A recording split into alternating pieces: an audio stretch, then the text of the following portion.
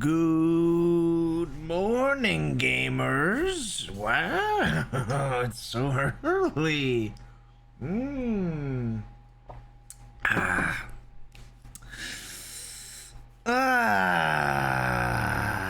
back to the Lawman stream, everybody. Hope you're doing very good this morning.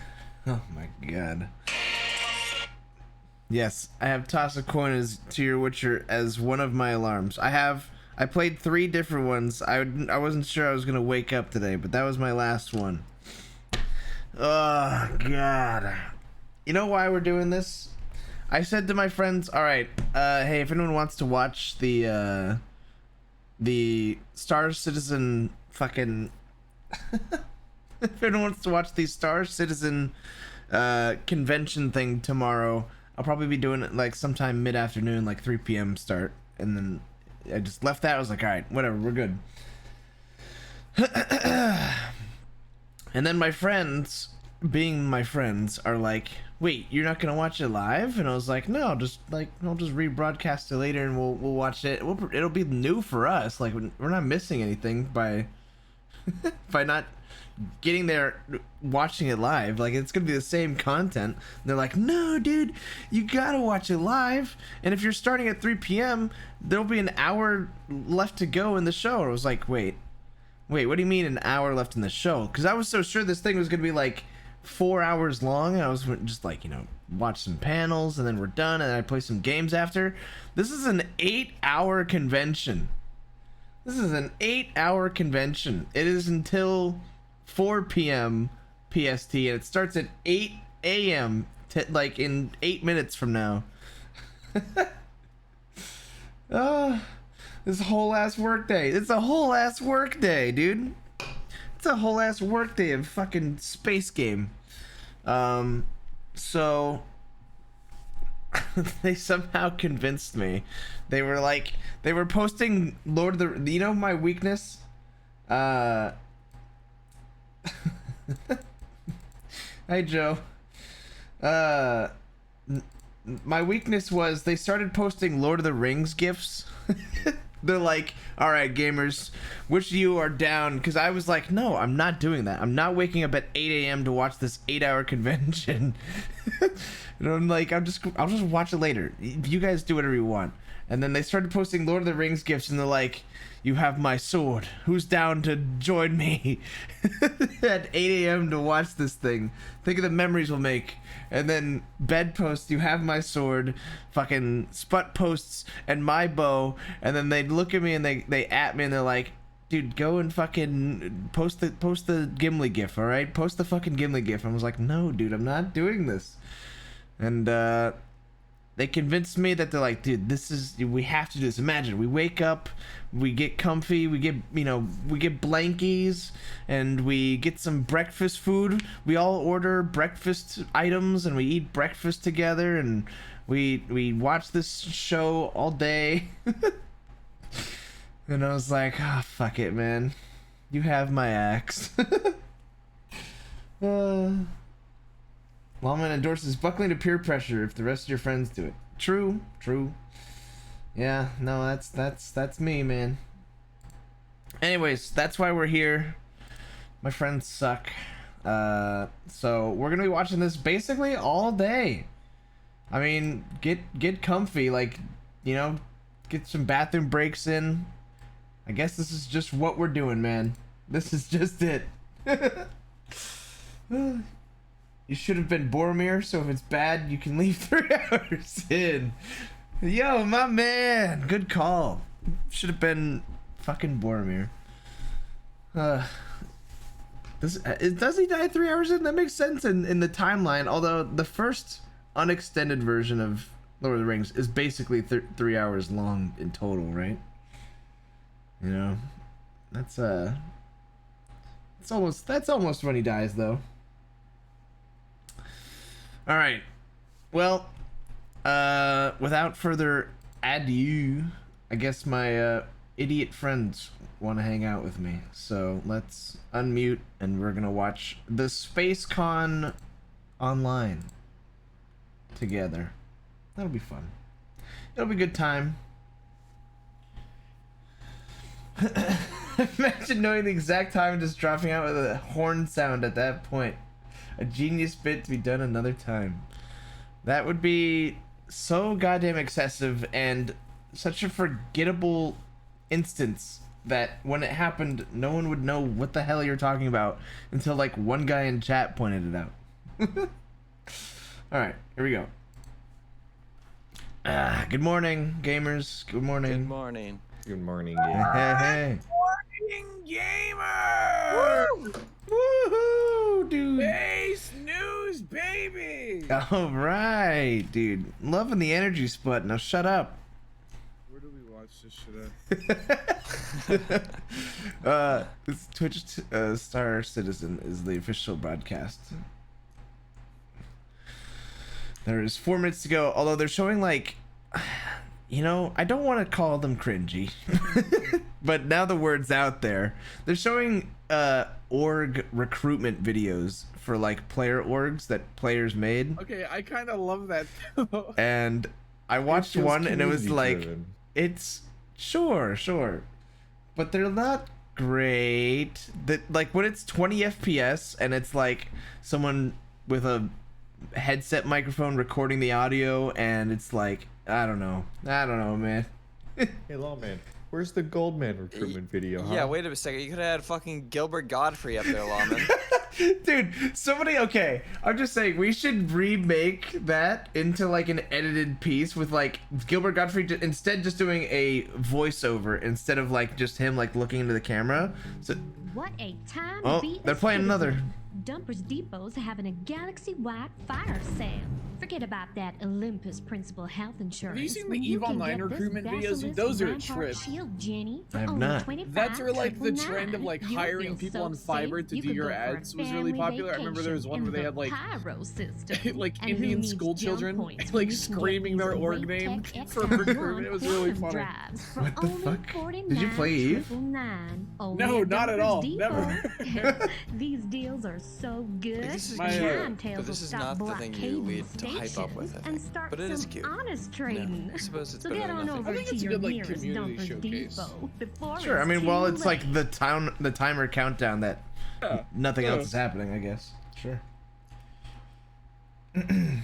But anyways, what I was saying, we gotta remake the fucking, we gotta like put echo effects like on Gilbert Gottfried's voice, so it's fucking, I want you. Dude, it's like a fucking sunrise. It's like, hello. Hang on, That would be really angelic. I'm gonna play it in the background. Yeah. Yes, dude. Yes, man. Yes, man. Yes. I was genuinely excited. I just, you know, it's hard to get my body to match up with my thoughts right now at fucking Mr. Goldman and This was your idea. Fleet. Yeah, but I mean, this is part of the I'm charm, glad right? you had it. Shh, quiet, guys. I'm playing the Goldman ad.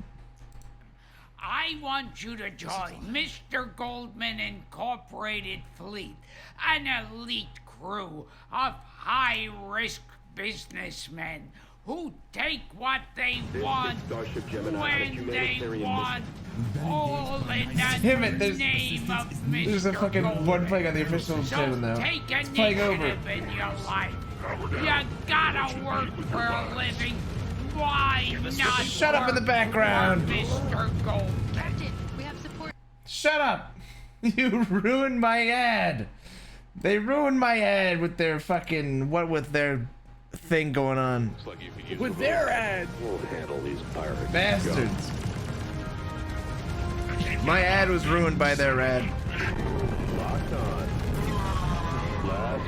I think the solution is Gilbert Godfrey. You just crank up the volume on Gilbert.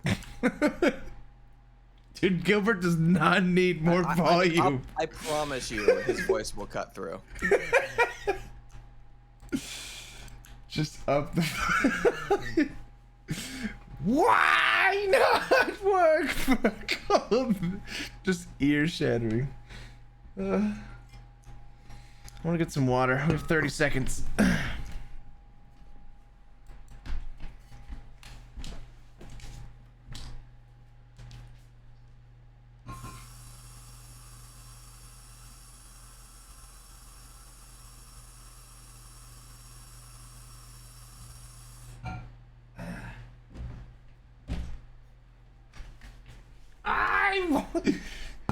I want you to join Mr. Goldman Incorporated.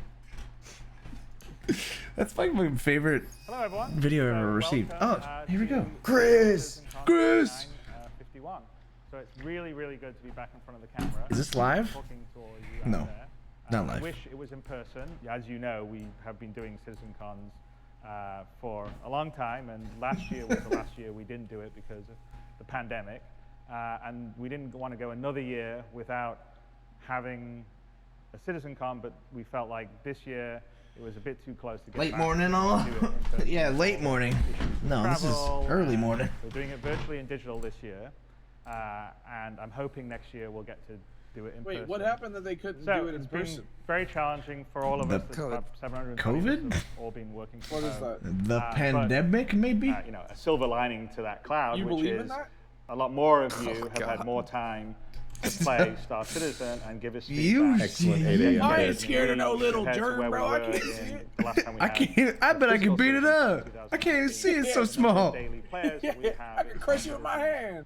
on average Kirby? 2 to 3 times more. I ain't never heard of no curving, baby. Fantastic.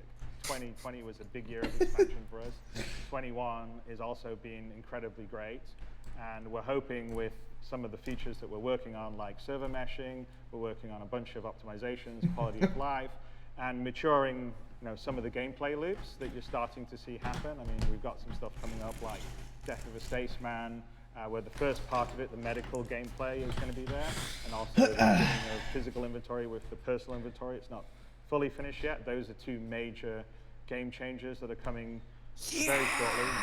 In fact, there's a lot of other things that are just beyond that. We're going to continue that momentum, and you know, more and more people will be discovering Star Citizen. More and more you will be spending more hours playing it and having fun, giving us great feedback, and we're Okay, Chris. inevitably inching Maybe if it's towards better, the you know? finish line of having something that we can say, yep, this is the definitive experience for you guys. And so I'm really excited by that. But let's get back to today. And Oh, my today gamer is painting. about Sorry. Digital CitizenCon, There you go. and we've got some really great stuff to show you. The first of that is going to be led off by Todd Pappy with Ian Leland and David Haddock. And I don't want to spoil it. There's some really great stuff. It's going to use a combination of some features that are coming very soon and some features and content that is a little further down the road. But it's going to give you a taste of life No captions? to come in the Star Citizen universe. So without further ado, let me pass it to them. Nodders. Okay. Okay. Nodders clap. Nodders. Whoa. That's space. Look at it. It's real space. We've been there. Final frontier. Life in the verse. Sounds like something you would say on like a Facebook advertisement. We've been there. That's fucking true, we have.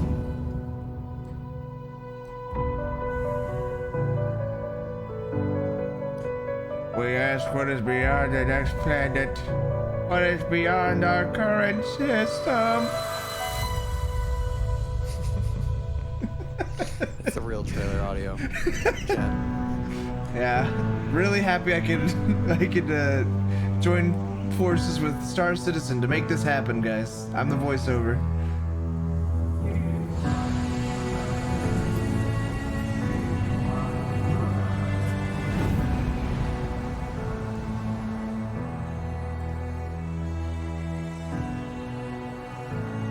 We've been there.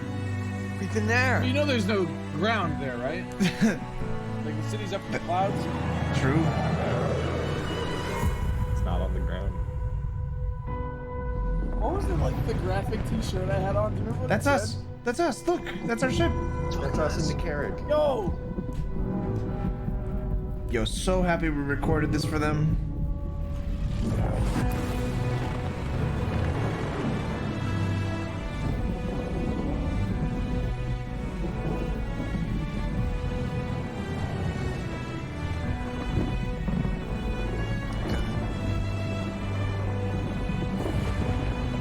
This is Pyro Spike.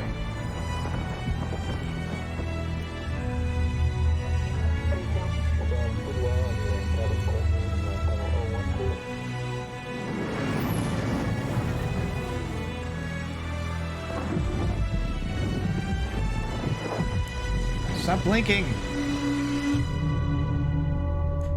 Pyro. Pyro. Oh my god, we're leading with it. It's a good choice. Are there any doubts? Hey, no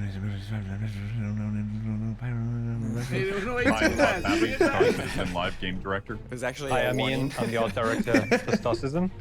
Hi, I'm Dave. I'm the Oh, narrative crash director computer. at Star Citizen. So finally, we're You're not saying responsible goodbye for to any damage Stanton. caused? It's quite precious to us. We've been talking about it. We've been looking at it. We've been living there for quite a long time.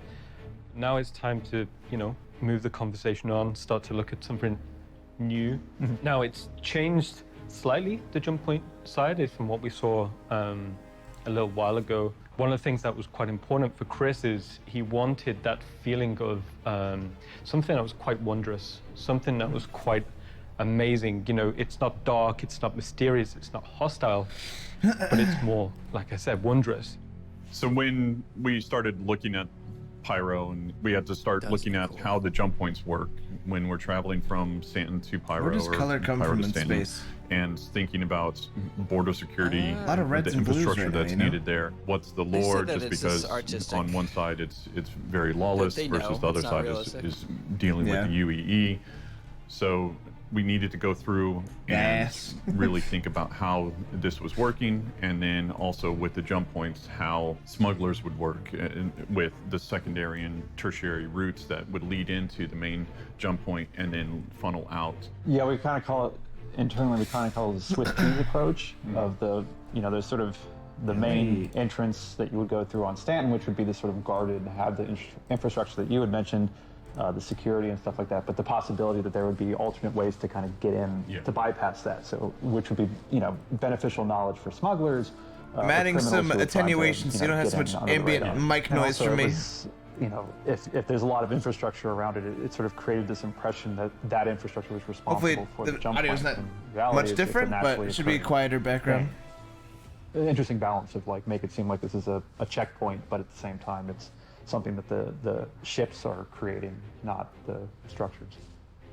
So before we go too much further into the Pyro system, let's take a deep dive into the op process with Jake Dunlap, and he's going to be taking us through the authoring process for the Stanton and Pyro jump points.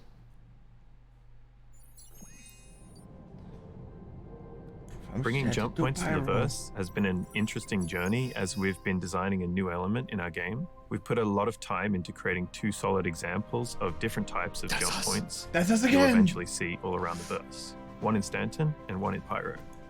We've been continuing to use Houdini as the Gotta tool just to shout it create out. these He's gas got nice clouds. eyes.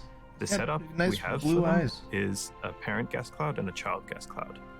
The parent is mainly used as an establishing shot when you arrive in your ship from quantum travel, while the child is used as the main gameplay environment and is placed inside the parent.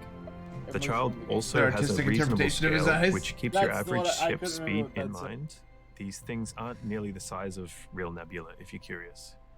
But by no means are the jump points small. Here's an example of a Pyro jump point next to Microtech.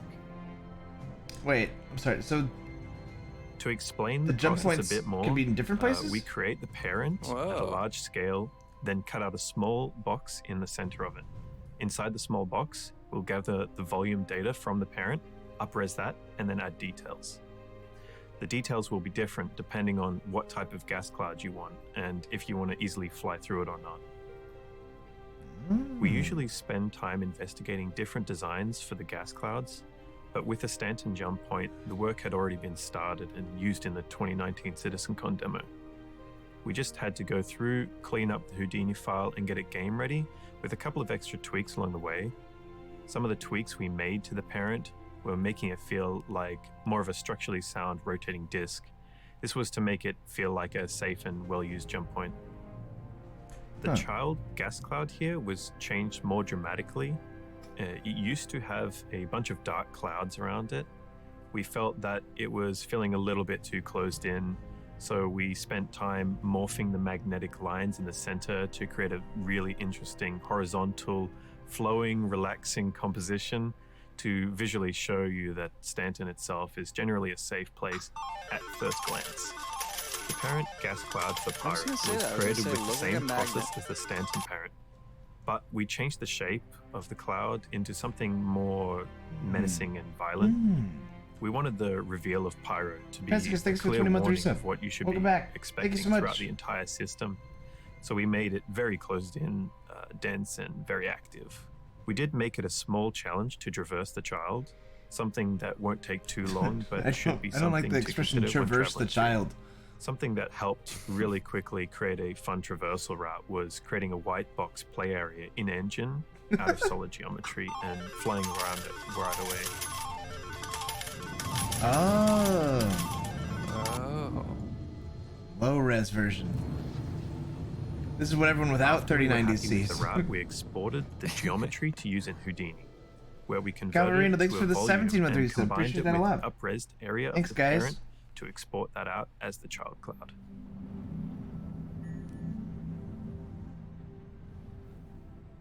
We wanted to make sure that these systems feel very different from each other. Some ways in which we did this was by the shape of the jump points. As I had mentioned before, Stanton feels very clean, put together, and generally safe with the disc-like form that it has. But Pyro feels like it's more violent, distressed, and this shows in its form. The comparison is shown well in both of the child clouds. In the Stanton child cloud, it's the we same have jump nice long portal. strands of the magnetic they lead to waves each other, that but the one encapsulate in jump Pyro points is crazy that feel looking. harmonious, beautiful, and free. Whereas in the Pyro cloud, it shows almost the opposite. The walls feel like they're closing in on you, moving in unpredictable ways, completely unstable. Your ship could enter into a wall and disappear within a second. Lighting also plays a big role in how we feel about these spaces. You can see these are dramatically different areas in the mood and tone, and lighting is the key to that. So that's a brief look at jump points. They've evolved quite a bit since last time you saw them. Enjoy the rest of the show. Thanks. Thanks, Jake. Thanks, so Jake. one of the things that players will first probably come across when they come into the Pyro system is the space station. You know, it was discovered a long time ago. It was sort of deemed uninhabitable because it was just too dangerous with that variable flare star going on. So they kind of utilized the system for resources, and then when they kind of tapped out, they just sort of left, and that's when all the sort of squatters came in. So there's sort of older infrastructure built to sustain kind of the mining activities and the gas harvesting and stuff like that, but you know, they just basically left, and then other populations started to slowly move into the system: criminals, squatters, survivors. Game is about whatever, Star and started to Citizen, kind of man. take over what was left behind. Space Station 13, that's right. Comparatively, to Stanton and the space stations there. So with Pyro, since they're in such disrepair, how many space stations some of them do you are think there are? inhabited, some of them are completely abandoned. I think there's 13. So players can go and explore. They can go and see what's happened there. Really? Whether it's been hit by an asteroid. Yeah, that's a cross-reference. or Space Station if 13 it's, starts as a there's some crossover sort of joke. conflict there before. Oh shit. Yeah. But you'll be able to go and Way too early explore for that. the different depths and can't be get able that. to go and meet new people, meet the frontier lifestyle, enjoy it. Okay, so before we go to the inside of the stations, we're going to Maybe jump like now to 4. Eric, and he's going to go in a bit more detail said that the there's concept gonna be, like, development hardly any process fuel. taken when looking at the exteriors. Hi, I'm Eric Gagnon, Principal Concept Artist on Star Citizen. The goal of that initial step of sketch development is to create something not inviting. Dangerous, Not damaged inviting. by asteroids, and surrounded by floating debris. Hiding place for Wait, outlets did he- looks old, Did he say decrepit. debris? Isn't Lawless, debris a French word? no security force He's so here. French. Just say debris. Approach at your own risk. Industrial look, messy, but not abandoned. Some parts are wrecked, but under repair and raw looking. Am I I like crazy to here? use the black and white sketches to start. It allows us to All right, go sorry, very quickly focus. and focus on the shape Yes, that's only. what- We then try to play with a touch of color to define more of the commercial port platform. We try different schemes to remind us of the whole look with a rusty vibe and brown tones. Adding a touch of light and some context around the sketch allows to see the scale of thing and properly view the silhouette. We expand on the idea to play with the mechanism and functionality. This is the color sketches of the asteroid Hunter Harpoon and the different angles. In this sketch, for the 10-month we reset. can clearly Lunch break feel stream. the Hell yeah, arrival hell of yeah, the brother. asteroids Happy and lunch the break, bud. dismantling or destruction zone. We also need some top angles to properly showcase the size and scale of it. With all those elements in place, we Must be can so fun now to just build a make nice something from plate scratch. of the entire concept. Like make whatever For you the want, kind of asteroids, deal. Harpoon with all the Yeah. pieces together. The Shantytown We need module to put it in a big habitation immersive is a sim. nice idea to add Not immersive sim. a kind big of small stripe city simulation. on the outskirts of the space station. So here, I sketched those shapes to create something very modular. From the grayscale, it's pretty easy to do a color pass. I played with a color palette that reflects the vibe of Shantytown. In this sketch, here we can easily see how cool the area is going to be. Another angle shot here is pretty nice too. Playing with warm and cold color contrast is interesting. All those different angles help define and expose are they gonna be the floating different like that? elements of the concept to properly illustrate it. Now we have a nice Where are board those of floating? this sketch phase. It's like a favela, We like apply a the same shanty town. process here for the Where a bunch of people commercial live. port platform. The black and white sketches Yeah, are I'm a a good belter. way to go. In this image, we see the silhouette shape sketches for the front of the port Space platform pores. structure. Oh no. A quick side view plan here is necessary to well build this design. We fill the form and the ratio and the size of what we want to achieve. And of course, we create a color sketch to see what it could be. We see the industrial look and some potential details to better define and deep dive into. For those, we have a deeper design exploration of this industrial area. Pipes, tanks, angular shapes, and a color touch. Combining 2D and 3D sketches really help properly communicate the design intent. It's a common technique now, but it's really efficient to highlight areas of the concept. Using 3D is also very useful for level designers to validate the size and shape of things when creating the environment in-game. Let's talk about the big repair machinery hiding. This machine could be Shantytown. used to repair surfaces damaged by asteroids, inspired from the heavy machinery that we see in mining. Nice to see the overall add-on ideas brought together on a single board. It gives a great look and makes Looks you cool. want to see the next design step. The It's like a mood party looks. going on in the center. We Yeah. also create a mood like board Frostpunk. from our different shots. Oh yeah, it is like This Frostpunk. shows how lighting core alive. is used to set the tone of the environment by giving different options and color palettes. Finally, we provide some options the for John paint Orr? of the exterior surface. Jonathan Orr. We work from a list of brands and factions that know my we need grandpa to was John. incorporate to the design. We started from the narrative things, worked to build the visual identity of the different brands, exploring different ways to represent them and Or the what? environment. Stickers, flat surfaces, graffiti, or official paint job. This really brings the sketches alive and set in the universe of Star Citizen. Nice place. The Outlaw Station are a staple those of the lights in the Pyro background. system, and we hope Yeah. this Fucking love first light. exterior That concept is phase house, you think? excites you as much as we seeing have double fun doors. to create it. 5 Thank fucking posters on the top. Thank you, Eric. Plants, Looks great. lighting. That's the Nice exterior. house. So right now we're going to go from the outside and we're going to jump to the interior. Oh, interior. Before Yeah, yeah, yeah. we really started exploring anything, one of the core concepts That's where the 300 that mil we've went. discussing as a group was The French guy's the idea house. of power and the idea of heat. Now we've got like this big interior layout of this, maybe this old mining station. How would they have adapted the space? You know, they would have like, okay, we need power here. Okay, that will create heat. So we started thinking about, okay, where would the heat lamps be? And Dude, then that's sick. where would light come from? Is so it raining in there? Just the Yeah, it was. concept of power, But I don't know if creating that was just like heat, for mood creating or light.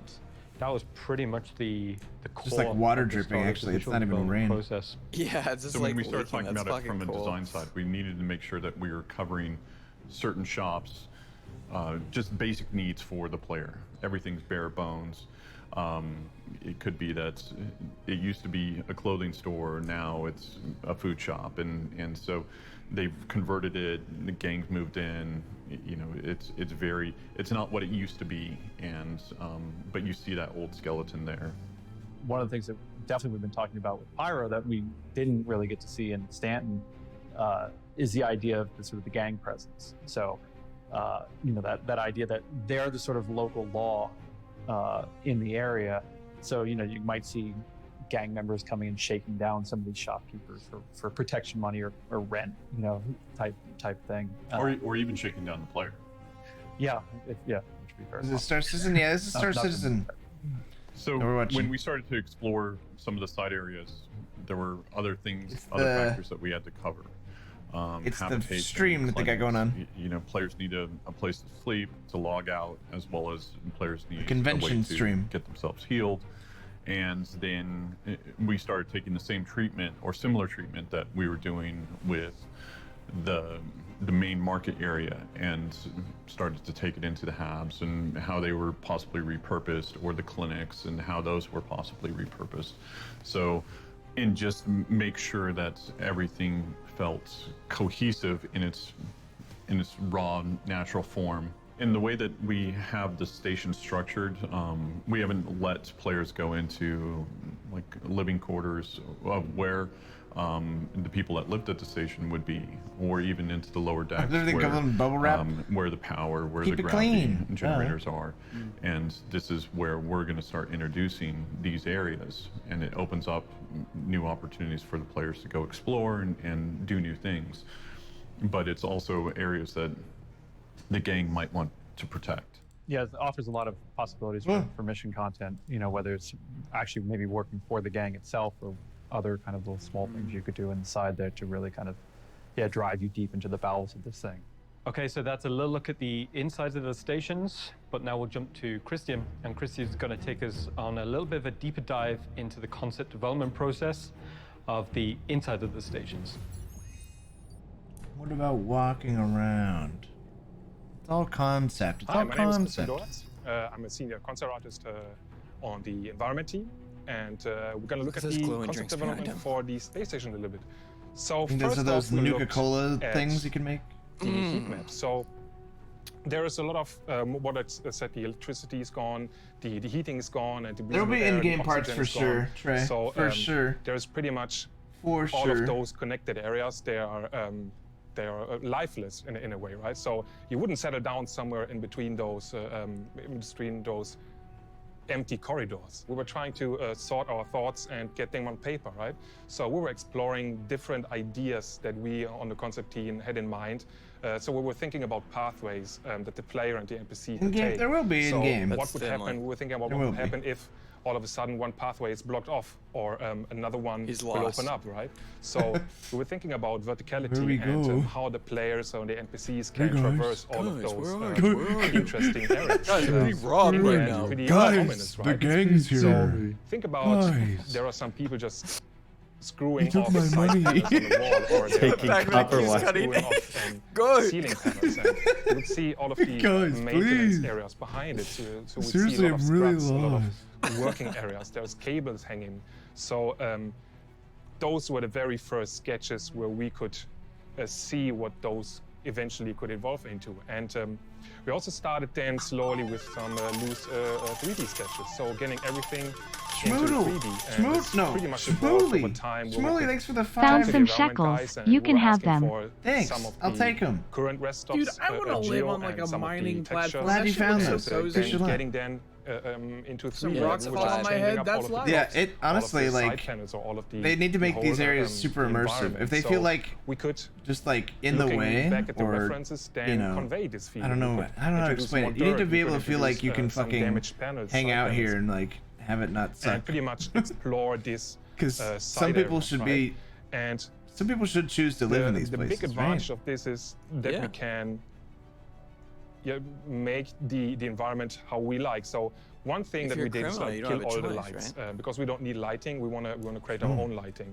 and this is what I said earlier. So maybe it's kind of cool if it just sucks are super bright. They're family friendly, but now we want to make it ominous. We want to make it dark mood. We want to make it super dark. The players like always feeling kind of in danger.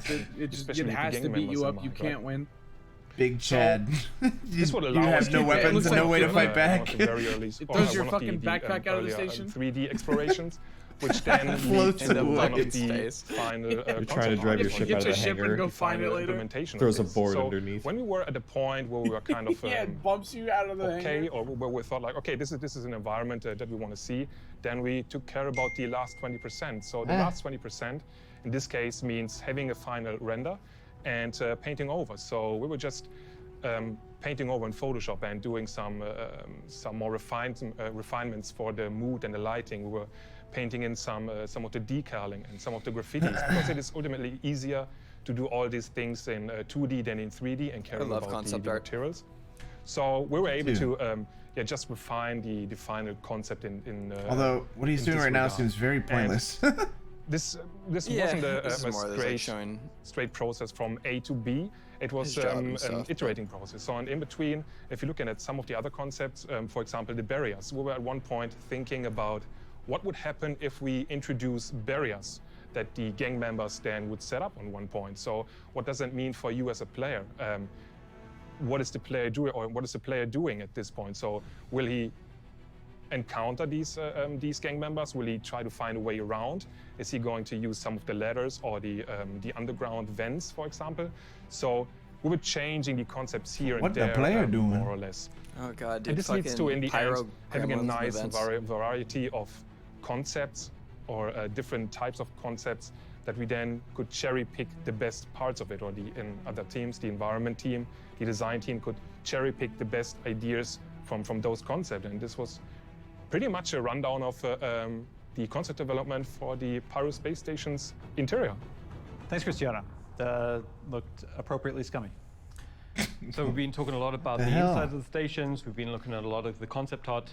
But now we can jump to Josh, and Josh is going to talk about one of my favorite parts of the process. Game we're looking at, and this it's when we take Star some Citizen, concepts and we start to do some ideation, CitizenCon. some visual development in the engine. We're watching live together. Hi, my name's Josh Van Zorlen. I'm the principal environment artist here at Cloud Imperium Games. Today we're going to be going through the Pyro space station's visual target and pre-production sort of things that we're going to be doing for these rundown / outlaw space stations. So what I have here right in front of me now is obviously the food court from our Stanton space stations. We've just dragged the wear up on all of them. So now we're getting all of this really nice grime on all of these surfaces, right? So if I turn off my working lights, which hopefully are gonna, produce that mood that we're after. So I'll turn on that right now. So a number of things have happened right in front of us, right? You can instantly see we've got lots of heavy fog coming in. Don't pay too much attention to the particles now. I'll go into them a little bit later. We've got some light panels up here they're shooting through the rafters, and no longer another one over here as well. That's what I imagine. They're going to take you from start to finish. A quick little thing here, it's adding in some cables, right? And now this is really important, not only to achieve the art direction, but it gives us a really nice level of parallax within the scene, right? We have a couple of design constraints within this space as well. One of those being we have a gang and then a general civilian population, right? Now, one of the things that we wanted to do in terms of that design in this particular space was separate it out in like a kind of class type system, right? So we're going to start to explore some of the requirements of that. One of that being that, like I mentioned before, you can't get up here unless you're in favor with the gang. So we need to put in the instruments that are going to help portray that. This is and that is a figure we saw earlier. So, and just a side note, all of this stuff is super work in progress, and nothing is final. I don't have the rep up. Don't read too much into it. So from here, we're missing a few bits and pieces, right? But one of the ways that we're going to solve that is with graffiti. All right, so I'm going to turn on those decals now. You can start to see that the walls here are starting to disappear a little bit. It's a very subtle effect in this particular area, but you'll start to see how much more it comes through in others, right? So moving on from here, we need to start putting the stuff in the environment. So bear with me for a sec when I turn this on. All right, so we've got here is a lot of stalls, right? We really want to get that cramp vibe in, like that was kind of similar in the concept, and start seeing how far we can push the limitations of what we can do in the engine, but also what we can do with our technical systems as well, right? One of the things that was immediately apparent to us is that AI is really tricky to deal with when in tight and enclosed spaces, right? So we need to look at areas like this here and this here to make sure that it's wide enough that a few AI can pass each other or a player and not, you know, look completely gross, right? Now, I mentioned lighting before. Not look completely gross. Yo, that was a punching dummy. So far, and you'll start to see it's right behind us. Oh my god, this looks so we've good. got a whole bunch of stalls here at the moment. Switch the on. entire thing is being lit by the stalls itself. Yeah, he puts on RTX. This has already come a long way, and the stalls themselves have had a bit of a lighting pass, so this is already starting to look quite nice. But we're not getting, you know, that thickness that we were getting up on the top level, right? We're not getting that little bit of life to a certain extent, and we're also getting these areas here where they just fall completely into darkness, which is not fun. So obviously, like I said before, we'd be doing lighting as we go through this process, but just to see how much of an impact that pass can do on an environment like this, we'll just turn it on for you. There we go. So you start to instantly see we've now got a lot more it won't update, but environment. And if I just more accurate sub counter. Make sure that our lights are generating correctly. Cool.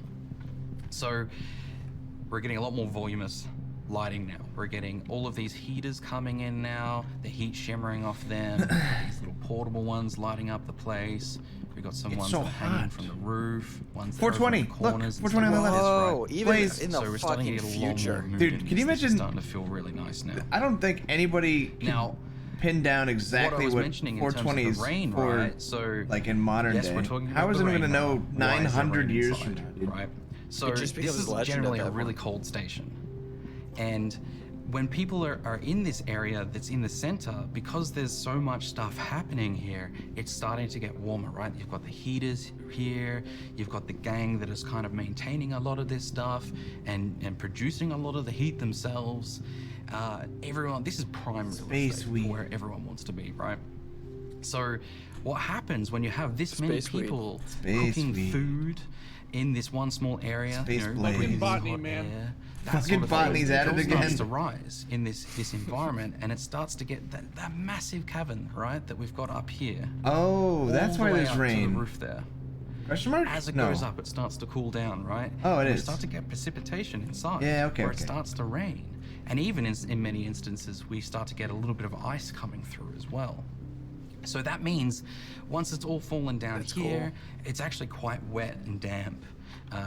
It's still cold and a little bit warmer around heaters, but it's generally quite damp because of that weird kind of event. Now, the rain as it currently sits is just a placeholder asset that we're borrowing from Squadron, and that will have to obviously be remade to suit the amount of rain that we want to have within this environment, which won't be, crazy, but it serves as a proof of concept for what we're trying to achieve, right? So that is pretty much Pyro That's a really Stations. cool concept, though. I hope you really enjoyed seeing the breakdown that we've done here today, learning a little bit about the process of going in and doing a visual target, and just a little bit more of that earlier process and problem solving that we go through.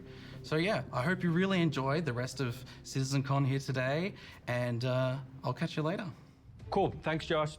That was looking really good. All right, so as we continue our process of exploring the Pyro system, now I think it'd be good to look a little bit at the planets and moons that populate the system.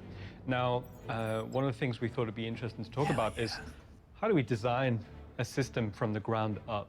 As with all of this, we always start from narrative, before we put any pen to paper or we have any discussions about player experience. We always start from, the world that, Dave and others have kind of built. Yeah, I mean, and again, it's also the thing of, the Pyro, I think, was first initially conceived. Wasn't Todd very Pappy early supposed on to be in the here? Process, but once we finally are tackling it from a realistic, practical, how we're going to build this, what are each planet going to look like? You know, it's Have a bold important, you know, to yeah, ask more questions about to flesh Pyro it out bandits, more. I 'Cause think we they're kept it good guys. intentionally kind of vague because we They've want only the been art branded team that by the you guys to government do what you because they do help and the the poor. designers to do what they do. So when we started that exploration process, we knew we had like a That's really ballpark that we brave. needed to stay in. So we Oh, literally yeah, that's right. thought, Zebra okay, Threads and how do Pyro. we Is how that do him we on the design right? a Oh, okay. system? And fundamentally, it kind of comes What, into they're mass maybe murderers. 3 key Yeah, areas. okay. Prove it. Prove it.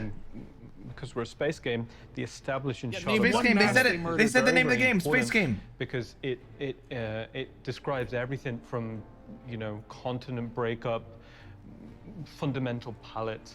So right from the get-go, we started I to like that sketch in one. ideas Look at these of what the marbles. key establishing shots were going to be like. Ooh, I like that one. And then from there, then we jump into key art. So key art is basically you guys get your on the surface. your space what breakfast is- food, What by the is way? the mood? What's No, the tone I that we're expecting to need see? And as to. you're saying, like the first one we wanted got to some crack eggs. was I'm eating a Pyro bacon, 1 egg, and because cheese biscuit from Whataburger. you know David described this wonderful picture, and it was already clear in our minds of about what it was going to look like. So we hit that first, and you know we wanted something hostile, we wanted something hazardous. Cool.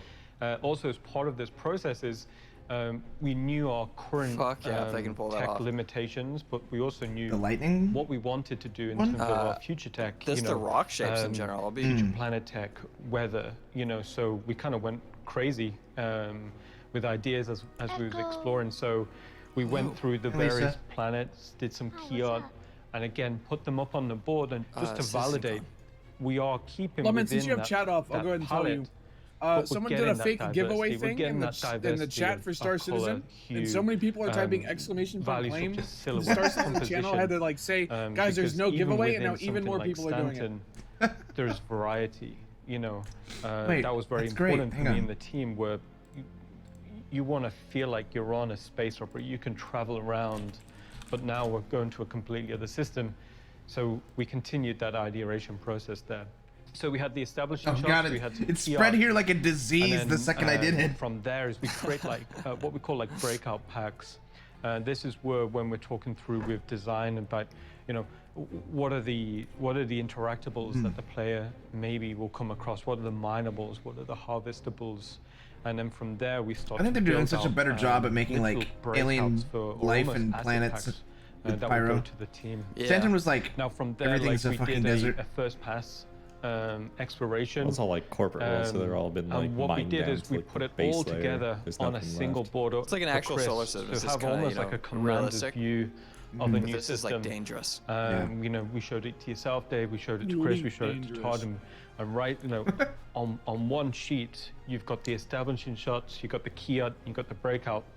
And for me personally, that's how I like to work. I like to see that, like I said, a commander's view of an entire Thanks for the drops. Hey, you system. got it, man. And then from there, you can kind of tweak, adjust, and you know. Didn't even mold update the things dang into, crew. Chat, I've never what takes updated me that to, fucking crew put command forward. in my life. It's So that always was the a mods. snapshot of the and they're visual asleep. exploration process we use when designing a system from the ground up. Now we can take a break from us talking and go to an art video, a sizzle video created by the art team. And what this will show is, it will show a kaleidoscope of planets and moons from Pyro, and it will also showcase some of the latest and greatest art techniques and processes and tools that the art team have. Claim 3090.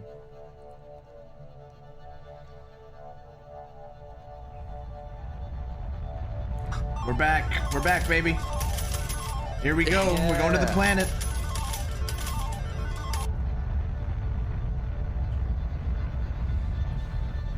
This is when Papa turns off the engine again.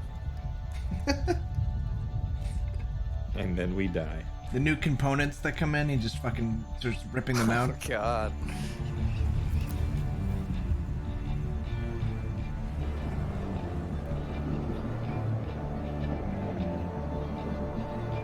Yo, Nick, thanks for the 37-month resub, bud. 37 long months in a row. Oh my god, that looks cool. Looking goog, looking goog. Ooh, red. Neptune. Heard a mention of the use of Houdini.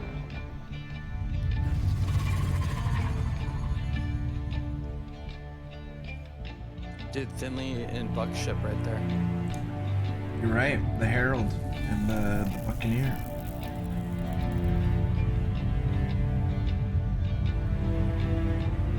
That's me saying bye, guys. Enjoy the planet.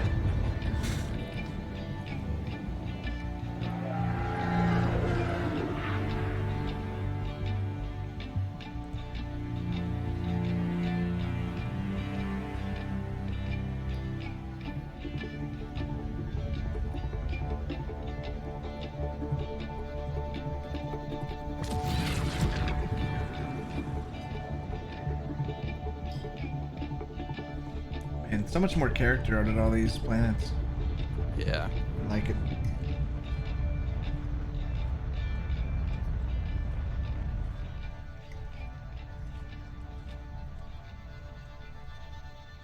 You think they'll show the frontiers?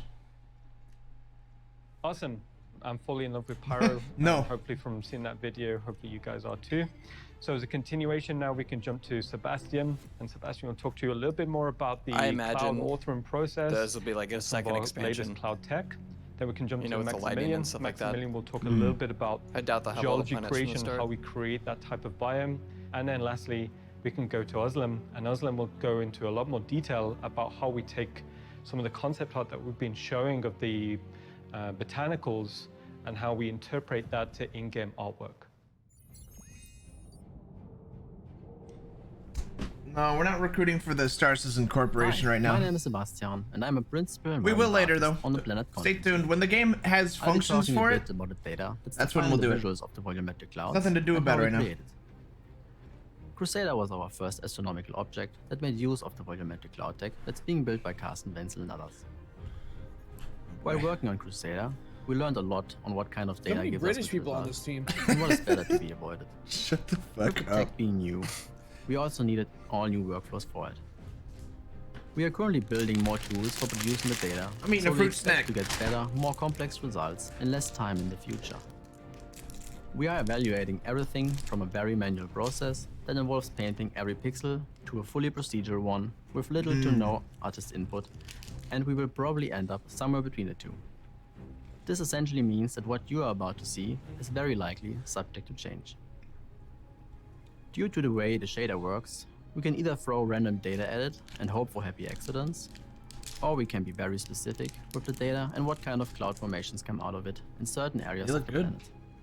For most use cases, there are two types of textures that need to be gonna add created. so much. The first of which is the global property map, which determines what type of cloud is being used at any point on the planet's surface. It is also used for controlling the color placement of non-water-based clouds, but I'll get to that later. The other map is for defining the types of clouds and is named accordingly. The cloud type map allows us to control the cloud density and the impact of the two separately tiling 3D noises, which add detail and definition to what would otherwise be fairly low-resolution shapes. The way the two textures interact is maybe best compared to forming a vase out of clay on a pottery wheel, and that's kind of what we're going to do. I mean, now. we just didn't. It's In this video, we are revolving half the silhouette of a vase around a circular pattern, which gives us a vase-like shape in 3D space. The big difference to a pottery wheel though is that we can not only feed it data in the shape of a circle, but ultimately whatever shape we want. With the density channel, we can control how thick the clouds appear. He needs White to relax a pixels little bit. represent very dense clouds, black pixels produce no clouds at all, and then Wait, we this also is have so everything cool. in Imagine between. a fucking solid There's always wall a of tiny bit cloud. of impact from the tiling noises, Like Worlds which Adrift. you can see to have an effect on the lower density regions. The shaping noise and its control texture are the most impactful in terms of turning a nicely shaded volume into something we can clearly identify as clouds. How much it gets to affect the shape of the clouds depends on the brightness in the corresponding channel of the cloud So type map. fucking cool. By combining density and shaping noise, we can model everything from dense clouds to soft, more ethereal shapes, and everything in between. The last of the cloud type map channels controls the erosion noise. I want to know like It what is a lower resolution in the separate shaping noise, game since dev's its main purpose thoughts is to on add this an would be extra layer like, of small is this detail. absolutely We usually just do it groundbreaking everywhere, cloud unless tech, we or specifically is this want like, soft clouds with less definition. you know, I don't know. Black values add details in the way the tiling noise is authored. Yeah. While white The values fact that you invert can make an noise, entire planet medium that's gray like values literally mean the that the noise size is of not Earth affected. already with volumetric Maybe you clouds, can I think already was get a feeling for how the a big deal complexity of the from what I system saw, and how every but- pixel in every channel can have a dramatic effect on the end result. Like if they can make them really well defined, Another like thing we can change real are the clouds. tiling 3D noises themselves. Which it By looks like they're default, heading towards. cauliflower-like noise is used for the shaping to model those fluffy sheep-like cumulus clouds. But by changing it to a different 3D noise, we can produce some more abstract cloud shapes that wouldn't normally occur on Earth. This is an area, in combination with different global Yeah, I data, think that's the we keep scale is the investigating big to thing, produce chat. more alien Obviously, cloud there's formations better in the looking clouds. And have you seen We've fucking been advancing Microsoft this Flight approach Sim for clouds, dude? quite a Holy while. Yeah, those are like the Which brings me ideal. to the other use of the global property map. It has a second this is channel, like which, in combination with a color thousands gradient, of is used to kilometers control wide. the global color of the clouds for not so physically correct coloring of the rest. I mostly We sometimes have cut to myself restrain off ourselves to not make brightly before I colored balls of sneezed. cotton candy. There are a lot more settings that allow us to tweak everything from how the clouds are shaded and shadowed, over the global impact and frequency of the detail noises. I had to sneeze. I tried to parameters mute in that time. change what results the textures I've shown you today produce. You'll have to bear with us as we'll figure out if there's a best combination of settings and how those might change once all the features Cloud that server are still side? planned eventually Yeah, get they added. would be. By now you've probably seen a fair amount of volumetric clouds as part of this year's CitizenCon, and are quite likely to see a bunch more.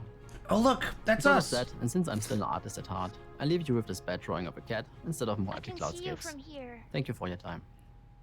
Wait, My name is oh, Max, do and they? I'm a senior environment artist. You can at draw the CIG. clouds. That's interesting. I am part of the Planet team where my focus is on planet and asset creation. I want to give you some insight into how we transform simple terrain shapes to a final biome, plus a little preview of what you can expect in the future. When creating a new biome, we start by assigning ground textures to the terrain geometry. Nodders. For this research and development desert biome, we chose a selection of different types of sand and soil. For additional depth and detail, we have the option to use displacement mapping. The next step is adding our first layer of ground cover assets. In our game, ground cover is any low-cost asset up to knee height, which does not require collision and allows us to use a lot of these assets to create a nice level of density. Here we use a mix of gravel, patches of moss, and dry grass. After that, we add slightly bigger assets in the form of clusters of desert bushes to give context to the smaller assets and add variety. We finish the object scattering pass by adding individual larger rocks and arrangements of small rocks, which give the player a better understanding of how far away something is when walking, driving, or flying over a planet. For performance reasons, we use a range of settings like randomized rotation and scale values to get as much variety as possible out of the number of assets we created, to mimic a level of complexity that feels organic and comparable to what you find on Earth. Something that we have been missing on our current planets and moons are massive rock formations due to tech limitations. Some of these limitations have since been solved. For example, we are now able to render assets much further. Because of that, we recently kicked off a research and development phase during the production of the Pyro system to find workflows for the creation and distribution of cliffs. Full disclosure though, this is early in development and heavily work in progress, but we still wanted to give you a little glimpse of what to expect in the future. The challenge for us will be to figure out how we can make these assets look as good as possible from all angles. If a player walks up to them on foot, they must look just as good as when a player decides to land his ship on the highest point of a cliff. But we are excited to add an even more epic level of scale to our game. Yeah, it that's for much me. better. I was Thank gonna you for say watching and enjoy the rest of CitizenCon. the ones that were shown before. I was Hello, like, my they're name just is like big Rastar, rocks on and I'm hill, part of the but organics team. like the loops and stuff and Today the I want arches to are better. talk a bit about how we build the different biomes on Pyro 3. Pyro 3 is a planet with very distinct biomes. For example, we got the yellow moss biome that is a strong contrast what WoW to biome the is dark that? volcanic What? regions. Whoa. We have some icy that's areas, fucking boulder salt fields, flats in, acidic fields, Wrath of the Lich King. different coastlines, and a lot more. When working on a biome, the first thing we do is to have a Marine look at the tundra, concept art. actually. We do an is asset what chat says. breakdown for all the elements we need to recreate. There's the literally scene. no hot springs By in doing Borean so, Tundra. we get more information about Wait. No, what that's right. kinds Sorry, I of was rocks thinking and of Grizzly Hills. vegetation Yeah, Borean assets we Tundra's the one I need, was thinking of. the proportions of the assets in relation to the character, the distribution and You're efficiency so of quiet, those Lisa. assets on the planet, I don't know what but to also say. the amount of coverage per biome on the planet. Watching this. We can also add information about the Twitch.tv/StarCitizen. color palette, the terrain colors, and what Salt to flats scatter and on the calendar as well. Yeah, but coastline. this looks nothing like shimmering flats. The Grow last up. thing we can see from the concept is Get real, grow up. You don't know my well, Lord. Come on, man. I lived we there. also I try disagree. to reduce the I think amount there of the are. acid packs But in because God of fucking performance Twitch, and time ads constraints. everywhere, and that Instead of doing 50 just unique fails. rocks, The we can player achieve the fails same constantly. result by using just 3 with our procedural scattering system, since the assets will be scaled and rotated randomly. After figuring out all the necessary elements, we start with the whiteboxing phase. It's This gonna be me means right doing there, a very man. quick mock-up of the scene by using I'm very taking it simple all in. The white boxes should just This is like represent World of the shape Warcraft. and color of the final object. We do Wow. that to see if the Wow. acid breakdown we did beforehand is working in the 3D space as well. Spotty At rocks. this stage of the process, Low res we can spotty still rocks. change the whole look of the scene if we don't like the outcome yet. We can say, let's make the rocks 5 times bigger, or blue instead of red, and so on. Or we realize we need to do some research on a specific acid to solve it visually, which was the case for the moss, for example. When doing R&D on the moss, we were trying different shapes and sizes, and we also had to figure out how to do the moss strands that are covering the whole mesh. To make the workflow for the moss strands a bit easier, Is that we you in used chat? Houdini to procedurally scatter them. Someone drew something Otherwise, with it would have letters. been too time-consuming to place every single moss strand by hand, since Oh, there wait, are several I'm thousands watching of the wrong them. one. After figuring out What are you how to do talking the about? moss strand, we still I didn't was like the l- I overall was looking shape at the of chat the of moss, Star as it Citizen, was not a bit too yours. blobby. I thought Mm. someone drew a Remember, hit face. We wanted exclamation mark something that claim, looked Lisa. a bit more natural and That's it. integrates better Oh. into the terrain, so we created some rocks with a moss blend on top instead. For You know, We like, broke up the moss shape The even further Lorax? because This it looks looked like a the little bit too Lorax was molten. exploded all And we added over the different kinds planet. of moss strands to Don't get know. a little bit more variety. like In that- the end, all looks these so things got us cool, to a though. result It that looks we so were good. satisfied with. Bro, it's The like when I go usual to Sonic approach and they to ask for, setting like, up a mustard on my biome hot is to dog, and I start say with the yes, and they largest fucking element light it first up, and suddenly my and work fucking your way dog's to the jello, you know what I smallest mean? one. If you take the moss preset as an example, we would start by adding the largest elements first, then adding some smaller moss patches around it to create a nice fall off. We continued with adding some flatter grass to make it sit nicer on the terrain. But then we realized kinda we looks needed like something spray bigger to insulation, bring you know the what I elements mean? closer together. Mm. So we decided to add some You're high making me grass hungry. as well. The final steps are That'd be adding some some ground spray cover like insulation. small rocks or Some tiny lead moss. paint chips to go with As that you order, can sir? see, while building a Some biome, we need to do fucking several fiberglass. iterations to get the best visuals. Thank you for watching. I've been eating these little Japanese fruit gummies, and they come in like a bunch of Thanks crazy to Seth, flavors like Max, and muscat Oswald for showing us their work. fucking So when peach and kiwi fruit. started looking at Whatever, Outpost hang on. They good? and Sounds started Also- really from I love a haichu. ground up Yuzu. on how to Yuzu gummies. make it so that there's Lychee. more diverse Lychee gameplay gummies. in there. I got some The player guava, can like, heart approach it thingy in here. multiple different routes. There can be combat encounters. There can be social glasses are encounters. cool. So we needed to kind of rebuild and Minson, rethink thanks for the way that 18 month we were doing resub. this. Welcome back, We bud. started honing in on Thank you what, for a year what and a was half working, support. what wasn't working, and then did a lot of adjustments. Yeah. Yeah. Bit of cuts. Yeah. We've had outposts Oh, in wait, our that's game it? for Actual time. planet? You know, when we started to hear That- from an art side for what the design requirements are going to be, fundamentally thinking about these as modules, thinking about them as thematic modules and, you know, very specific, then, Gonna work on you my know, taxes while I already watch like this, the hell mind yeah. was going of like, okay, we're going to need a kind of like a paradigm shift in terms of how we visually I thought that was a present still these. from Star Wars You know, for a what could second. these settlements kind of feel like, and you know, Kinda true, as though. with everything with Although this is Outposts, like- This looks like a Mars you know, colony it's, type it's a thing. gameplay Yeah, or it's a yeah. location archetype. It's the smallest, probably one of the smallest location archetypes that we have, and then in time that will lead to like, you know, villages and towns and Yeah, thinking about how we wanted to push this forward. I mean, Chris has always talked about putting outposts into Yeah, are they on players' desync? hands, and so we needed to think Yeah, about it's a little desynced for me. how not would for me. this expand? How would the players be able to Maybe it's not. make these homes feel, you know, homes Pause or the stream outposts? Yo, or we're gonna own even Variation C. You guys businesses know what I'm talking about? unique Oh, for fuck the way yeah. that they want to Yeah, play. damn right. And then there were even tools that we had to create in order to actually be able to embed these into the ground and make sure that Dude, it worked botanical farms. much better than what we did in Stanton, because Space with those, corn? we had to have them kind of on stilts. And, Space weed. And, you know, just the points of Omega contact weed. were very limited for the ground. Right. If I connect these Any modules botany together, mains? how do we get something that doesn't feel like?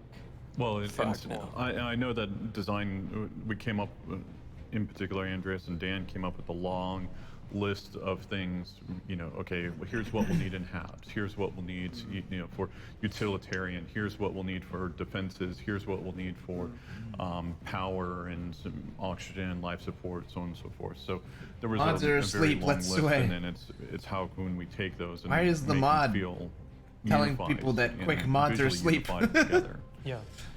Mods are asleep. Post law The sway. thing that probably got us the most excited is finally we've started to think about these as like unified settlements, you know, base building. So as you can see on some of the concepts, we deliberately presented early exploration shots in this kind of like semi-isometric view to see, you know, how does it feel if I'm laying out my base? How would these modules kind of, tie together? And you know, it kind of got the team excited. And finally, we were thinking, all right, these settlements are going to be more than just space solar panels, like a single outpost. But dude, how do they get more solar like a panel tech collection in of space? So just to continue on with the module building and the module creation, we can jump to Christian. And Christian can talk in a bit more detail about the visual development process we did they for implied it. They creating said that, you know, the there's gonna be exteriors of these new outposts. They want more than just like singular buildings and stuff like that. Are these gonna be play around? Yes. Okay, so we've talked a little bit about the colonialism, and now I'm going to show you a little bit more about the modules. You build them yourself. So the very first thing that we did was wave will be creating AI, all the primitives and all the primitive shapes into 3D. So as you can see here, we have a lot of variety. How do they get sunlight in the cube coming space? in, there's the cylinder coming in, the spheres coming in. Yeah. For example, if I take this building over here and I duplicate it and move it around, The I can super just dreamy and athletic simply lawman. grab some of the Dude, I other haven't heard ones that and since combine fucking them high together. school, And bro. you'll see Thank you. later on that this is one of our archetypes, Holy or one shit, that we there's space pretty much Roomba. like, right? So you can see here already there's a lot of variety of entrances, maybe some garages, maybe some smaller entrances for those Now, NPCs or for the all these players, things, right? do we- And if I zoom in, what do all we of a piece sudden, That'd you be can sick if we already could make see, like how our they entrance, you know, react to the, with to the our environment building. or We the add this thing on scale, top. right? So if I pan over here and you see these buildings on the back in the background, so you're always having a first-person standpoint or first-person view. We So gotta build a we're not fucking only palace, creating fellas. those I'm entrances, talking but also garage smaller doors for details. every door, 'cause Very we wide as hell. briefly looking Oh, into yeah. the modules. So what you can Gamer see here space is cul-de-sac. the very first Anybody? concept for Big the, time, brother. solar panels, for example, or the top-mounted, the Space roof-mounted grilling? solar panels. In the background, you I see want a some room full other of solar nice panels. I know details they're that not we gonna can make then power, just but I take just think it and would put be on cool. our buildings, right? It would have a And good vibe in some there. of the very last that Really we did shiny. is there pretty I'd be much like, those. guys, I So gotta go to those the were solar, one of and I'll the like read a archetypes. book in there and like And adjust the solar you panel, see, like there are reflect light on my small face. buildings for Yeah, housing you or get, housing like, buildings. There is some weirdly building religious types about that light. are more communal. You start to We worship have it. some secondary Yeah, I and saw tertiary that, buildings like those Cillian Murphy's radio movie. towers. If you imagine you're a colonist on a planet, right? There are multiple Space settlements barbecue on a block planet. party. How would they Yeah. communicate with each other? So we have a kind of a radio tower, or some of those cooling devices. So if you imagine maybe there's something underground, there's an even bigger facility underground because you're on a very hostile planet environment. So you want to store your very sensitive data underground, and we were looking at those hints of life. Maybe you are a kind of a farmer. So you see already Hard this drives. is the first archetype. This is more cylindrical. I think the tech and there are some gameplay could be storage actually spaces really coming fun, in or like here the and data there. So where gameplay. would you, store your oxygen or Imagine your just water, like gases, for example. all of these this is people are just, farmers a or consideration from our side. miners or whatever, and you're a fucking going data over to the runner, and you next store one. your data This in is like more fucking hard pyramidal, drives on your so base, we and then were you looking take at them out, and you're like, I'm gonna go also sell this again one. The same materials or changing up Farming the too materials. is gonna. Now If it is again like, more I feel like that concrete, isn't that hard of a the loop color to palette is changing. make interesting. There is some of the storage coming in, and going then over to the next one, it is again looking at different materials. There is some Okay, but that, like, storage buildings ATC that are not tower in one is big mad storage cute, facility, I'll but be it's honest. divided into smaller parts. The one on the So left right there? You have to Yeah, to we walk gotta around have your the settlement ATC and see, like, tower okay, on Hell there's yeah. some I love here, that thing. Got a but if nice I need balcony, something else, dude. then Oh, I'm, look, a ladder, too. to walk over there, and there is some playing around with some more entrances Yo, that and one's windows. got How boogers. do they react to the environment, right?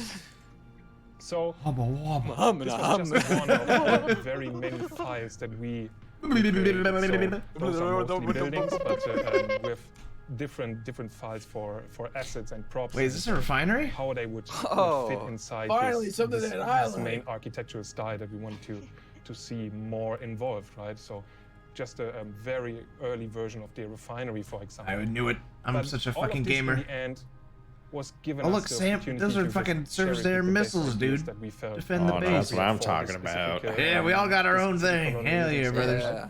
And If there's like a whole bunch of where different other loops that people like, were able we to could all just be just chilling, grab the and best people are doing their own parts and shit. then Sput's refining. use it in the actual game. I'm down engine. there farming. Yeah, and this was pretty much the Make concept the development potato, I for the turn the colonialism potato into modules. fuel. I hope you have a great time, That's and so fucking true, wish Sput. you all the best for the next panel. And I use that fuel to blow someone out of the air. And Lawman burned the fuel in the ship. There's gonna be random ore deposits underground.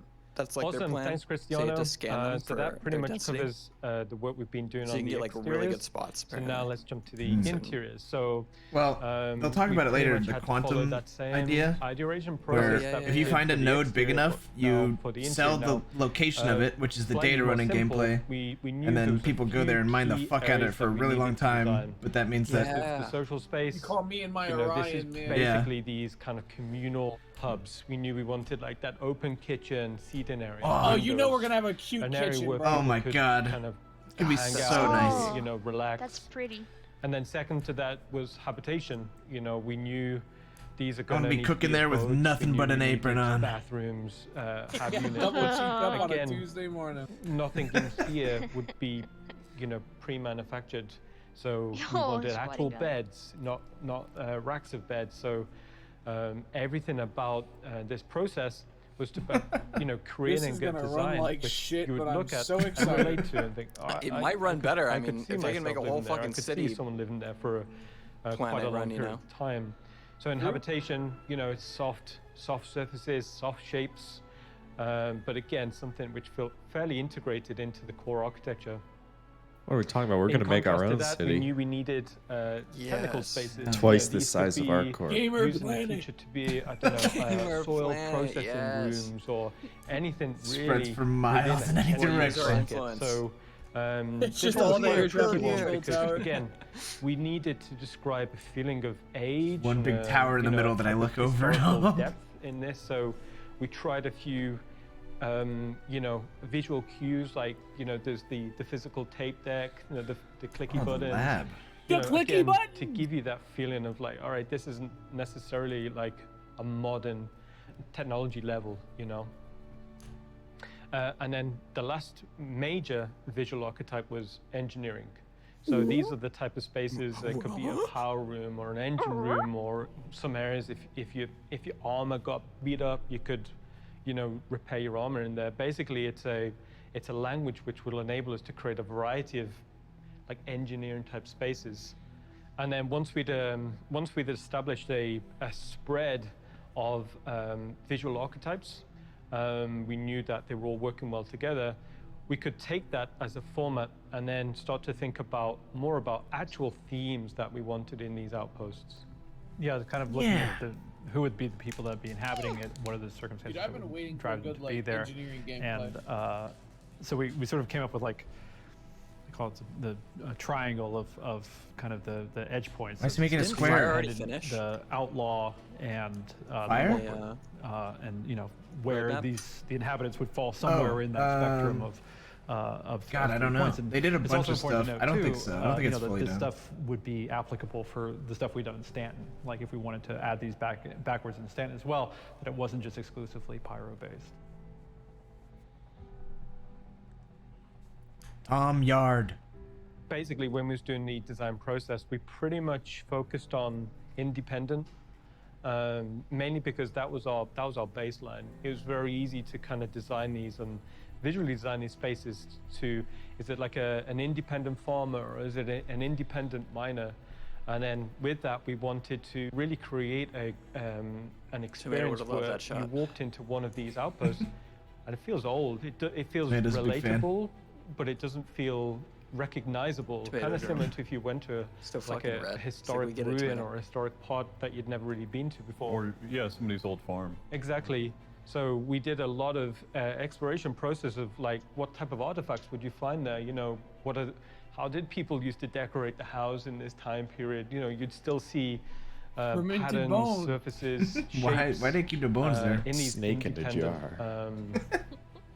Outposts. Yeah, even early Ooh. versions of modern technology. So you can see that, you know, oh, this is like the mobiGlass I have, but it's an older mobiGlass, or just as an example. But also when we were, even just to back up a little bit, when we're talking about the planets, we have a certain style, or we have certain amounts of points of interest that we want to go to, how we pull the player around the universe. And so Dave and I and Will and others sit down and talk and say, all right, what do we need here? And all right, well, we need mining facilities. And then that helps to inform Ian and the other design teams and our teams of, all right, is that an independent theme? Is it a corporate theme? Is it an outlaw theme? So these are all kind of layers, but the first and foremost, it's, oh, this is farming, or this is mining, or this is, you know, cargo. Because looking at something like Pyro 2, which, you know, again, starting from that sort of original He knew what he was gonna say. He knew he was gonna say mining, and so he was like speaking along with him, but didn't actually say anything. And they showed the zoom-in shot of him miming the word mining when he was. Oh, that was so weird. We're now even an That's outlaw so weird. setting. So, and then there would be the ones that would just be a straight tripping me independent out. one and stuff like that. But yeah, exactly like you said. You Yeah, know, yeah, start the- with that sort of the mining. the He base, wasn't actually and then saying apply the anything. It was theming so to it weird. to kind of. I'm into like lightsaber When we're lights thinking in the about the background. theming, They got the red ones. we kind of wanted like a space catalog, like a furniture catalog. So I know this is quite big for Chris. Is we kind You can of get this went for down pretty that process of, okay, let's design this one independent outpost in a few different ways. Like, how could people have decorated it in many different Oh, ways? that is And the it's sex quite a fun dungeon. process That's because the you spot. basically create space furniture invite catalogs, aliens? which Oh, yeah. which again, You ever heard of the is ways Banu? for, They get it on. It's ways for the developers Van to be able to Duel? dress and I'm work really on, into you know, this eventually green, maybe dude. Like, it's a way holy for people shit. to Yeah. It is The green looks way create their better. own spaces, you know. When we're thinking about the outlaw versions Is of that these your room? outposts, again, No, the but you're process is very invited similar. You to think my about sex dungeon. the visual rule sets which would turn this into my room. an outlaw outpost, namely, you know, has it been taken over by hostile intent? You know, is the We have signs parties of every combat, is weekend. the signs of destruction still present? The actual physical act of occupying one of these outposts, have they defended it, have they boarded it up? Yeah, it could be any number of situations. Yeah, it could be outlaws are squatting here and they're operating it as a base, which makes it a potential combat space. Or is it, you know, was it potentially an independent refinery that Star outlaws Citizen- attacked and killed everybody there? Star and now- Citizen DJ night. Drug facility. We invite everyone on. They fly over to our And then house. lastly, on with the corporate, you know, it's something that we really want to advance out into in the future, but that feeling that this location is owned by a corporate umbrella, you know, that would tie into the branding.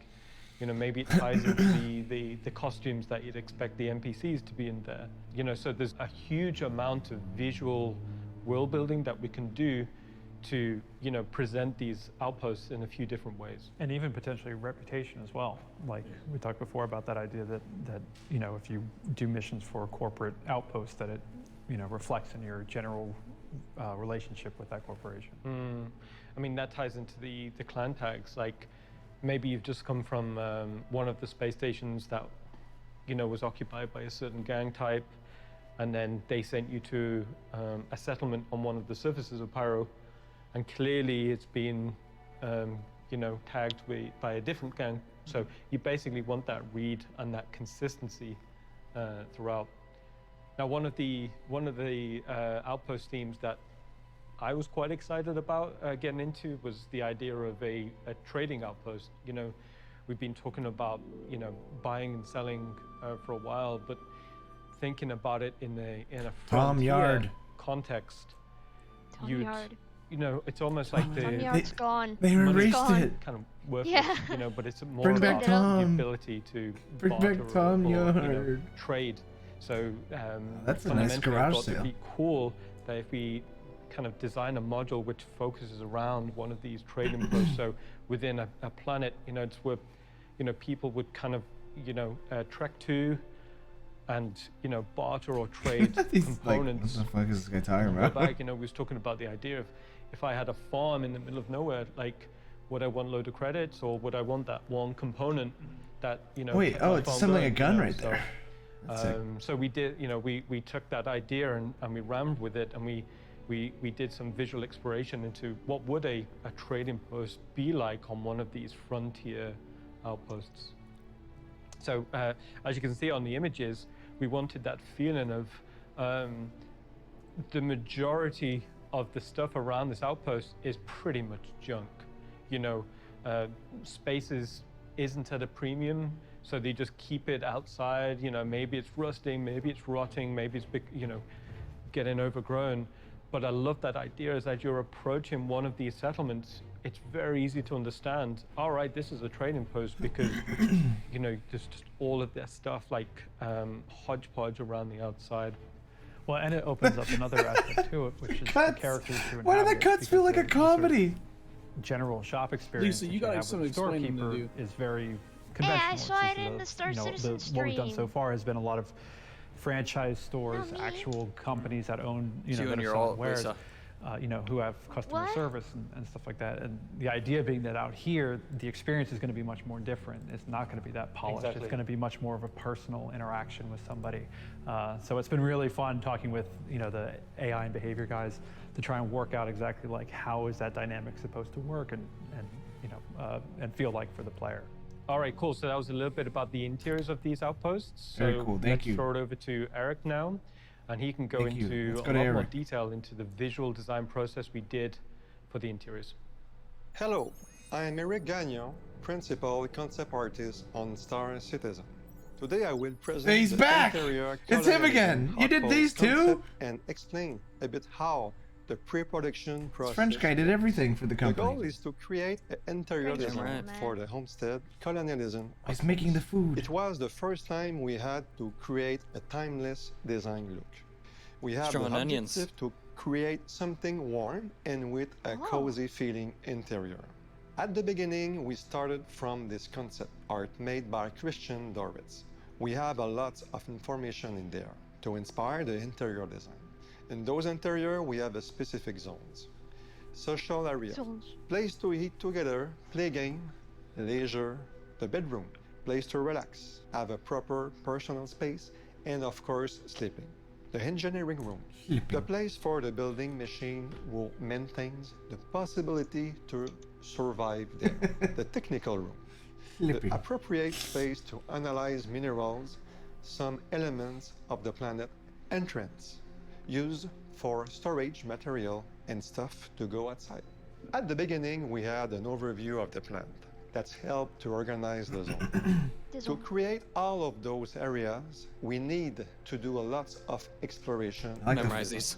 I like the four corners For design, dude. those That's sketches, easy to we want remember. the centerpiece on the That's ceiling. rocky. Could be a light, fan, or whatever that could be cool. We feel the Imagine you curvy build a shape house, of Lawman, and that I just build a space. bigger one next to Here you. on this sketch, I No play fucking with chance, a very pal. contrast values and a greenish color palette.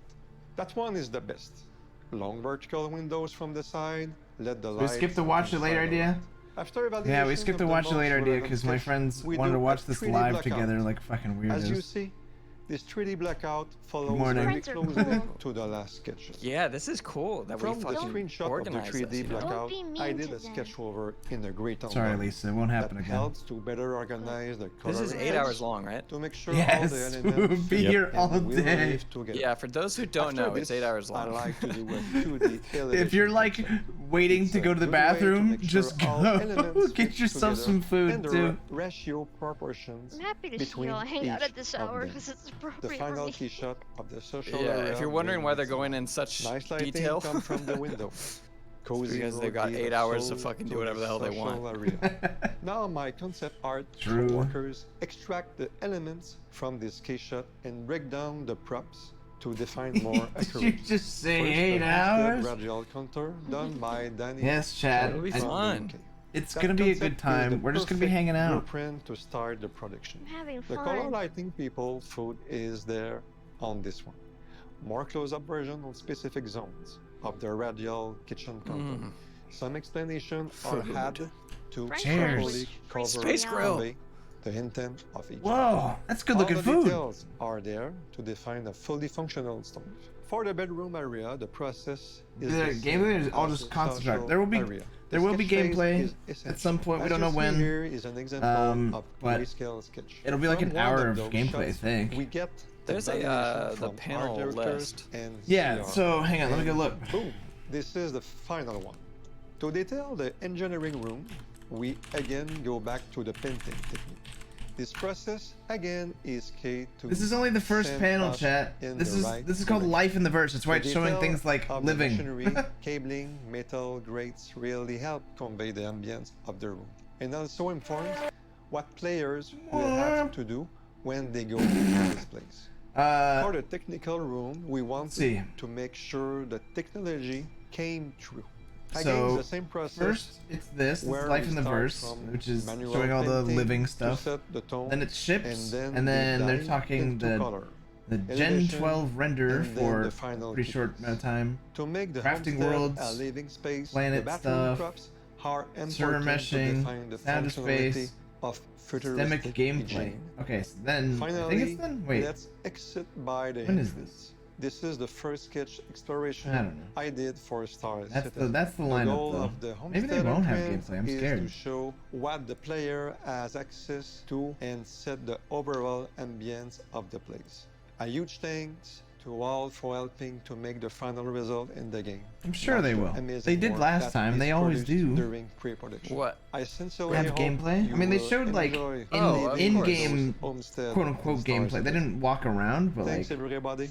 you know they're gonna have like the Thanks, Eric. gamer Awesome stuff. players Now walking that around we've, and talking together, shown a right? lot of art and They talked have a to. lot of Every theory, year they always we do wanna some get into big, game like, and show off what we've been gameplay working. demo. We're going to be showing you A little bit of copium, but you know, kind of, they'll have something. They'll have something. and how it changes I mean, they based off of what you usually do do. and They how always you have. faction with the certain Right? Yeah. That's. I mean, the last one they did was when they showed the jump points from this So system here to we are system, waking and up now in we're. 400 Oh, that will wait. be released in Gameplay. Look. 315. This is the competitor to the Constellation. Oh, dude. It doesn't compromise The cargo, 400i. Wait. storage. It's faster, New more ship? agile than the Connie, and it can run Dude, this with is like my smaller video. crews. So this is the Hang on, I'll do the voiceover. Then we'll Good morning, everybody. Welcome. We're approaching make SpaceCon. our way to the cockpit. So this would be the social area that you can meet and eat and, Ooh, and new ship basically plan reveal. your This next is mission. sick. Dude. This is. I fucking love the luxury then- ships because they have windows. From here, we'll go to the cockpit.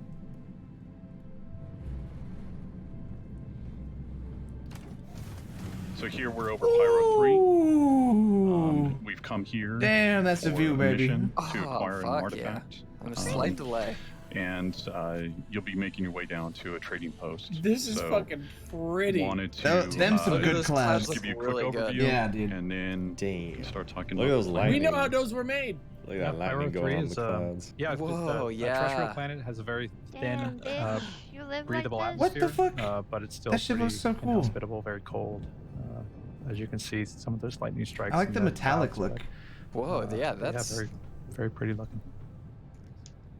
So this is the first time we're actually seeing clouds above a terrestrial planet. What is the We went purpose of through the quite ship a on few it? iterations of forms. 400i. I what mean, it's in ultimately the. ended upon was something that felt It said quite, it was more maneuverable than a Connie, but it's quite still dramatic, like a cruise ship. Still believable in Cool. terms of how the wind would have shaped them.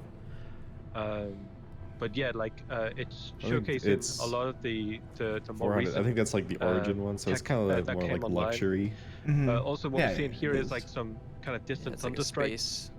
What It's this is Origins kind of like a prelude Constellation, to, basically, yeah. you know, future weather I think it features looks great. that come on board, you know, and how this will Does. tie into, you know, storms and ship handling, you know, due to the turbulence.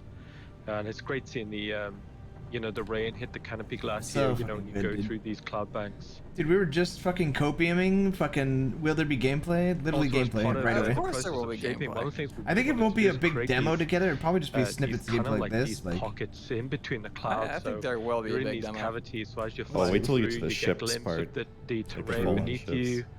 But you know, it feels really quite exhilarating, you know, to fly through. Also, as well, like it's showcasing a lot of the more recent tech coming on board as well. So, those are some big windows on it on the sides. You know, it's a lot of optimizations been going on. I think if I buy like so a it's way cruiser, more it'll be performant this. than previously it was. Also, like the level of artifacting that we're seeing here is substantially reduced, certainly on higher spec machines. It also gives you a great sense of parallax when you fly through these cloud sandwiches. Parallax. A cloud sandwich? Yes. That's what it feels like. It feels like you're the meat or the cheese of a cloud sandwich. What the fuck are you talking about, Todd? Get out of Todd, calm down, man. Another really big feature that was important. Hey, this is why Bonnie got the Todd. Bonnie got the You know, Todd. terrain, This is why terrain you shadowing and terrain record your occlusion from videos the while cloud, hungry, so, Todd. You're actually seeing Like a big old, you know, This these like a big old planet. large space areas carriage. of occlusion. This is the one we saw cast earlier. onto the It terrain. is. It's, it just adds that It's depth, like a it big just adds burger, that and we're believability to, Oh, they might do- what we see in the And we're the terrain. seeds on You know, top. when you see like these It is like you said, but they started with all concept and then they showed a bit more and then they went to the next thing and showed more and then it finally now it's like Yeah. the end of the panel frame. and it's showing the full Especially when you thing see that they've these been distant talking about in rumbles game. of, I bet he's flying to an outpost thunder right now. in the distance. True. This is Cameron who's doing the run through. Yes, Wait, that is his name. Is that on the ground? He will be taking us This is down like to the Iceland. outpost. Yeah, I saw a The blinking goal for light. us is to Yeah, it's literally so they're literally basically showing make everything they were these, just whether they're talking about from inhabited concept. Or derelicts or That's sick. or even basically inhabited by a farmer or inhabited by a gang. So the goal is to have these act as different factions, and so that you can develop different rep associated with them, and you can start seeing how big these outposts stretch to with the comms tower that's behind us, and then even some of the AA turrets that you'll actually see up close and personal.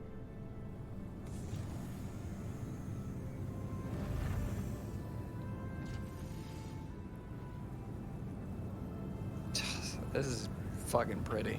Oh, I love this.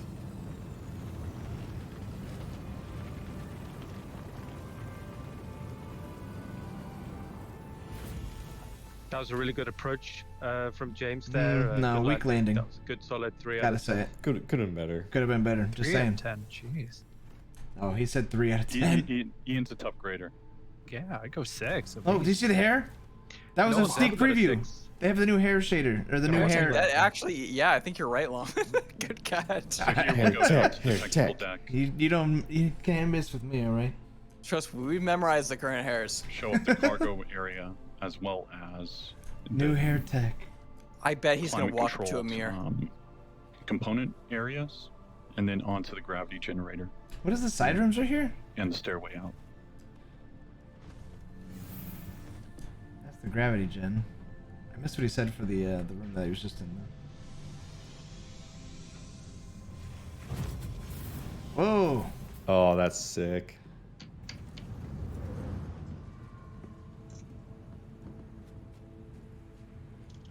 Fuck, man, it looks so like you'll be able to learn more about the so ship good. in one of the later This panels that is we have like- with Ben, Paul, and John. I think the team did a great I thought job on this. Percussion was talking right now. I think this is one of my favorite skins. Yeah. Okay. Yeah, they then. did a new skin, just something that felt a lot more, suitable for Pyro. But yeah, you can see how it feels suitably worn and weathered. Oh, yeah, to that's fit into these metallic, like climates. scraped. And, Is what the we're seeing skin here for is it. boots, Okay. first boots on the ground. That's cool. On Pyro.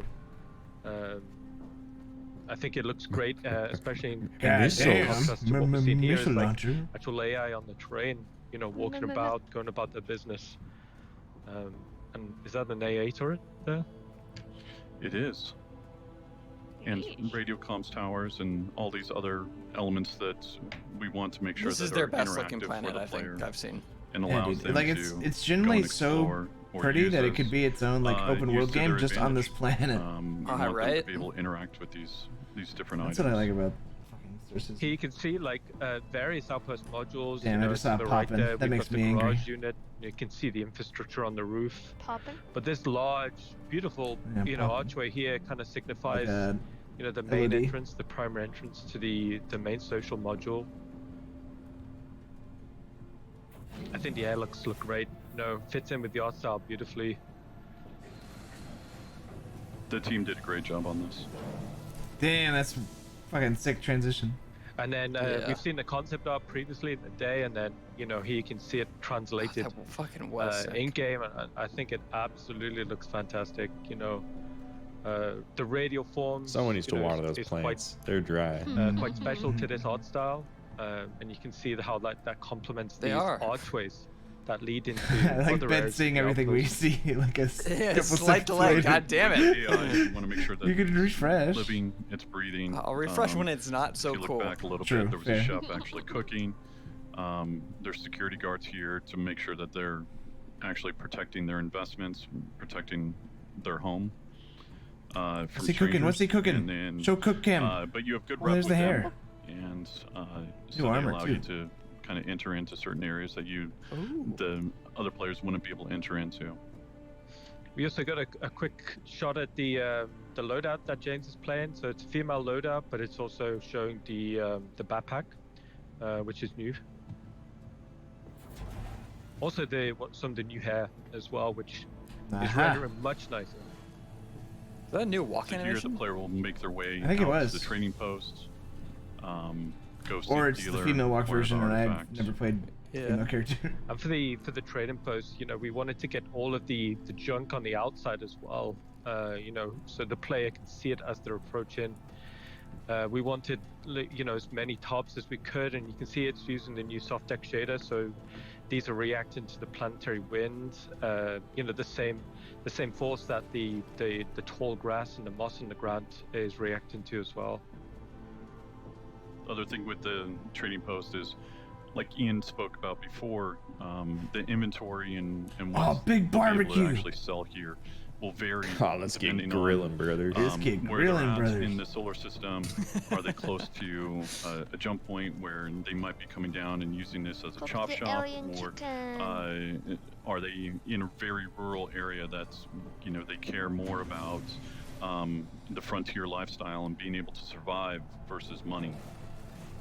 We passed the kitchen as well on the way back there. That's the local diner for this outpost. Tough crowd. Also, so in the inside as well, we wanted this, kaleidoscope of colors and shapes. Like it's just literally the dealers displaying all the wares, everything they'll have outside in the open here.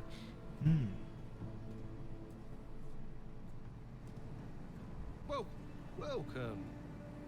Take a look. I'm sure I have what you want, and if not, I'll have something just as good. Whoa. Thanks, stranger. Guar seeds. I want to get some Thresher guar blade. seeds. Choice. Very good. So after Oh, baseball 5 million bat. credits of disposable income, we get our first look at the You think they still play baseball, dude? Hadesian artifact. Why is it made of obviously wood, gonna be too? What is Feels like sort of a metal's more super common. rare, thing that you'll hopefully be able to start finding in the galaxy. The artifact. Which is sort of, if you're familiar with the What is lore of Hades, was an old civilization that destroyed itself. So somehow this trader has gotten their hands on this artifact. How? So here we're showing one way of actually playing through this area. It really depends on your standings within the gang, how bring me back. they want to deal with you, and then I wanna go what's back. the dealer going to do, what's the dealer going to charge you, and from there we have different ways of actually showing this, and we can look at option 2 now. Actually called a magazine? Shut up. Yes, a clipazine. A clipazine. Oh wait, so here we're gonna back. run it back. We're running it Go ahead back. and show off a The different salty way of run back. entering into the trading post. This is a little bit more straightforward versus the in Look at demo those string 1. lights. We took a side route through Fucking love string lights. the social area. So yeah, this is just some additional warehouse space that the trading post would have, and you can see it will lead directly onto this courtyard. And for the keen-eyed people, you'd see that the barbecue's still not being eaten yet. I did notice. Real master would be fired. Yeah. Still full of wieners. Full of wieners? Grill some space wieners on the barbie. So with this area again, we just want to. It's like a Wonder Refresh, make but I sure know that I'm gonna it's get a filled out fucking with ad. items filled out with different things that you can don't interact have ads with playing, do and they? possibly They do. buy. Well, Twitch I think enforces it on it's- everything. Like Dave said in the beginning, we want the stores to feel different here, but it's still making it feel believable. Quick reference to some additional traversal areas there on the right when we came in. Well, welcome. Take a look. I'm sure I have what you want, and if not, I'll have something just as good. Deja vu. Yeah. The guys had a lot of fun dressing these areas. There's a lot of The Rusher storytelling blade? going into it. Yeah, I saw that. I want. So here What's that? we decide not Yeah, to pay the I mean price. they're hinting at. Oh what my the god. fuck? Jesus Oh my Christ! Oh my god! And we want Holy to. shit! We don't mind losing Oh my reputation God. with the faction, and decide. Hey, that just saved an we're easy gonna take 5 mil. artifacts, Hey, that's what I'm talking about. through Take the betrayal. bat. Take the bat. Take it Seems so nice. straight in the backpack. Oh, So guys, cool that you can So fucking here do that though. we've got different routes for the players to enjoy and Oh my to use to flank and also navigate around. So each area Murder. will have different secondary and tertiary routes of navigation.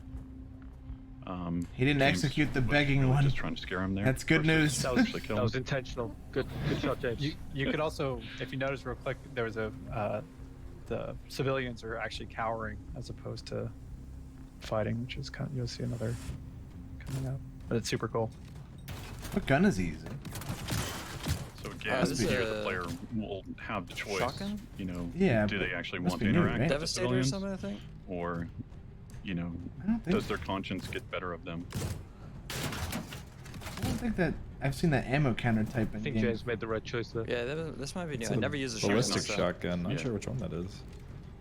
One That's of the the things when we was playtesting like this a lot is Magnum. when you see whatever it's The Coda? the enemy AI I think kind so, of yeah. fanning out across the terrain like that, it's fantastic to see. It feels really great. Just seeing the base start to wake up to you and as you're trying to exfiltrate.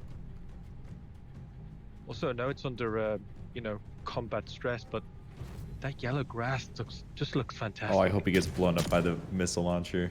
Oh yeah. That's how I play. Get owned, idiot. So here, James just wants to get out real quick. Chekhov's missile launcher.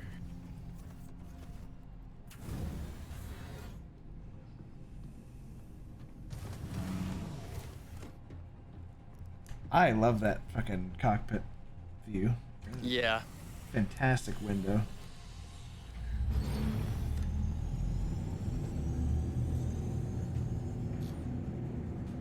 Here it comes. Beep beep beep. No? So as we slightly hinted to in the first walkthrough, this is where the AA turrets will Yes! arrive, and basically, if you're not fast enough, as James isn't, Oh fuck! with your That is so countermeasures, many! then they'll take you down. Yes. Rolled So what nerd. we saw there was the player went in, and Owned. based off their Rolled, actions, owned, and smoked. the faction changed against them, and then basically became very aggressive. This is Zach So Bagan's in brother, this by last the way. playthrough, what we'll show you is I if can the tell, faction dude. is already They against you from have the the very same beginning, glasses. and what are different ways that you can go about it. Pyro in play. Hostile intent from So the beginning. here we are in our last Hmm. walkthrough. Since you're all by yourself, we wanted to show the player take a stealthy routes versus if you were with friends, you could go in guns blazing. But this allows the player to come in, access the outpost from a different side than what we've shown. It also allows them to clock all the AI and see how they want to approach the problem and see what other secondary or tertiary routes would be open to them, either via the ladder or maybe a possible door.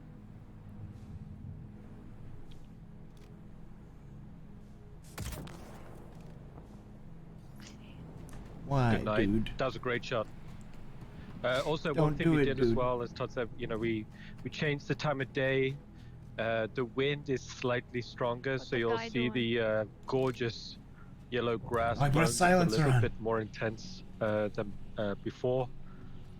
Also, what we're seeing here is like something to imply at the frontier living. Maybe they're growing crops or vegetables out here, but it also gives a kind of like a soft cover approach to the perimeter of the base. Nice. Also, with it being a different time of day, this allows us to show off the AI having their 24-hour schedules so that they can be in different areas when you approach it. So if you approach it at night or you approach it during the morning, they'll be doing different things, whatever is valid for their schedule.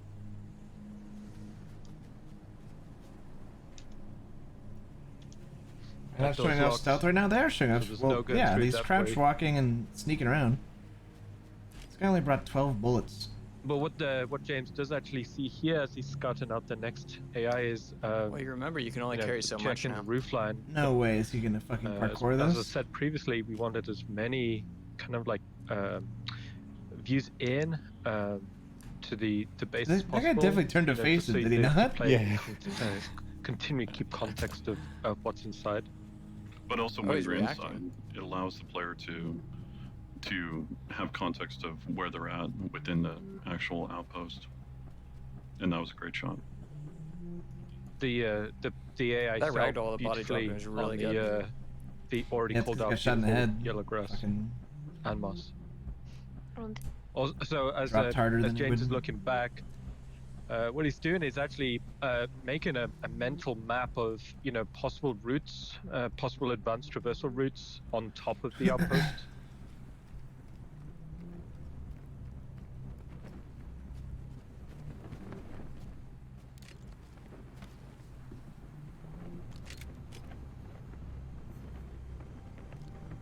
And we saw the dealer there in the bedroom, just end of the day. So with each outpost, there'll be different routes that will be open to the player or closed to the player. So some of them might have ladders on the outside, some of them might not. Some of them might have basically ways to get in through the floorboards, other ones won't. But He's this giving the is- ladder the this is claw just grip, dude. one version of, many possibilities. So here, the player will take a secondary route of navigation all the way up to the roof, and then from here, this allows them to be able to check out any of the AI, also be able to look at any of the interactables in the future. If you're if you got a good reputation, maybe you need to go and fix different items on the roof, or if you are there for nefarious means, then maybe you want to take out the power, and which will then kill the AA turrets, or will turn off the lights in the outpost. So it allows the player to interact with different items and then basically create a nice little sandbox for them to play in. So here you can see one of those interactables as well as the AI. And just behind these interactables, like we're seeing these kind of archways. Like right now, there's these are just kind of empty, and to just illustrate like a guard point. In the future, these could be maybe customizable, or they could contain like an AA turret, like we saw on demo 1, or it could contain like cargo storage. Basically, we tried to design something that was as flexible as possible. Why? He shot the repair guy. Looting system, as well as Oh yeah, this is the loot system they're adding. as well as the next patch, inventory right? system. So this will be shipping in 315. Yeah. This allows bodies to be able to be interacted with and take off the items associated with it. Also, with this Take his shoes. change, you will no longer have global inventory. Take You can't be shoes. pulling It's so off nice to weapons finally that be able to you do that. didn't take with Yeah. you to Keep it. this location. Everything will be Finally gonna fill up the regarding locker in that what you cutlass. carry is what you have, and so it really makes the players think about how they I'm not want crazy to about it being third approach the person, problem, but and I get then it. also encourages them to look around and see if the designers and have placed different things that they can interact with or use to help get past a certain route or a certain way that they maybe didn't bring with them. And we'll also be including the, I believe in 315, the Knickknacks app for your Mobilglass. So now that you aren't carrying everything on your Whoa. body and it's not sort of universal inventory, you'll be able to consult this app to see kind of where stuff is being stored and Bro, the get fizz better gun. organized and stuff like that. He's hacking, dude. So here, this allows the player to have that was a quick little puzzle. I like but that. Just gives them a little bit more interaction, and then allows Clever them fucking to side go rep. onto what I would consider a tertiary route, versus climbing up the ladder and possibly having to deal with the AI or them being spotted by them. The reload is broken. Oh, is that what's happening?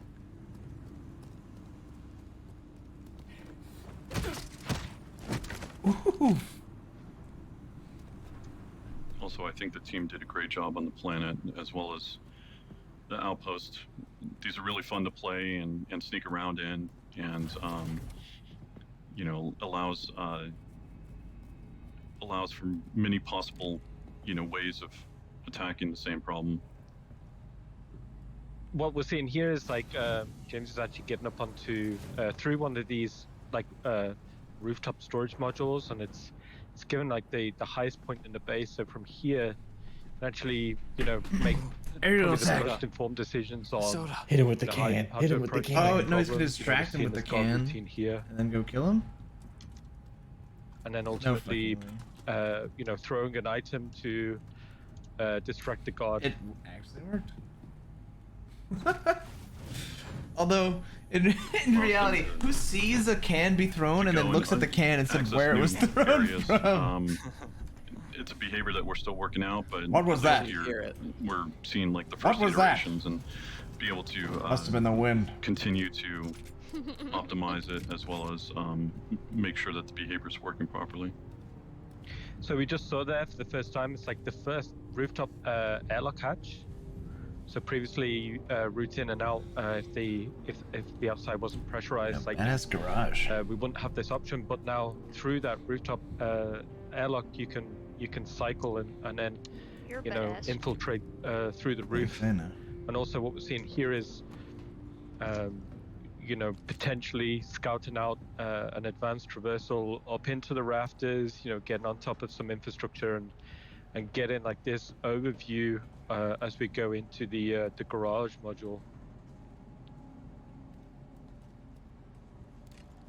So What here, is that, like, this is motorcycle placeholder, looking but thing? it gives you a very a gives you an hoverbike. idea Loot of, box. you know, we want to have different interactables, different loot boxes laid out around the location. So if the Gamba, gamba, players, gamba. explore, they'll be rewarded. You know, we want to encourage them looking in every It's nook cool and how, like, cranny vertical and is there. enjoying, you know, what the Yeah. what You're gonna the want to do this shit because outpost dying's has gonna be for such them. a fucking bad thing to happen. Yeah. And one thing I mean, if you're solo, these garages won't fucking be hell, you're vehicle doomed. spawn points. Like, it's gonna be it's so not fucking like a tense big if you kind of screw like up. pad in the middle, but it's more like With friends, you know, like, if you we can want always to- revive each other, and then if we're wanna running have the your vehicle there, you got to drive it in the the big pocket. ship, So we here you can can met see a each other, variety but- of vehicles just laid out. If you're how solo, the player that would have sucks just parked in. dick to Gives die. a much more Yeah, but believable I and want realistic that intensity. You know what I mean? design. Yeah, true. Because most games like this don't give a crap. Yeah, solo Star Citizen's gonna be near impossible. You have to be really fucking good to run solo, I think, which is good. So I again, think we're that's just great. encouraging Yeah. different navigation, different routes for the player to go and see. Over to the left, back there, and there was a possible way of going into floorboards or going underneath the outpost. Again, those will be opened up or closed off based off of He just works there, man. He just works there. He doesn't even have a gun. He has a multi-tool. He just has a multi-tool. For these are to He's make sure that They're gonna each one find of the them bodies. feels unique, and this is just one way of us. Yeah, take his boots. Us customizing it and bats. making each one feel different, and so Get your own boots. the player won't always be used to Taking the his same fucking multi-tool right off. So here, again, we're using the inventory system. We allow the players to go in and He fucking loves if you multi-tools. take out a certain AI, It's like the they third might one he's have taken. different tools or different notes or different items that you'll need Wait, in order loot to box on the left. Streamer, you missed the loot box on the left. Streamer, there's a loot box back in the room you were just in before the cycle. There was a loot box on your left. Back there, back there. Back there. Yeah. Sorry, they wouldn't be that specific. Back there. You missed chest. Back there. Loot box. You missed. Streamer, let me in. Before you cycle, you can just double check to see if there's any bad guys on the other side. P5 on the got wall. some ragdoll bugs. I guess it wouldn't be a CitizenCon without any sort of issues or bugs.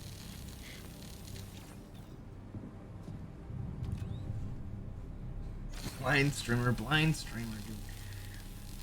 So here, like previously, the players being, on the roof, they've come down through the main section of the outpost. But here, what the players doing is they're going to the underfloor section. So these are vents, but they're more like subfloors. So they're meant to feel very dark.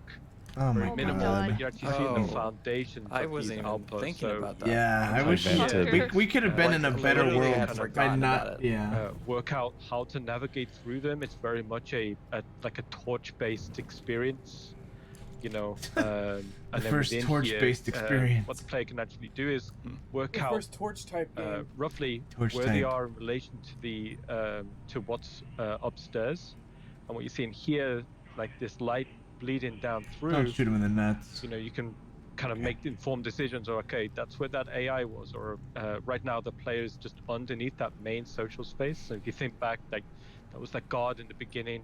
Dude, just imagine next to we're the hanging out at our kitchen barbecue and some dude fucking crawls through the floorboards and shoots us. We've intentionally Fucking made these bastard. spaces not necessarily like very easy to navigate because That can happen, which is the scary there part. wouldn't We be got a lot of light rats. down here. The player would have to Finley will Like, follow in for places example, like this. Yeah, this will be He does the IRL, so. we were talking about, Ben has the farm, Spud has the refinery. I'm probably going to get Finley to has the fucking something crawl space. interesting or a point where I can actually, exit this subplot space and get back up above. Triggers the space fungus. And what I like about him is basically Finley just called the me once and he claustrophobic just like feel live of streamed it. from his phone and he was literally just obviously under the his addition house. of possible Why? secondary Not making that up. or more advanced navigation. Finley called me once, either turned on going his in the webcam and threw his prone webcam out the or window and then just just hung up. going full crouch.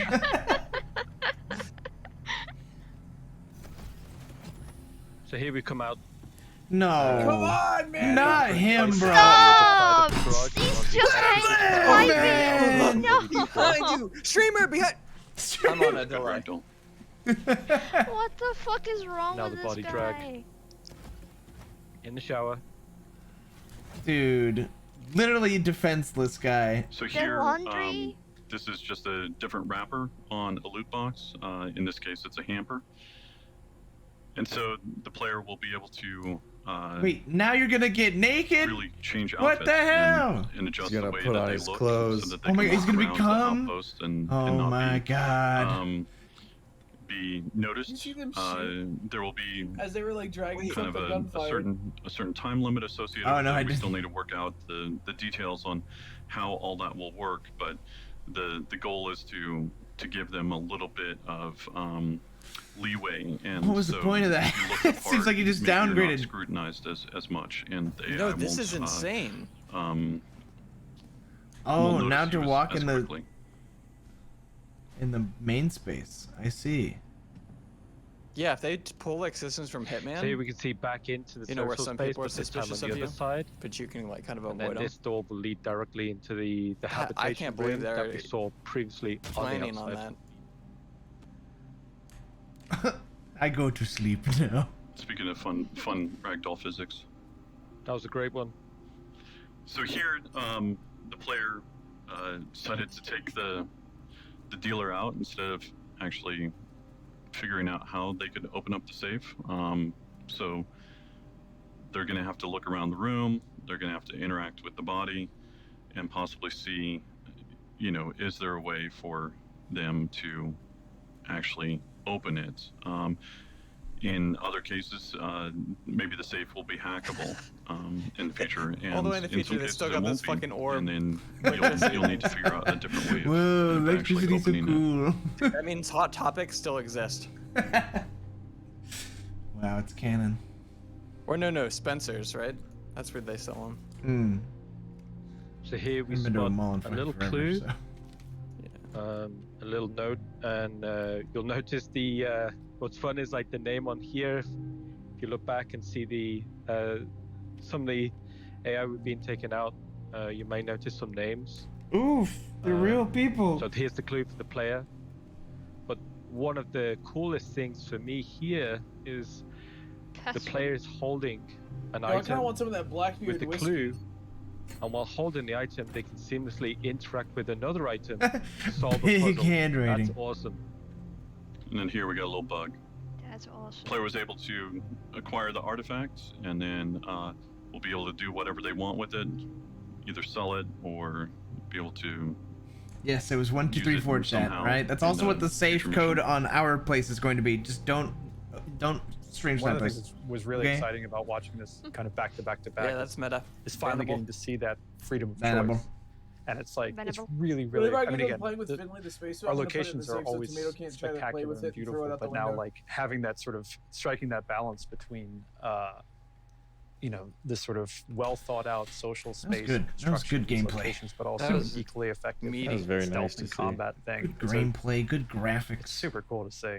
So after seeing the demo played I'm through refreshing. 3 different Graphic ways, murder. it was a huge team effort. So Far Cry ad. everyone that worked on the project on this part of what we wanted to Is show. it the one where it's we like wanna the say a real big life thank you, actor and then it you know, big switches to shout the out game because, after? You know, we're just Yeah, there's a presenting chicken it. It's the on the people hood that of a did a car. lot of the hard work that should be represented. This is And gonna go speaking on of for people doing another hard work, 5.5 now's a hours. good chance to throw it over to Eddie and Joel. And they're 6. going to tell you a little bit more Six. about the how we built that outpost that we just We're saw. committing. We're committing hard. We're hard fucking committing. woke up for I this. mean, we woke up for this. Fucking. We got breakfast. I mean, I assume you guys. planned this like 7 hours ago. You guys got your breakfast, right? Because we're also gonna be having lunch together. I hope you all know that. Rounds of feedback have been iterated on. I haven't even had breakfast yet. You should probably get some This breakfast, allows us man. to spend some time Alright, yeah, testing since it's concepts concept, for I'll go do that. in-game viability. But yeah. Translation from concept to game isn't always one-to-one. No, I And was just during gonna say, I pre-production, we'll gotta get head off rough for now, but versions of maybe the I'll be concept back if you're meshes still into around. game and spend time Okay. making Oh, sure we'll be around. The artwork can also change Yeah, at we'll this be stage. here. So we use this phase When to When concept Lawman heard it was at 8 creativity as a.m., well, he was and like, concept hell art is a no. fantastic jumping off And then I point started, for I making put the, ideas. One of you the have first my sword. steps when starting a Loaded new it I told my and then chat SWAT that. to start came with in. development. I told them. I told them they baited me in with Section of fucking Lord of the location Rings where gifts, we and I can was hone like, in all right. tools and Wow. methods needed to execute I that have, worked. concept I in have game. to do the That's awesome. end Some things my translate axe. well, some things don't. It's important to figure all this out be right before back in going Vegas full now. steam ahead with the Okay, I'll entire see you team. guys later then. One of the great assets on the sandbox team is we Bye-bye. have a lot of people who are passionate about What game concept is this and for? design. Star Which means Citizen! when translating from concept to production environment, it's very easy to expand on the concept art. With the art styles of the Colonial Outpost, we decided to change up the way we typically Horned offer Eye is already content. in the store now. Our hard surface In stores locations now? are meant to feel Buy. prefabricated. Sell, there's sell? a manufacturing plant out there on How much Outpost is that it? churns out these flat pack space station kits, so stations can be mass produced. Colonial Outposts are more personal. They're probably gonna more release the handcrafted ships by as the they people who reveal live them. there, based on their needs, not wants. They're on the frontier world, so they can't always choose luxury over practicality. Materials were one of the first things we tackled, and we started off by developing the idea of how the inhabitants would have built these structures and what materials they would use. We wanted to show not only the age of the outpost, but Wait, the also wanted 400 to I hint is at all only those different layers $220? of the structure and give you an Dude, I might idea actually how cop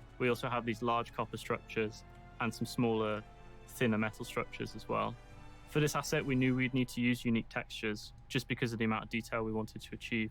One of the biggest challenges we had was making sure that the stone looked really good. To create the stone, we started with some scan data. Oh yeah, it's ArtSci. As well as some mesh data like curvature. Someone tried burning it. We also use a lot of I'll procedural try noises radiation. from Substance Designer I'll just grab to a add some welder. variety.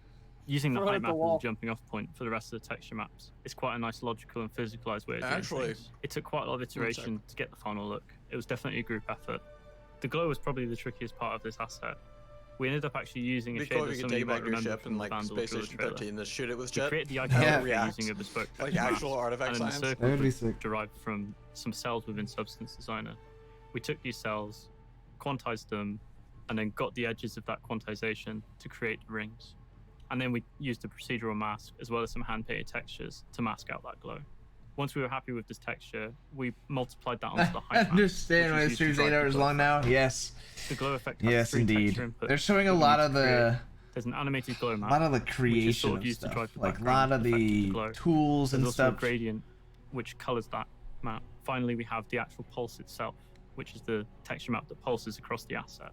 Next up is the bronze. This was actually pretty straightforward Numbers. to achieve.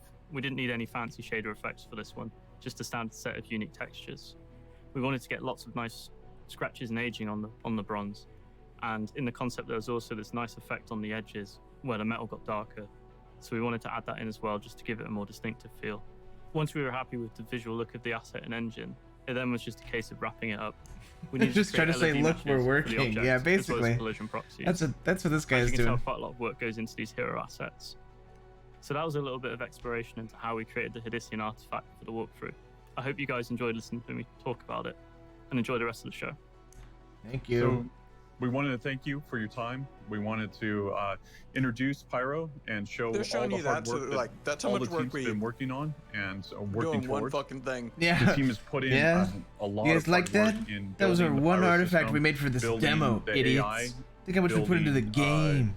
The planets, the worlds that you'll Yeah, go and explore. moving on to ship so Pyro time. will be ready when server meshing is, and it will be coming out with Star Citizen Show Alpha me the 4.0. inferno. So on behalf of myself, I want to 4.0 thank Dave and when Ian server meshing's out and for Pyro. yourselves for Fun. watching, and I hope you enjoyed the panel, and I hope you enjoy the rest of Digital CitizenCon. See you in the verse.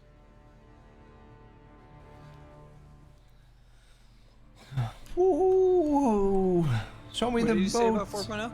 Pyro? Yeah. Server meshing? Pyro and server meshing is coming 4.0. Wait, really? At the same fucking time? I guess. I guess that's wave 1 Yeah. of server meshing. Maybe wave 1 is just like going through a gate. Leads you to a different That's server. us. We're back.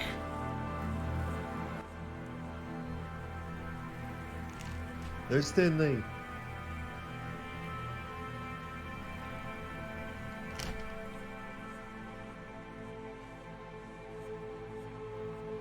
Sniper. Locked and loaded. Oh, the water. Wawa. Wawa.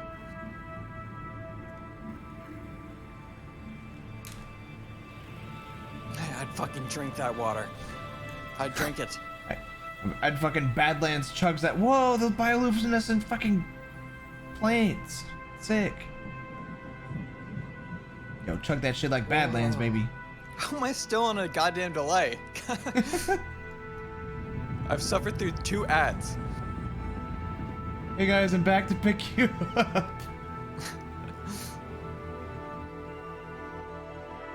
Oh, I gotta go. Wait, Lawman, I'm still down here. Gotta Lawman, go, where man. you going? Sorry. Gotta go.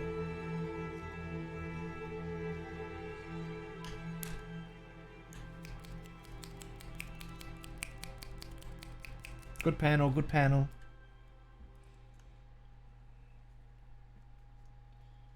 Is there a goal you're all working towards? No, it's not a cooperative thing. Credits It's burning like a just hole a in your big old pocket? MMO.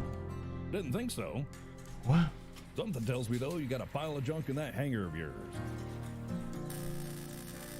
Turn that crap into scrap at Dumper's Depot. Old Zeke always pays top cred for all your used gear at any of my verse famous franchise locations. From ArtCorp, Those were just JPEGs being dragged in that last on the Zeke sent city you. shot. From thrusters to mining lasers, power plants to I think shield this is generators. player made. Got your back. Dumpers Depot, because everything is valuable Maybe. to someone.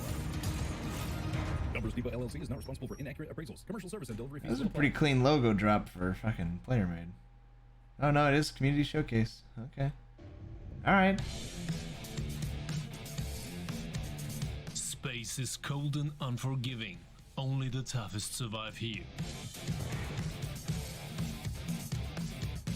But even the I missed the toughest ship car outlaw commercials. has a Yeah, sensitive those are great. side. He doesn't have to They might have show some for it the ship panel that they're doing next. Own Moby Horizon, you have peace, freedom, relaxation, and your very private emotional retreat, always with you. Welcome to your very own Moby Horizon.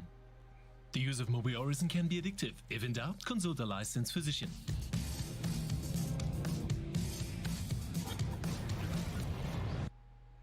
Uh-huh. Mm-hmm. Uh-huh. I see. Yes. What? A distress beacon is triggered, and a quick reactionary force from the lead expeditionary is mobilized. Wait, that's a great voiceover. Is that one must have been paid for? Utilizing state-of-the-art technology, highly trained professionals arrive within moments. Albatross flight, 30 seconds. Every team, power up. Rolling on 3. Prepared to deliver justice in even the most remote reaches of the verse. Execute, execute, execute. Every team is rolling. Last man, every team down and safe. Roger, last man. Albatross breaking off. The main voice expeditionaries got your back. Maybe not. I don't know. That was a great voiceover for the main guy. You'd be surprised what you can find on Fiverr. There's like a... True.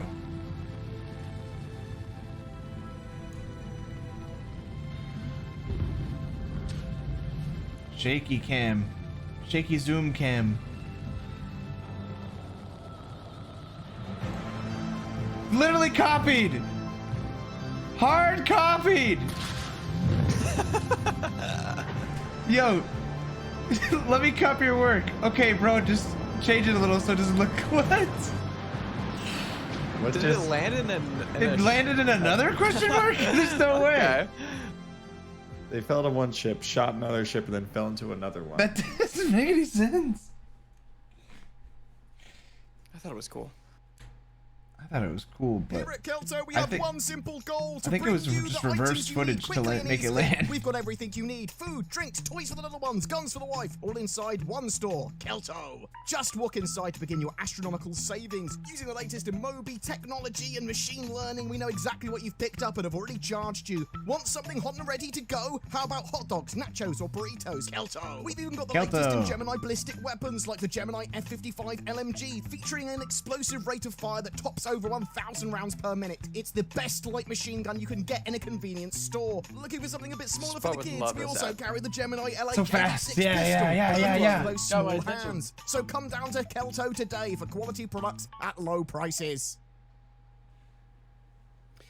Come to Kelto. Come to Kelto.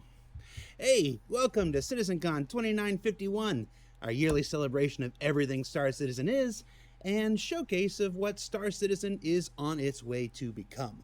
As usual, I'm your host, Jared Huckabee. Hi, Jared. So, what is CitizenCon? Hello, Jared. When it started in Jared's 2013, looking it may have had its Jared. humble roots. I don't know in how he seeing always, just like, wanting some place to bring folks looks together, more and overgrown a solid every time excuse we for see Ben and him. Pete to watch the Wing Commander movie in a theater in Austin, Texas.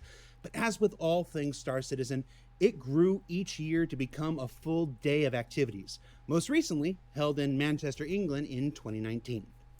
Now, with a hiatus in 2020 due to the pandemic and our desire to remain diligent and responsible in 2021, CitizenCon is back as something slightly different this year. Now, while it won't be the same without seeing all of you in person and worrying if your plastic bag found Yeah, is it's just safe or the not, woods between we filming, hope this year's event and they go brings pick with it him up. a Appreciate the similar lighting in the sense of background, community and interaction as our developers present to you their continuing efforts in bringing Star Citizen's future to the present. And let's talk about some of that future we just saw with a look we just took at the Pyro system. Now, I've always said it, and I'll continue to always say it, we get better with every one of these things we do, whether that's planets, spaceships, or anything else in between. And with the Pyro presentation, we got our first true look at some of the new planets and moons, the process of converting our existing space stations into new outlaw variants, taking those colonial outposts that we've been seeing before from concept to amazingly detailed reality, and perhaps most excitedly, Planetary AI nav mesh in action. See that ship in the background? With a 24-hour day-night cycle shuttle? to Sneak truly peek. bring these worlds to life and The provide space that, shuttle? that universe Orison. of gameplay possibilities Orison seen makes in those. those multiple Wow. different ways you can go about achieving your objectives. And for those of you who were wondering, yes, that was really Pyro 3. That was a real outpost and a real mission. No sandworms here. That's what's coming to Star Citizen and Aha. a whole lot more. Remember that? Because that's because they did a big sandworm demo before, and it never made it to the Let's take a game. look at some of the comments that Yeah. came in on Twitch while we were all watching. This should be good. Engion says, Wait, this is live? Using talent from across the globe, that's a good thing. I agree. Hi, Jared. Adderdoth says, this guy is talking like it's been made. DFX2KX says, they probably have the gameplay, but they want to force folks to stick around and watch the whole Jared. thing before they show it. Annoying, but typical for them. I love you. We are who we are. We showcase every part of the Star Citizen. Rolana says, Real "Someone needs chat to hand out comments, some meds in trademark, chat." star, asterisk. Get in there, Lawman. Underfern says, I did, I tried. wouldn't buy a melty dog from that man. I says, Jared, I said, Jared, I don't love know if you, they're talking Jared. about Todd Pappy or Ian Leyland, but agreed. Lots of people said 420 Space Weed Vape Nation damp dank.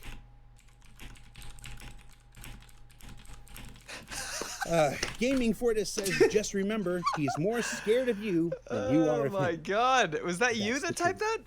And then I everyone just went on a did. playing spree for Now a that he while. Oh, said it. okay. You were copying that James because I was Cameron, looking at your yes, stream. The real James Cameron, yeah, he does exist. And then finally, 420. Shorty Max said, 420 number 15, dang space Burger King weed foot would've- lettuce. The last thing you'd want in your Burger King burger is someone's foot fungus, but as it turns out, that might be Number what you get. 15. Wise words, always. You can always rely on the Twitch community.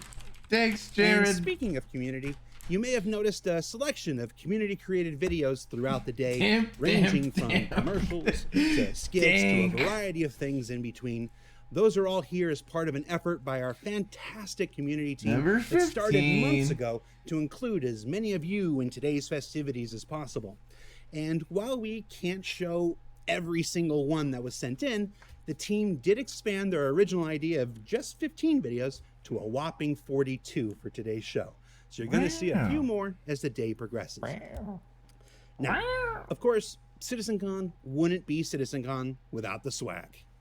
Check that out, huh? Yeah. What? And this year, we've got it coming in two shapes and sizes. First up is the digital goodies pack seen here, which comes with the newly minted Arden SL Balefire suit you may have seen recently on Yo, Inside knife Star skin, knife Citizen skin. with that Spud, Spud, Beta tell me- Geo helmet. It's got the matching Spud, what that- Hellfire what that combat knife skin worth to you? because Accessorizing is always important. Bro, that's And the almost a classic Ruby. CitizenCon 2951 Look, why would trophy, you say that? It does like which a I'm box still knife trying to spotter, yeah? convince Actor Feature Team to That's like a turn into a $400 bludgeoning knife. weapon. Nice. Factory Just new. say Red one more time, people. Now, these will all be distributed Monday to all backers. So if you've been on the fence so far and decide to back the project today, you'll get it along with everybody else on Monday. Now, over in Meat Space, Well, I have to since pay we for it. I don't can't want it do the traditional swag bag that's included for It's attendees with a free? ticket, Ugh. we're doing a swag box that you can purchase on the RSI store. For the collectors out there, it's got 3 brand new Star Citizen pins to add to the collection, as well as an individually numbered challenge coin that says there are many like it, but this one is yours. Damn it, Now, dude. both They don't. collectors' It's items only come in a neat 2,500. They box don't have and bundled with 2,900. stickers that you can Fuck. place all over the place, like Steve Bender's desk. I'm number I know. 2,900 streamer, dude. I have Because to I have did. the 2,900. Now, the swag bag made box is available they now go over on the 10K? robertspaceindustries.com website. And we've also got some contests and giveaways going throughout the day, starting with this Astro Gaming headset contest, where folks hosting their own CitizenCon watch parties have an opportunity to submit images on Twitter or Instagram with the hashtag SCWatchParty to win a custom-painted Xenothreat headset seen here. Whether your party is at home, or at work, or if you're Captain Richard, in his car. And for those of you who don't do social media, we're also giving away some Toby eye trackers on Spectrum today in a short story contest. So tell us about some incredible moments you've had in person with your fellow citizens and win a Toby eye tracker. Check that out on Spectrum for your chance to win. And no, I don't have one of those to show you because, as somebody said, I don't give things back. Now, let's talk about the day's activities. We just completed our Life in the Verse, or Life in Pyro presentation. Up next, we've got Ship Talk, where you'll learn about the latest and greatest in spacecraft coming to Star Citizen. Then we got Gen 12 and the multi-core of Vulkan, where we'll take you through some of the new technologies that will unlock Star Citizen's ultimate performance potential. Crafting Worlds, which offers a brief look at some of the new tools that make up those wonderful Pyro planets we just saw. Oh boy. Server meshing and the state of persistence, which will give you an inside look I don't know why at when the you said process of Crafting Worlds, I was expanding like, Star yes, I can Citizen out craft, to finally. the breadth and scope we Not all what he want meant. it to reach. The Sounds of Space, which for my money is the sleeper presentation of the day. Don't miss out. It looks at the new tools that will unleash our sound designers from the constraints of yesterday's outdated processes. And then finally, Systemic Gameplay and the Stream of Thought. An entirely silent presentation where Tony beams his brainwaves directly into your skull through the TV, provided, of course, you have your SGS brainwave amplitude receiver. You all have your SGS. They're also going to talk brainwave about dynamic amplitude events receiver, at the end, I think. don't you? We'll figure it out later. Basically, it's a big, long day of Star Citizen presentations and infos. That Pyro presentation Yes, we alone do, was Jared. like an entire We all got season the of fucking ISC vaccine, just Jared. crammed into a single day. Which makes me think, can I take the rest of this quarter off? I can. I cannot. All right. Well, if you end up missing any part of the show or just want to watch it again, each presentation will be going up on YouTube later today in glorious 4K. But fair warning, do not look directly into Todd Pappy's eyes in 4K. Or Corey Bamford's. They're mesmerizing. And that about does it for the housekeeping. It's time to throw it to our next presentation of the day, Ship Talk with Paul Jones, John Crew, and Ben Curtis, where they'll be discussing a ship you know, a ship you don't know, and a ship you weren't supposed to know, but you ended up did knowing. It's not invisible any longer. Here's Ship. Bye, Jared. New ship. Whoa, They're what the fuck? unforgiving lands. Oh fuck, it's a ship commercial. Across the impossible Fog. space. A mirage calls. A distant oasis.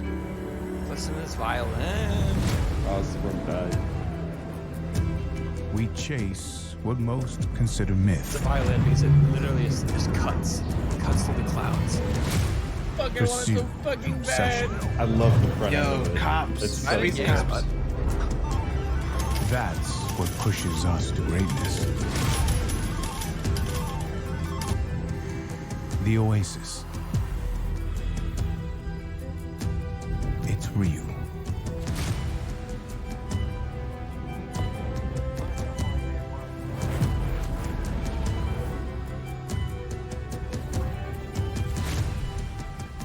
The 400i by Origin Jumpworks.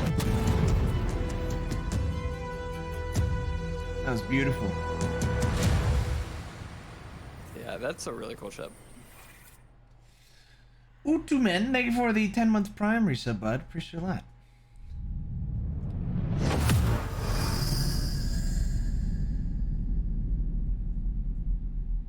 Nice Toyota. That's pretty cool, huh? Yeah, it's awesome. So we made the 404 Yeah, in the end. it was a ruse all along. It was a real ship. So, Look cool though. I like it. those trailers are always super cool to see the artwork from both your teams. Really good job of kind of showing off what I think everyone's kind of done. Yeah. Right. So we should probably get on with the show. This is Ship Talk, where we are going to talk about a variety of things today. My name's John Crew. I'm the Vehicle Director here at CIG. I'm Ben Curtis, and I'm the Vehicle Art Director at CIG.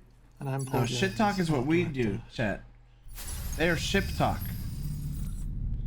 which definitely a play on it, which begs the question why they chose that name. So the 400i, it's a Constellation competitor, and we've got a few of these ships in this category across the board. We have the Constellation, we have the Corsair, and now we have the 400i. And the 400i has a few interesting features that makes it a compelling choice over the others. So, being an Origin ship, it's obviously very visually sleek Corsair's and an outright. fast, but also it can carry cargo and a vehicle at the same time. Although work was done on it. Size-wise, there's obviously a big gap in the range. We have the 100 series at the start. It jumps up to the 300 series. Then there's the big jump to the 600 series, and then another jump to the 890. Oh God, why is it 890? Why was it 890? Why is it 890 though? It's like 100, It fills the gap 300, quite nicely. 400, So in 600, terms of the process, 890. Normally what happens is we assign it to one concept artist, and we start the ball rolling. So it's really just a game of sort of exploration at this point. It's $890. We always have a timeline for each concept, and so it's the pressure is always on, basically. Oh God, some of these designs are absolute train wrecks. I'm glad we got what we got. The sort of key points, and so at this point of exploration, it's really sort of loosey-goosey in terms of figuring out ideas, looking at shapes, looking at silhouettes, and sort of not locking yourself into a line of thinking. Like a blimp one. We'll look at different ships. So some will be more influenced by the 600i, some more by the 100i, and then we'll sort of do a mix and match. And so, like I said, sometimes you don't quite hit it on that sort of I think like right at the beginning. Yeah, when you've got like a well-established manufacturer, it's really beneficial because you kind of you have that to pull from, but you also don't want to get into the point where it's just a scaled down 600 or a scaled up. Do you know what I mean? You kind of like, you don't want them all just to look like they're the same ship, just slightly different variants. Yeah. So I think the 400, it certainly stands out within the lineup, but it's clearly an Origin ship. And I think it's, because we sort of follow the sort of car manufacturers, don't we, in terms of the brand. It's sort of expanding the brand. Sort of the brand also develops over time, so we have like a double. Since the start of the project, Origin is sort of. I might actually cop this ship. This one looks so fucking cool. It's either this or the Orion. And then, like say, you don't want just a mini 600. Yeah. Even though there's a part of me that would just be like, right, let's do a 600. You don't want a mini 600. Yeah. And even at this point, I kept sort of coming back to one original sketch that had been done for the. There's a jacuzzi on the ship. I saw that was the selling point. Yeah, a little it's in the master thumbnail. bedroom. I missed it. In my head, it's about that big, and the sketch is just teeny weeny. I was like, I kind of want a version like this. This looks kind of cool. And so basically, in the end, I just went in and kick bashed some ideas together. So this was before my time on the ship team, so it's quite interesting really? to learn a bit more about the process. Yeah. It's a great ship. It's my favourite one, Paul, in that case. A lot of the little concept thumbnails get, if you see one, because we often show them in Jump Point magazines afterwards, after a ship's being released, you see all the early sketches, and people probably noticed that 100i thumbnail that we did that was rejected for the 100, but then has come around for this, and you never know what might happen with ones that we didn't choose for this one. Yes, could happen they in the future. might appear in future ships. So ultimately, this is what this is like a visual that I did. So it's it's throwing together a bunch of shapes, what we call kit bashing from different models, because it's quick. As an art director, you've always got. It feels like you've got zero time to get a result. Building JPEG. Yeah, I was looking at that too. Scared Toast mixed with 19-month resub. Earliest stream. Oh yeah, we really early. So my understanding of the ship was it was a luxury. Oh, is it that with the pool on top? Explorer. And so you can see here that's why there's a swimming pool in there. Yeah. Dude, if there's a swimming pool on top, I'm absolutely gonna cop. Can you imagine? Dude, ballers, fuck. To get sort of direction and feedback. And Chris was quite it's so small. It's in the grass. This was It's a little snow. an explorer. It wasn't. Little snowman. What happened to it? A small scale. You shrunk it. It needed to have Honey, a I function. shrunk it the needed to be ship. a competitor to that scale and kind of role of ship. We did quite a lot of interior investigations and just sort of looking at ways of arranging space within that ship, because like we said earlier, even though this ship looks big, it's actually really tight. How many crews it's a lot harder than you think to Looks achieve like everything 3 to that 4, now probably 3. Star Citizen expect to have in their ships, and all the components and all It's the a functionality. A very streamlined sort of 2 decks, or really like 1 3 in the deck, 1 engineer, and then 1 person in the lower jacuzzi. section and the upper bit, which The captain had the and the pool in jacuzzi, it. yeah. Maybe one day. My problem with it is like, Maybe get what is the this pool. niche? What's So the in niche terms of the this ship? It's not process, a what combat happens ship. is It's not a we finish the freighter. concept. And kind of exploration, but Yeah, more luxury. These ships are like everything. A little bit of everything. Off, do a couple Like of Exploration, Picani. cargo running. It passes over to Yeah. your department. Yeah, so from the concept, normally we'll kind of take it as quickly as possible into the editor, and that just allows us to kind of really get a good sense of the space from the player, and making sure that There's 3 on the everything that we website? think we need is actually going to fit. Making sure that Is it the minimum components crew or go max through, and crew? like 3. we were saying earlier, Seems a a little lot of the small for time it. is what a ship starts off with its kind of paper design, its official design document, to the point where we're actually kind of working on the ship. The requirements can change. That might, that's not just because we'll add this and add that to it. It's sometimes Although the if it is balance more passes done in the game, maneuverable we've than the realised that, Constellation, a certain then ship it should have item, front-facing guns too that the pilot might not be suitable controls? for it anymore. Oh or, shit! It might be They that, just put we the think, 400i actually, up on it'd be the great if we could fit the Pledge X1 store. in it, because Yeah, it's it's been out. kind of the We were talking perfect about ship that. for it. It's 220. But that wasn't, like I say, It's on not the bad. essential 250. plans. 250. So Oh, yeah, I mean, War Bond. like you were saying, Buying the it ship fresh is kind of instead a of- hard Oh, yeah, split, War it's- Bond. It's 2 floors, so What is we've War kept Bond? sort of That means all of buying the ship engineering and in cargo and whole storage and instead everything of downstairs still, melting your and then money that the you already kind spent of in the game the and habs putting and it into the the crew space is So all it's upstairs, 250 which is to the bridge, obviously. melt your Once other we kind of get stuff that white box in game, we and then turn it start into making it, sure that or it's we 220 can fit to everything we buy it need. flat We out? also, that's That should the be point that like we this. kind of really start internally showing that ship to everyone that I think War Bond is usually comes with invested like in insurance, it, doesn't and, it? including Chris. You can and, get in game too, but I'm telling you.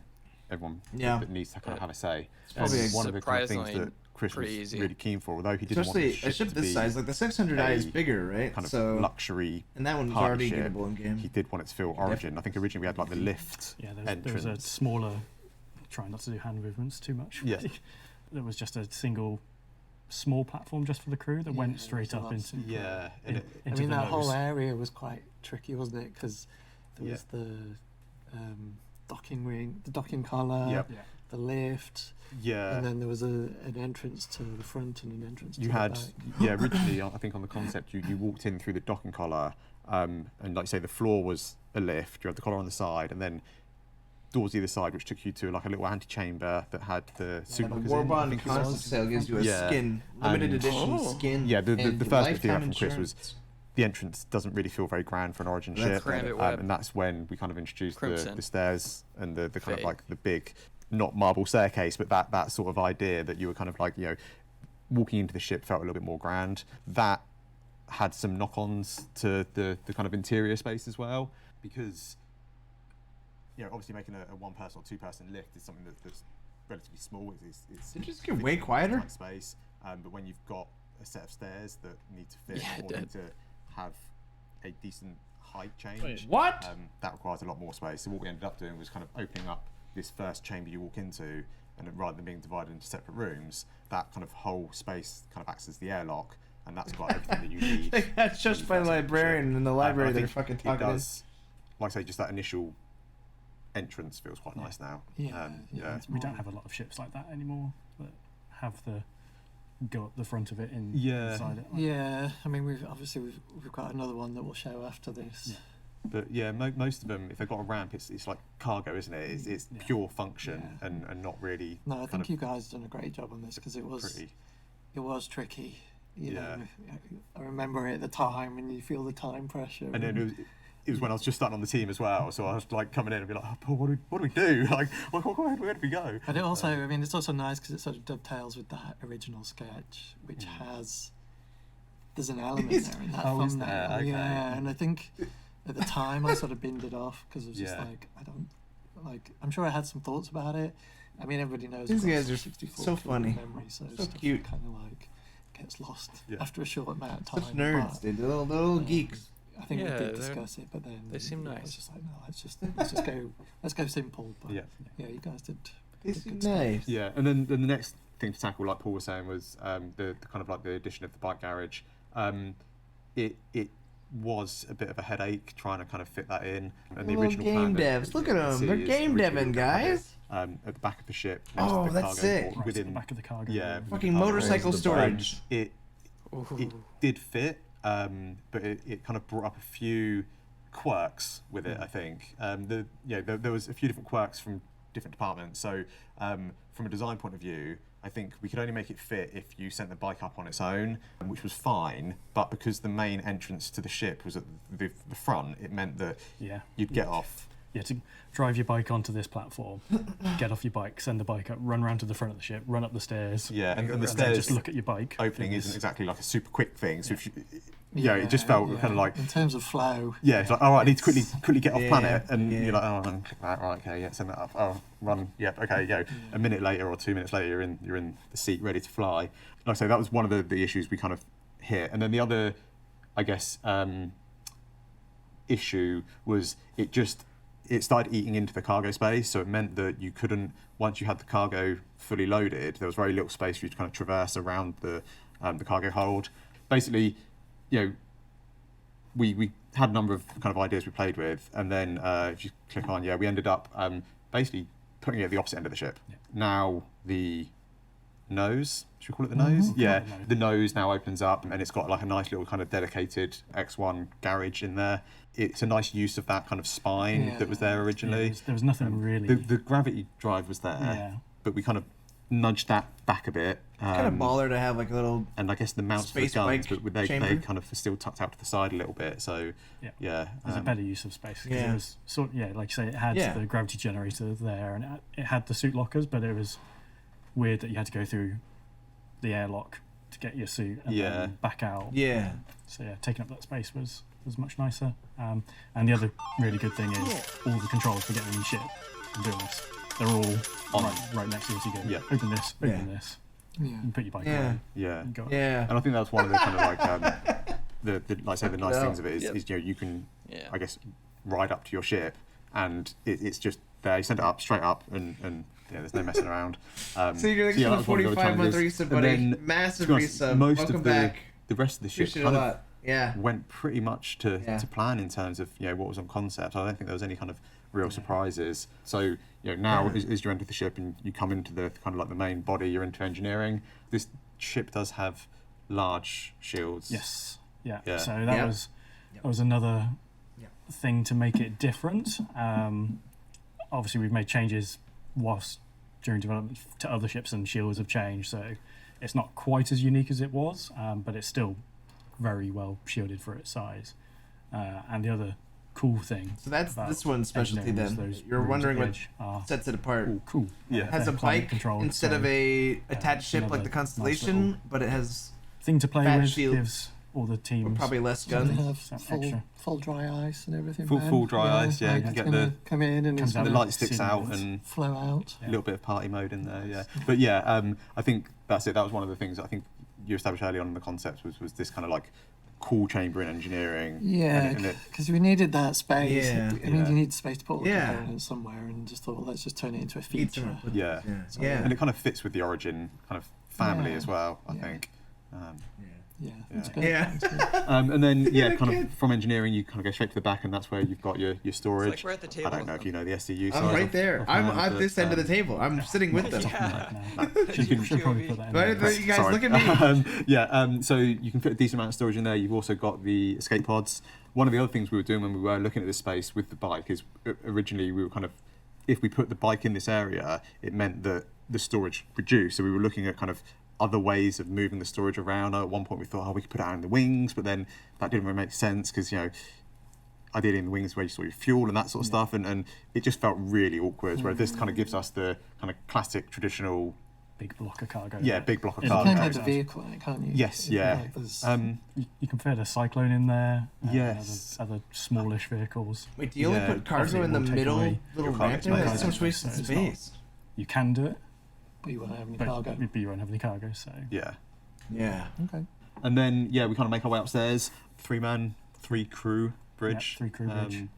And yeah, it's it's very, to me anyway, the bridge is Lawman, very you weren't thinking Origin. about the It meta, feels where you very manually sleek. load more Get a nice cargo? view of the kind of front of the ship out in You front just of you. shove it everywhere? And It's true. You should. Yeah, I mean, it's that's how a all nice cargo place. will It's be got done. The classic kind of Call it the slob Origin, meta. kind of You hardened. just throw it in and every when it fucking low corner of tech the screens, ship. It's all kind of projected. And You just need fucking hallways, dude. You just need There's more something you can see hallways. there's a lot of 600i The fucking influence, jacuzzi. like from the Fill the original jacuzzi. concept image that was done for the 600i. Yeah. So I was keen to get those. That sort of, it's almost like the black louvers. Yeah. And then it gets. To be honest, they were one of the things that we kind of kept referencing back during the production. Was like, let's just go back and have a look at this. It's like one of the, again, one of those kind of shapes that really sells Origin to me. And yeah, so I think it was good kind of keeping them. And that, it was also, what's the Origin buggy called? G12. Thank you, yeah. So, again, we've got the louvers in Yeah. that. Yeah. The 890 as well is like all the bigger Origin ships have this sort of arrangement of a single center seat and 2 crew ones, whether they're at the front or at the back. They're all sort of that style. So it all plays together. And then Habs wise, you kind of got the captain suite and you've got the crew suite. And within those, they've got their own kind of lockers. They've got their own kind of personal ship storage. I'm not sure if it's exact, but they're very similar in their kind of scale. But obviously, the captain gets the slightly more space, a little bit more kind of luxury because he's the boss. So. At one point, it was. They switched. They're literally hive mind, dude. They switched. Now they're the. So you've got that extra space for the. I'm learning loads of stuff. Yo, is that a toilet? Lots of things changed during the concept. Like, damn right. Changing it from 4 to 3 might sound like a quick thing on paper, but then it's like look at that using a seat at toilet a bridge somewhere. You know they got a sick bidet in that bitch. Lockers, Tough to fit an extra seat in that bridge. They got a top quality bidet in that motherfucker. Had 2 banks, so it would have been a bit. Just Yeah. purely visual sort of. It feels a little bit nicer weighted if it's. I mean, the whole ship has a essentially I a want to triangle. sit my ass on that. Yeah. Okay, all right. Hang on now. And then as you kind of progress down through to the there. rear of the ship, this is where, like I say, originally it was party time. Yeah, it was the party room. Yeah, we've kept some of the elements, I guess. Party room? There's That looks still like a mapping kitchen, room. a decent sized kitchen. It's still a nice space, isn't it? Do you know what I mean? It's like luxury. It's still that sort of luxury. Yeah, it's yacht. nice You've got your space. wine fridge. Kind of It's not really a party room. Yeah.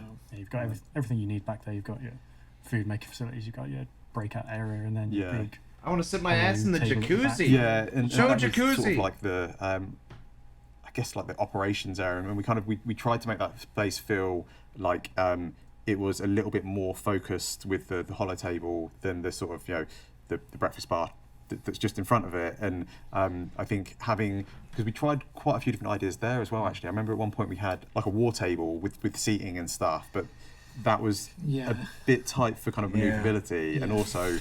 I think we ended up going with like the standing kind of hollow table rather than a seating one, because when you first kind of like look at it, it felt like an extension of the relaxation area rather than like a kind of planning, what we're going to do in our operation type area.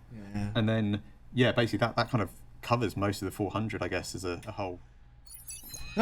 Wait, Anvil Liberator, new ship.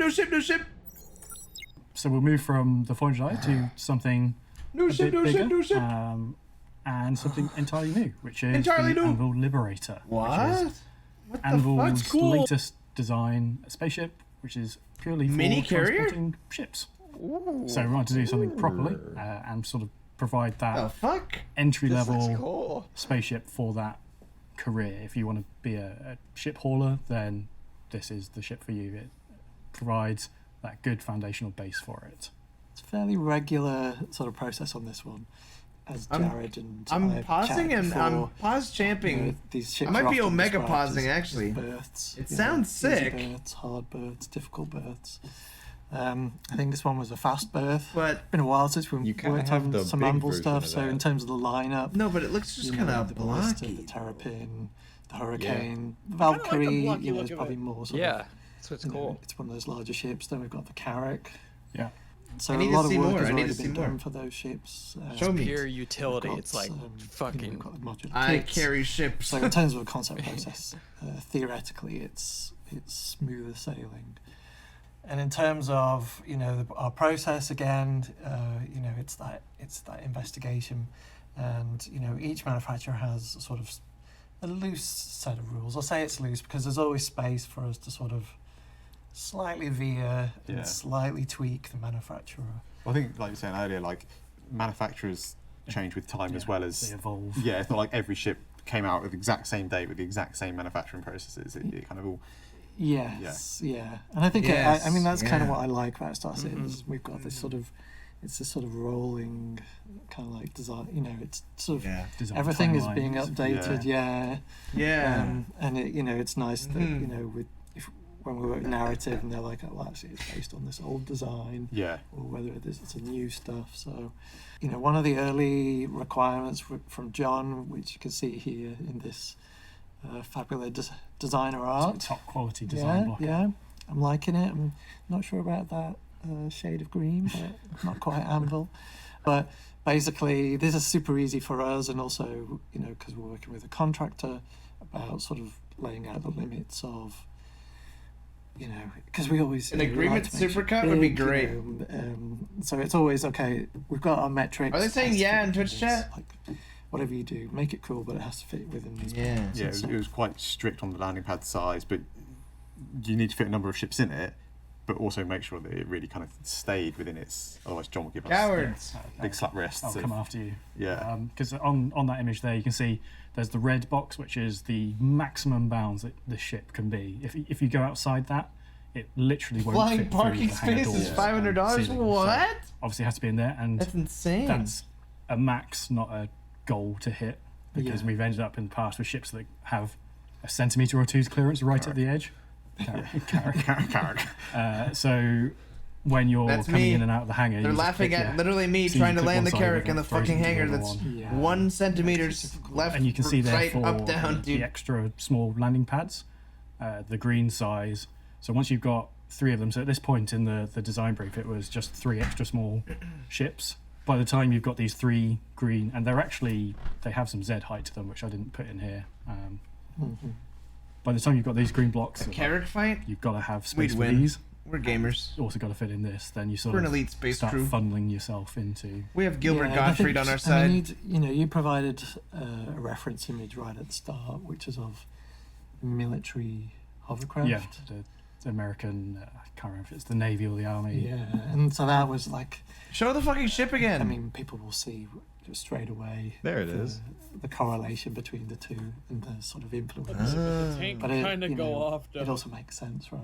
It's a very functional. I'd say it's a very functional ship, isn't it? So, and tanks in the middle, fucking ships on top. The real life version That's kind of sick. Has been made for that function. And how much do the tank cost? Follow suit. Yeah, definitely. Tanks like and so, much. You can get the tank we'll very easy basically in be game. looking It's at very cheap. some of our exterior options, and again, it's always it's quite difficult when you have something like less than an hour. That reference image of the military hovercraft, because instantly it sits in your mind, and you sort of get sort of stuck in that thinking, and so part of my job is also to sort of push the concept artists and say, right, okay, well, what about this? What about that? I think it's always it's always a sort of dual role. We sort of you work together and kind of.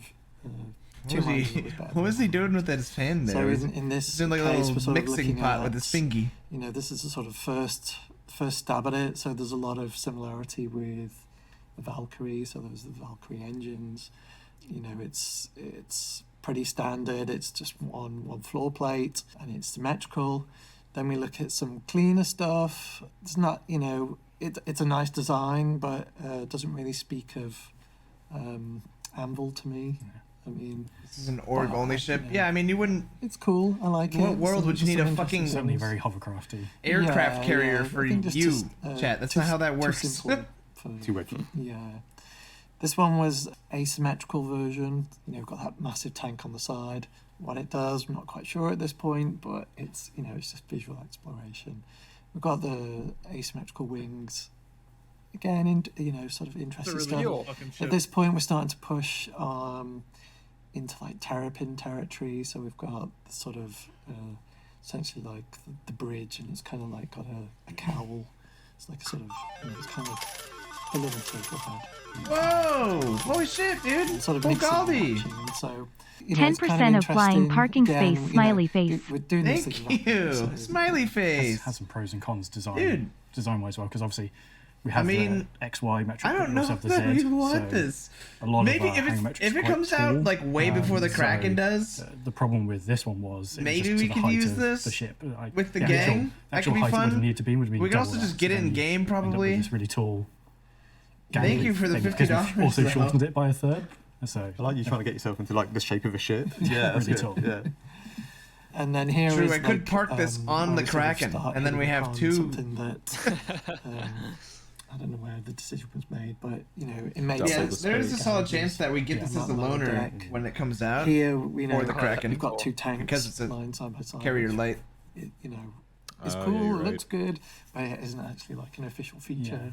It was around this point where we were looking at the double layer thing and trying to get these 2 layers to work, or 2 floors to work with the 3 larger ships. So we changed it from the 3 extra small pads to 2 extra small pads, which basically take any single seat fighter in the game and submerge For half, maybe a year. On there. I would probably And then say we year and a scaled half. The front one down to an extra small, so that's Mhm. things like the Argo MPUV. Capital ships are gonna be fucking forever. They Prodigy need the X5X, well, see, the thing is, smaller flying ships like that. Sorry, we're But like kind of also interestingly, fucking over the background that noise, extra but small metric is sort of the same as the medium. I mean, no one's listening to the fucking vehicle metrics. metric, Okay, which is like a meter different height. they're working on the stuff that is needed for capital ships for players, but they're working on like the very basic fundamental stuff, like interior ship culling, because without that, you'd be rendering the inside of every ship around you, and rendering the inside of a capital ship that you're not in is fucking GPU suicide. I treated it like I was So a fan of they're working on that stuff, but they have to get the tech in and then build the ship and then implement it. So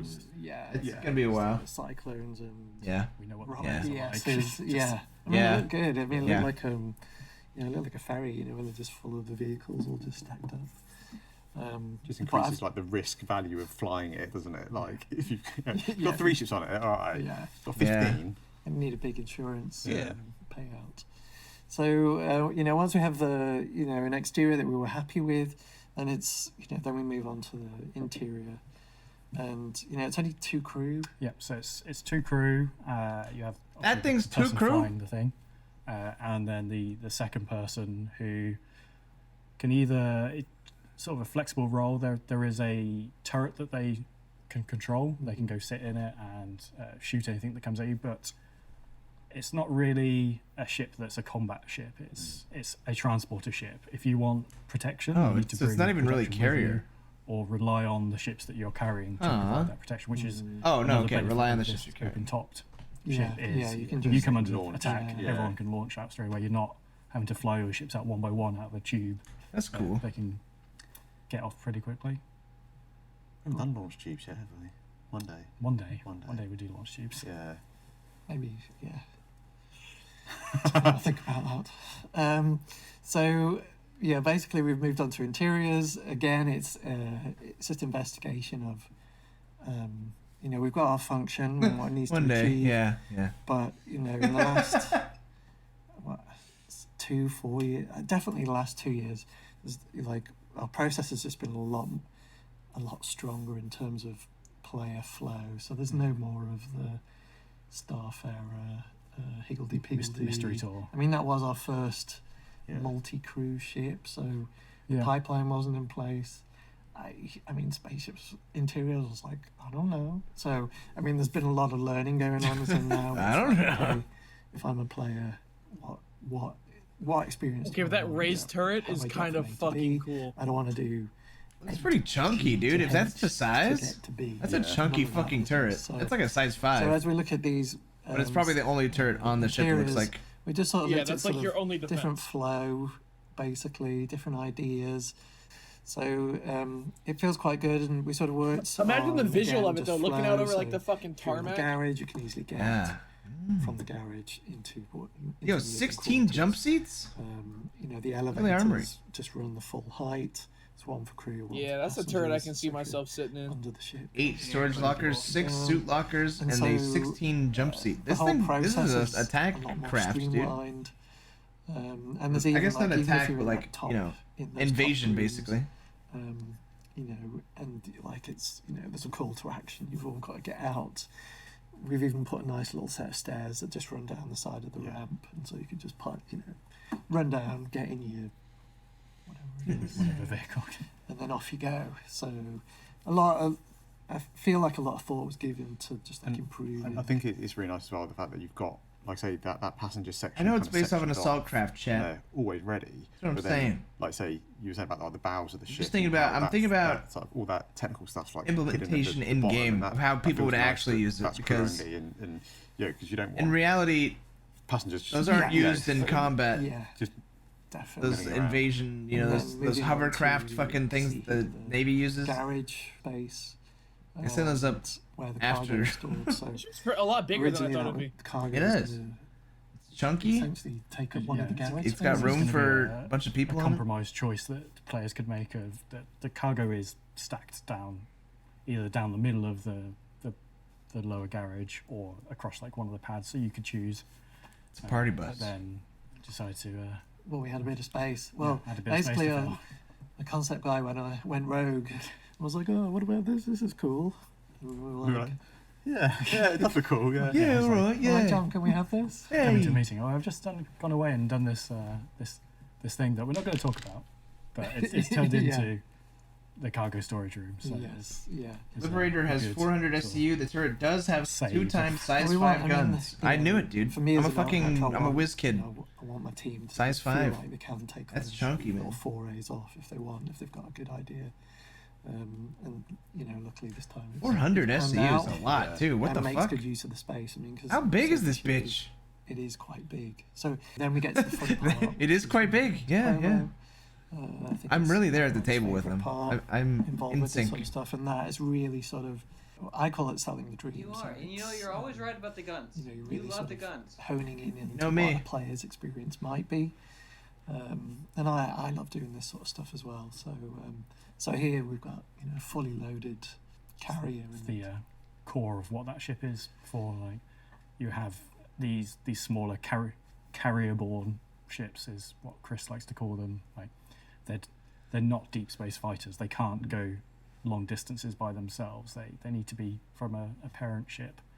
So the Liberator is, unless you suddenly got an Idris to carry things with, this is what you're going to see going through these wide and long star systems. Like Pyro is incredibly large compared to Stanton, and Stanton's already quite big to go from one side to the other. So we really need these ships to help you lug all your stuff from point A to point B. Because if you do it in your Hornet, that's going to be, I don't know, 50, 100 little stops. Whereas you cram it in one of these and send it on its way, it's going to be a much better experience for everyone. Yeah, absolutely. I think this is going to be like I say, a fun one to kind of get onto. Yeah, Absolutely. I think your team's going to like Yeah, that. yeah. That's pretty much it for the Anvil Liberator. Ship transporter at its core, 2-man crew, designed for hauling 3 spaceships and some ground vehicles long distance. Very cool. Ooh, Merchant Man. Let's talk about the Banu Merchantman then. It's that ship that's been around for a long time. For a long time now. I think fans of. We're pogging. My delay is huge, but oh my god. We haven't really shown a huge amount of it beyond those original concept images. So No, and I think we're pogging out of our minds, boys. This is my second round on this, so I think maybe like 3 years ago we did an initial concept round. Like around the time of the Defender, I guess. I can't actually remember. So long ago. Yeah, but sure. Let's. I think fans are going to love this. I want to see the there's alien a few things that need to be updated ship. for the Merchantman. Obviously, we've talked about this many times in the past. As Star Citizen develops, things get added, things get refined. We improve our workflow. So, number one thing we had to do was look at the size and the scale of the ship, because I think it was 160 meters wide and 160 meters long. So it's in essence a cube. But it's a very tall ship as well. Yeah, but it was very vague because we had never done a full interior. layout. So not to like the new system. Yeah, so we need to make sure it fit everything in. So it's always a good starting point. The cargo numbers they've never really been changed since they were originally concepted as freight units, not standard cargo units. So the scale of cargo has changed since we did it originally. I don't remember freight units. Yeah. It was It was a long time ago. The marketplace before my time, wasn't it? Need to have a good working out. Yes, me lord. And then lastly, we want to have some synergy between the Defender and the Merchantman. So we found a way to get a Defender hangar on board. So that obviously has big consequences for the ship. So let's talk about the exterior. I guess Why did that fucking got me killed? It seems so long ago since I started on this. But the addition of the Defender to the ship basically had the biggest impact in a way.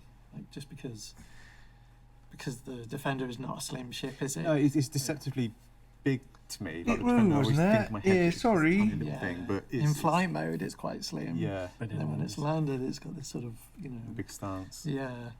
So this has been, I think I've probably been on this for maybe a year, something like that now. A year? And I said before, we did an initial round of concept work. It's a big ass It was sort of done more in isolation, so we didn't really have a full interior. We sort of treated it more as, okay, we need a corridor, we need an idea of a marketplace, we need an idea of Oh, the marketplace is going to be so fucking cool. We'll kind of sort of piece them together. And so that was maybe like 3 years ago, something like that. And obviously processes have changed, as we've discussed today. It's more about the player experience and the flow and things making sense, less rule of cool. If we still have the coolness, but you want it to work right. You don't want it to be frustrating. I think when you kind Literally of do imagine this, like, right? Obviously, this big ship, so you think, oh yeah, You load this thing up with fucking millions of hot dogs and food stands. Fine, but that kind of You always land at sets us somebody's up for outpost, just a lot more headaches. and you get all your friends on deck to start fucking by you spending the time tossing to hot dogs all over somebody's outpost. fully flesh out the interior. That's the thing you're gonna be able to Saves fucking us so do. much time when we can Fucking actually wow. do the production. Food side truck, of it. giant food truck. Takes all that risk. The food mall away mess. from us and puts it out front onto Somebody you, goes to basically. bed, So you know, thanks they for- wake up and Covered in wieners. We tried hard. Covered I in mean, you can wieners. see here that the ship did have to scale up. Yep. We talked about earlier. We have those hangar Why is metrics. the Defender's and scale? Scaled up. It now doesn't fit the hangar so metrics. we'll get to the. I think we'll get to the solution in a little bit. Yeah. The solution? Just a quick shot of the wings front, bend? and you can actually see Question that mark? from the front it hasn't actually changed that much. It's grown a little bit in height. It's, gained a little bit of body mass, but overall, A lot less alien, pretty similar. I mean, we've, sort of. What's that? Looks a the lot ethos less of this alien. whole thing is, the ship It's hard to tell in white box or just without color or anything. ship, so it wasn't that we wanted to change it just for change's sake. It was just we need to make it work. We do need to advance it, and so between myself, concept artists Mike Oberschneider and Mark Gibson, one of the CID's designers. So kind of small, you're paying? Twice a Dude, this shit's like capital ship size now. You kidding me? Basically gone through this ship from top to bottom. Why are they whispering? I don't know. There's a huge amount of. They're nervous. They're nervous to reveal it. And hands down, this has been the most difficult and hardest ship to date. Like, I've not had a nervous breakdown. Actually, the whole process has been quite nice in a way. Really? But it's just been long. Who are you It's lying the to, long- man? It's the, I think this is the one that it's a marathon. to begin with, I was really scared, and then the kind of the closer you kind of got to finishing your work, the kind of the less scared I'm getting and the more excited I'm getting. And I'll probably have, when we get into production, I'll be like, oh no, what are we going to do? And then again, once we kind of actually kind of get over that hurdle, because it's quite an intimidating ship, not just visually, but Yeah. the I mean, there's a lot of cool stuff. I mean, we're seeing here the sort of hangar opening. Whoa! So basically, we've Hangar. One of the sort of design philosophies of the Banu ships is they sort of incorporate tech where it suits them. So they use tech from humans, they use tech from Xi'an, whatever suits them to sort of achieve what their needs are. So for this ship, we've leveraged a lot of Xi'an tech. So it's a lot of that essentially Fucking levitation. Defender? Yeah, Defender's a medium ship, Stuff isn't doesn't it? have It's to be fucking physically big. connected to It's move. pretty chunky size. It's a It two-seater. sort of hovers and then Big boy. shifts along. So it's basically given us a lot of opportunity for creativity. So hangar here, you know, it's always multi-part as well, so it's always kind of nice. Defender's like That's the surprisingly shot big. front. Every time I take it out, This is with the front. I think guns I'd out, consider it which medium, is even though it's a SA, fighter. Yeah, correct, is big size 8 guns. One of the original Size 8? cool things of the Merchant was all its weapons are sort of tucked away and Damn. hidden, so it gives you that Yes. non-threatening. Yo, who aura wants to start with.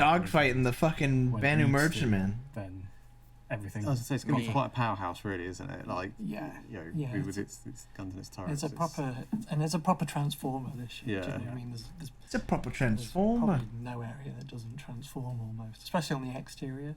And again, you know, like John said, it's just to keep with that kind of like, you know, Just a friendly trader. yeah, just a friendly it's trader. peaceful. Don't worry about me. Just going on my business, and then suddenly everything just pops out, and it's all business. So again, sort of multi-stage animation for the guns. Again, for the turret. I mean, the turret featured in the original. You know, there was a hidden. It was never really fully explained. No, There was no.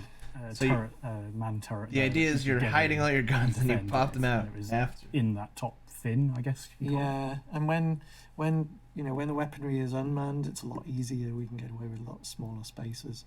Once you put a person in it, then it's a whole different ball of wax. Yeah. And just the player experience, and it's you know, twin gun. Twin Yeah. S5, so it's not giving you a little tickle. It's Yeah. quite a big punch. Yeah. And even though it's only a turret, a gunner, you still got to kind of take all the consideration. You're taking in a pilot seat in terms of their visibility and everything else. And Coverage as well. and yes, you know, you expect to see the big guns and the silhouette and Yeah. that kind of like the real feel of Yeah, being in a twin gunner size seat. 5, but yeah. like I say, it's quite easy for it to just kind of What's that ship behind growing complexity Yeah. quite quickly. So I mean, basically, we've Yeah. used Geon Tech It's an again Easter to egg. help us sort of reveal the turret, also to elevate the turret. Still, you know, we've got multiple ideas for that, so I think we'll just have to figure that out a lot further. Show the ship more. And then these guns look tiny With colour. I mean, they're still like sized. So pea-shooters. these are guns that most fighters have equipped to them, but they're on these point defense turrets. So obviously, the ship was big to start with. It's bigger now. It's more of a target for missiles and torpedoes. And one of the best ways we have in game to counter those is these automated point defense turrets. That's fucking sick. I know again. Well, humans have these phalanx. Size style 3 fucking guns that shoot down like even Sea-Wiz threats. fucking We'll- shoots down we'll missiles take for that you and we'll guns. use our That's own fucking guns. awesome. That's cool. It's got 4 of these on the hull. So there's 2 on top near the bridge, and then I think we see the other 2 underneath. So you've sort of got your 360 degrees protection from missiles. from That's those. fucking cool. And then there's an additional pair of Liberator, size 4 the remote turrets Liberator had one too. under the That's sick. wings. These are controlled from the bridge. The bridge crew mentioned them, so yeah, it's not lacking on. I hope all the capital ships I get think those. it can carry Yeah, they're gonna a need fair 'em. amount of cargo, and you know, it's got its own trading floor. And, you know, It's your livelihood. Yeah, you kind of need to make sure that. I mean, you can basically, protect that. yeah. It's a bit of a TARDIS. It's a bit of a you know. Yeah. There's as people will see, there's a whole bunch of extra stuff that we've squeezed into this compared to the first one. So there's always been this feature on the Banu. It was there on the original, but it never really had a function. You know, some people called it the paddle, some people called it the flipper. Oh, yeah, what the fuck is that? But Chris was like, okay, it needs a reason to be Yeah. used. Yeah. It is. Make very it have a dominant. reason, duh. Yeah. It's right, Yeah. isn't it? So- Yeah. I always remember that one bit of Defender concept art where it's just there, just destroying a mountain. It flies over, just dragging it. So Holy we've, shit, they're ripping on you know, their it's old concept multifunction designer. Imagine essentially because, imagine the person that made one those of the still works difficulties there. was, at the top of that flipper, fuel scoop, is basically the entrance to the marketplace for traders and the public. So it was, you know, there's that challenge of what it needs to look, you know, it needs to do its job, but it also needs to look visually appealing because it's going to be the entrance. So there was, and we'll see that in a second. Looked way too vertical. I'm confused. But it was always a bit of Yeah. a tricky thing to solve. And so, you know, again, we're seeing here as John mentioned earlier, the ship got wider and didn't actually fit. Yeah, folding wings. That's which meant we had no hangars that it would officially fit in. Yeah. We could only ever officially land at docking stations with docking ports or on a planet's surface, which is, as a trader, you're missing out on all the places you could land to do trading. So we had to find a solution. I mean, the funny thing is, this is the simplest of the solutions that we came up with. I mean, there's probably like 10 others that we did.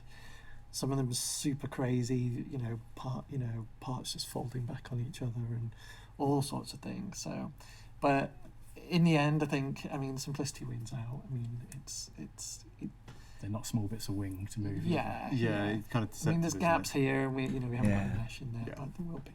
We'll work it out for you, Ben. Yeah.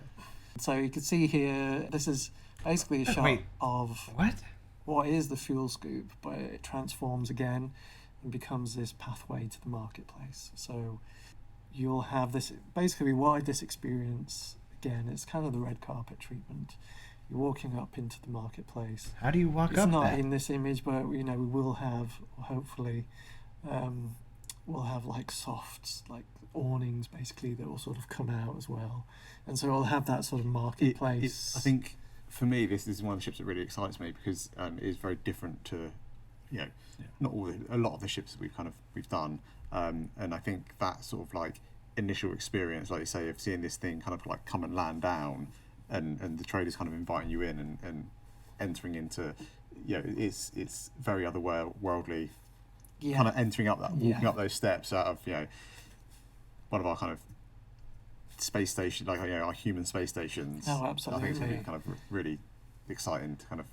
I mean, the idea is that as you go up those stairs, you'll have holographic visuals of products that are in the marketplace, and so they will sort of pop up and just be Pop-up ads in my ship. It's just that sort of shopping experience. And it's like, oh, okay, I can get that and get that, or maybe even artifacts that the traders picked up. I mean, you've got options basically. So. Yeah. And then also the cargo that changed. Cargo is a big cargo topic. It was one of those things in the original concept. Even digging out the original design brief wasn't particularly clear on. Was the cargo bay internal? Was it external? Was it? Gotta install ad block in my brain. Was it a walkable space? And we kept it external for the first half of this development. Yeah. And then it was during a meeting where I think a bunch of us were in there with Chris, and we were all like, "Oh no, it's internal," and then someone else was like, "Oh no, it's external." And we just decided, like, let's make it enclosed. We'll keep the styling of how it was in the original concept, so you have that sort of, I don't know how you want to call it, shuttering or on the outside. Yeah, I'm struggling to actually remember it now because I'm kind of like locked into this one. But it was more that it was you saw the cargo crates. For 10 seconds. They were very exposed, weren't they? They were exposed. Certainly from underneath, you could see them all. Yeah. They were top mounted, and they could all drop down. But that caused huge problems with the entrance case, where if they could all drop down at the same time, then you couldn't get in the ship to start with. So we did have a solution, but solution. This is definitely better. Yeah. So now it's enclosed. You just have one way of dropping at the front, and then we'll see later how it's all managed inside. So you can have the front ramp open and cargo coming up and down. The two systems are not interfering with each other. Mm-hmm. And that was a your big cargo is thing. more protected as well. Yeah, and that's kind of I guess a key element of it, isn't it? It is. Yeah.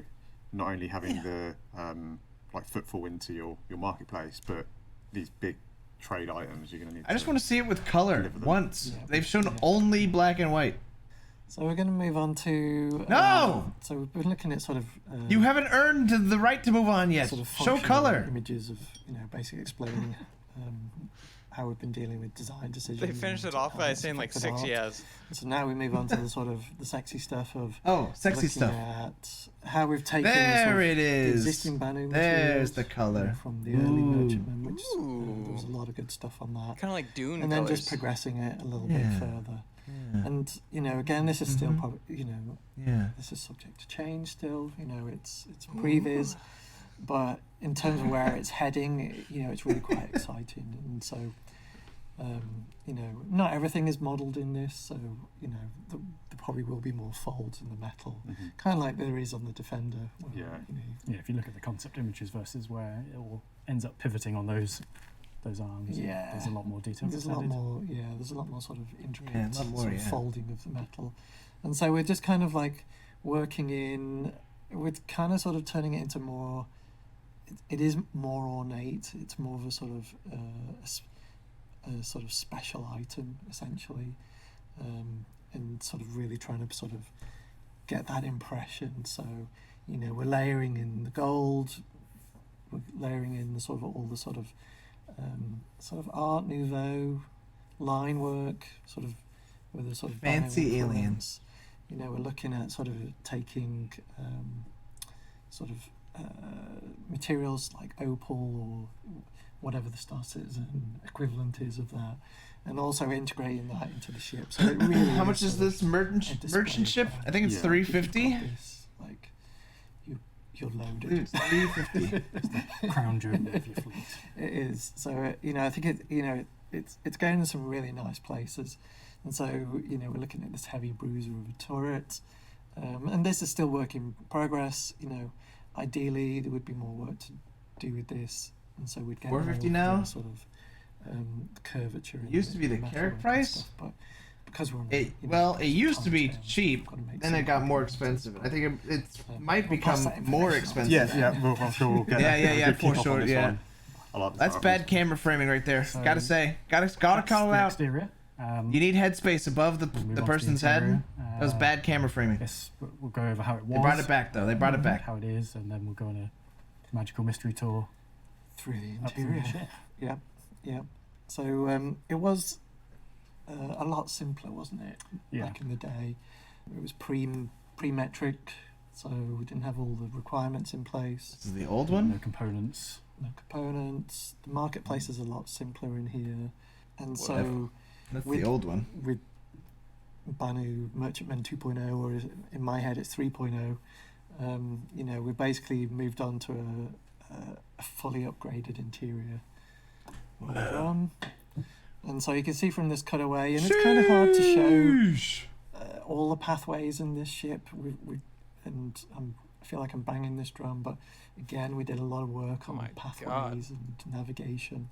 And so Became you a goddamn fucking cruise as a liner trader, from a you hopped yacht. off to a certain route. As a crew, you've got access to everywhere, but as a trader, you're like, okay, well, you've got these areas you can get to. You can come in from the docking collar, and there's two different docking collars. You know, there's the larger ship one on to one ship side, and the ship to station. Can we get one of And these then that painted funnels gold you into called the Golden Man? marketplace. I mean, And then they're you can kind of gold by go back default. down through the But flicker of I also do own one of these. So. And Yeah, so, I didn't know you ship know, in painting terms shop of in next update. what's changed, we've had to create space for the cargo.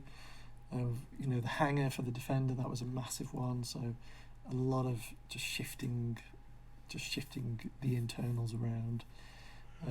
You know, there's two elevators in this. There's one for crew. There's one for traders. Again, I think that kind of like builds on the experience of someone coming to buy stuff there, though, and to me that's kind of like part of the lure of the ship is that, you know, like you say, the crew have their own. I don't know what we'll sell. But the kind of like the We'll sell people just that are whatever trying the to spend fuck money. we want. That Crazy. experience is like the kind of like one of the core elements of that ship. That's what makes it kind of so special. A different experience to Yeah. coming on board it that way versus living on board it and totally working on board. And so we'll see here that these are like previs images. These are straight out of 3D Studio Max with a bit of Photoshop magic, but it's just giving you an idea of that going up the fuel scoop or the market entrance. You know, you'll have the awnings all folded out. It should be a real grand experience. That is cool. Will we have red I carpet? kind of like, I don't know why in my head it's like Aladdin's cave. Do you know what I mean? That's what it kind of. And we had some reference images as well. Oh, okay. For the marketplace, and so you've walked up, and you're again. This is always in this concept theory has always been this tree of life essentially. So basically, you enter at the base of the tree, and then it forms the spine. And Interesting idea. that tree branches out and basically reaches to the front of the ship.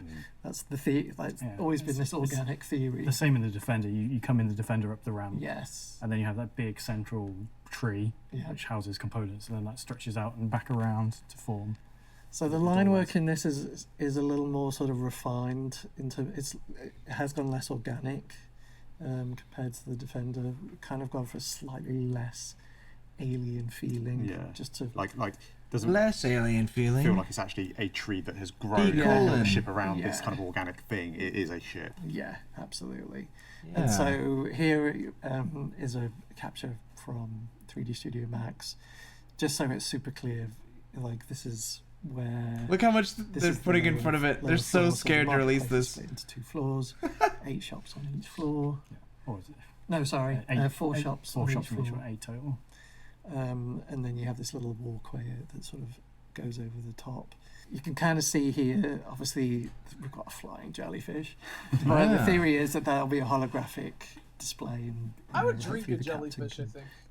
Choose what's on there. With a big special offer for the day. Yeah, it could be special offer. 90% water, right? There's a 95. Just have like butterflies. 99. Whatever. Jellyfish are like basically this water. This really gives you just a drink them. vibe of, you know, the complexity of the Banu sort of folded metal, that organicness, and sort of just that overall experience. The headaches that you're going to cause me. Yeah. And that Aladdin's cave. Yeah. You know, you've got the little jewels hanging off the. I really like those, like the kind of like the treatment of light in a lot of concepts. I don't know, I'm stealing your thunder from future thing, but I'm the so sort of these jewels and stones that are kind of really Yeah, light sound tired. But Yeah. it's like it's late enough to where I'm like, just I like can't go back to bed. different.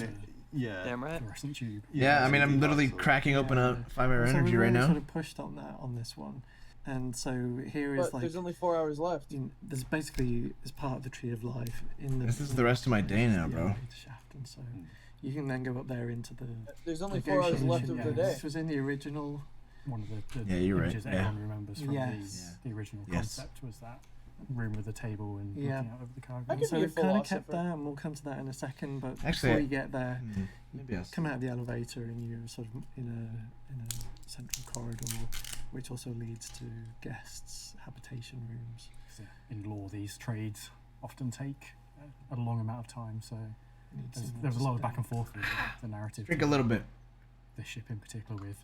That's about a 1.5 hour energy I just drank. How do they eat? How do Didn't drink the whole thing. Because for the Defender, it was sort of very small scale. It's long duration. So these trades can take days, weeks, maybe months. So the people that are coming on board to trade. Is that how that works? Yeah, right? And it's not like Should be. people that are going to be kind of flying this. They don't have a in my head they don't have like a base of operations. Everyone's like, not this saying is, yeah, are this they? is their home. Yeah. So like you say, if you're trading I guess some of these things could be their livelihood. They're What? They're trading these really expensive high-end items. They have a fucking no duplicate messages on. And you want them to feel Yeah. special, like you know the thing about this always has been. You should write a book of your philosophy and start a Citizen Buck and then like you know the sell it. That's great. My name's Sput, not So you Buck. can see here, you know, said in this Sput. image we've got massive gemstones. Did you? I don't You did not. think you In terms did. of lighting opportunities, you'll have the core sticks and the light. You know, if they're rotating. I swear to There's a lot God, I of said cool Spud, but maybe I opportunities. like rolled my And words. so because here I'm is tired. the conference room, which It's just the mentioned. tiredness. Yeah, In the that's original what it is. concept, it was smaller, a lot more compact. Tomato called me obviously the Boone ship's got all bigger, day more yesterday and more refused to space. call me by my name. Also, it's That's a, a display as strange well, one. right? If you can afford to waste a bit of space, essentially, you know, if you could be like, you know, I don't need to pack it with everything, you know, just got to make this nice player experience where everyone feels sort of relaxed. And so that's kind of what we've been pushing with. So there's a lot of commonality that we've taken from the original and fed into this, but then also pushing further. So again, you can see the sort of like carved gemstones inlaid. Feels like underwater. Inlaid with more gemstones, inlaid with gold, and so I like the again, lights. you know, in terms of player experience, it's going to be totally different to anything that's happened. And we've still kept that viewpoint looking into the hangar. Oh, just crap. Sorry, into the cargo bay. And so yeah, it's been quite a tussle trying to get everything into play. Yeah. And then this is an example of one of the habs for like if you're doing. Banu, the luxury ships? No, it's an alien race. It's the friendly alien trading race. Again, keeping with the organic theme, the Banu shapes. But Origin is luxury. actually in a slightly different palette and materials, and so it's kind of based off of the interior of a Nautilus shell. And so you can't really tell from here, but actually it circles back on itself. So there's a little internal wall there that you go behind, and that's where toilet and shower and all that sort of stuff is. And then you've got the bed. Do aliens poop? You've got lockers and little seating area. So oh my God, think about kind this. of like Okay, so alien life forms might not be carbon based, right? Again, so they might shit out like silver or gold. Leveraging that really makes you think. Even our money is alien poop. Or just more likely than you might think. Held in space. And more coming in my upcoming book. Quite different. And so that's where the traders go, but the crew obviously has got access to the full ship. Imagine just feeding an alien so it shit's gold. Grandiose, but not. Yeah, locking it up. So the docking cargo, docking corridor is still quite elaborate. But Eat. I need more money this it's week. all shared space. There's some more technical elements. Isn't that a Futurama plot? Still want to. There's a plot of them eating babies because they tasted good. You've got your superstructure, then you've got They just stole them from their homes, though. Layering of the cladding, bodywork, but yeah, the cladding, yeah. And then there'll be areas where there's also the dark matter poop. And so, by balancing those two, the proportions, you can kind of like alter. I should finish Futurama. The space. Fucking best show, dude. I mean, Holy it's gonna fuck. be It's kind of a journey. the age kind of shows on it now. I'll be honest, but how such how a we funny do fucking this, show. but This is the corridor. I refuse to leading watch the one with the dog. Marketplace. Like I can't. That one was sad. So I cannot do that. That one was just not even funny. They didn't have like a funny haha at the end. It just ends sad too. Oh my God, yeah, I remember fucking bawling at that episode. I was so young. Yeah. And it was just that like the episode where like it shows like how Fry's family reacted to him like going away, and how like his nephew or whatever like thought so highly of him. He like was the first person on Mars and built like a had huge achievements. Yeah, and he built it on. Fucking Jesus, man. Comedy show? Magic? It's not funny, haha, man. Folds, and moving on to the habitation section where sort of crew can go.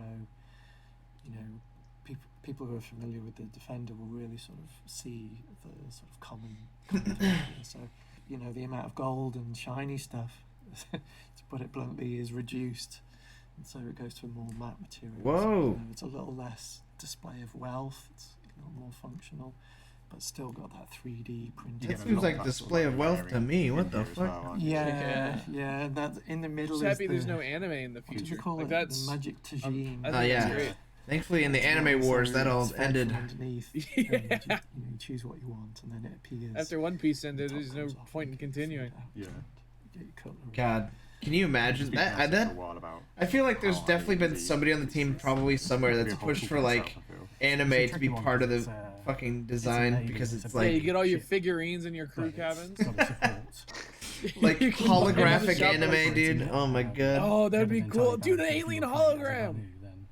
Some aspects of this you don't need, but as humans, yeah, the Banu anime is in. Look at Big Benny's. Cater for both. It's just a noodle shop. What do you mean? Yeah, and so a lot of complex stuff to sort of get our heads around.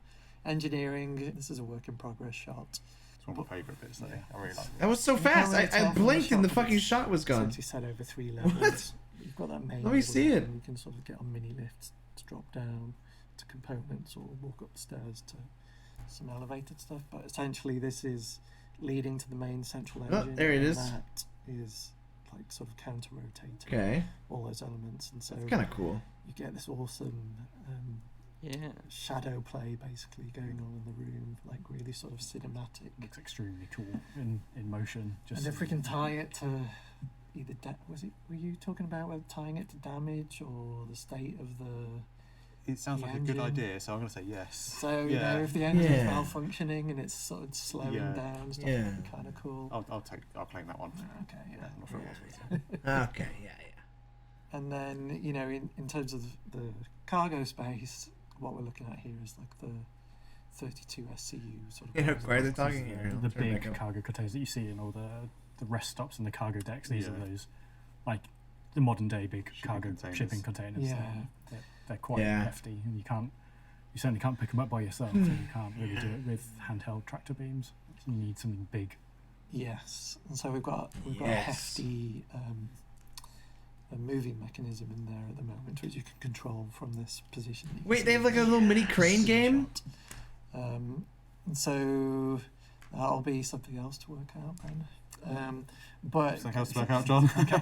But That's fun. Will be a really cool area. Load your cargo into the cargo crates, and then load the cargo crates on top of each other. Loading platform is. Yeah, because it moves the cargo containers into that space, and then that space kind of drops down, doesn't it? Yeah, so there will be that sort of like Tetris. Bottom one on the third stack. All right, okay, let's ship everything out and. There is that sort of game of Jenga almost with how stuff is going, how you're going to access stuff, and all the time you'll be able to see from the negotiation room. They get excited about something and get a little bit louder, and then they realize they're being at least a little bit loud, and then they go, "Oh, a little." I think it was a nebulous number to start with that had never really been proved out. It's still big. So it's around 2,800, which is not a small amount of cargo by any means. So it's still well above most ships, but until you get to the hull series, I was going to say, I can't remember what a hull series. The hull is over 3,000, so it's. Well, still, it's a lot, but maybe not quite as much as people were. Wait, how much was it originally? 2,000. Looks pretty though. It does. A loss of cargo, where you're gaining so much more. So it's always a give and take with these things. That's a shit ton. We could make every ship do everything, but then they just become these humongous vessels. So it's always a trade. So moving now up to the bridge area, and what we're looking at here is very much work in progress. I mean, we are literally working on this right now. In the sort of top left, had to think then, is an image that we created sort of on round 2, and we're sort of leveraging that heavily. So a lot of those shapes will appear into this new stuff, but in this new sort of configuration, you're able to access the bridge, but you're also able to access the remote, not the manned turret. It's more of an experience, and then also you've got side corridors, which leads you to. It's got a special name though. It's like it's not a meditation room. I can't remember the name of it. There was a approved name, wasn't there? Yeah. I can't think what it is. It's kind of like a sort of sacred space. How do you all not remember the name? Where sort of the Banu can sort of pay. Yeah. We've kind of got sort of equivalent of prayer wheels. That's kind of the theory. So it's like this nice little calm space. So that's been quite fun. So there's a lot of the areas on this ship are very sort of space religion, multi-threaded. Finally, you often have your central area. Just what we needed. Stuff coming off it. So, like I said, there's been a lot of thought given to navigation, and in this area also are two lifts, which also can take you quickly to other areas from this bridge. It's an 8-person crew now, so there's space for 4 on the bridge. Obviously, there's 4 stations there. 8%. You have 1 person that can go to the manned turret towards the rear, 1 person that can fly the defender, and that leaves 2 to deal with everything else whilst you're flying around, because you can still trade whilst flying around, but it's probably not the wisest of ideas if the person who's come on board to trade has left their ship behind. So I mean, it might be good for negotiations. Yeah, good for negotiations. Yeah.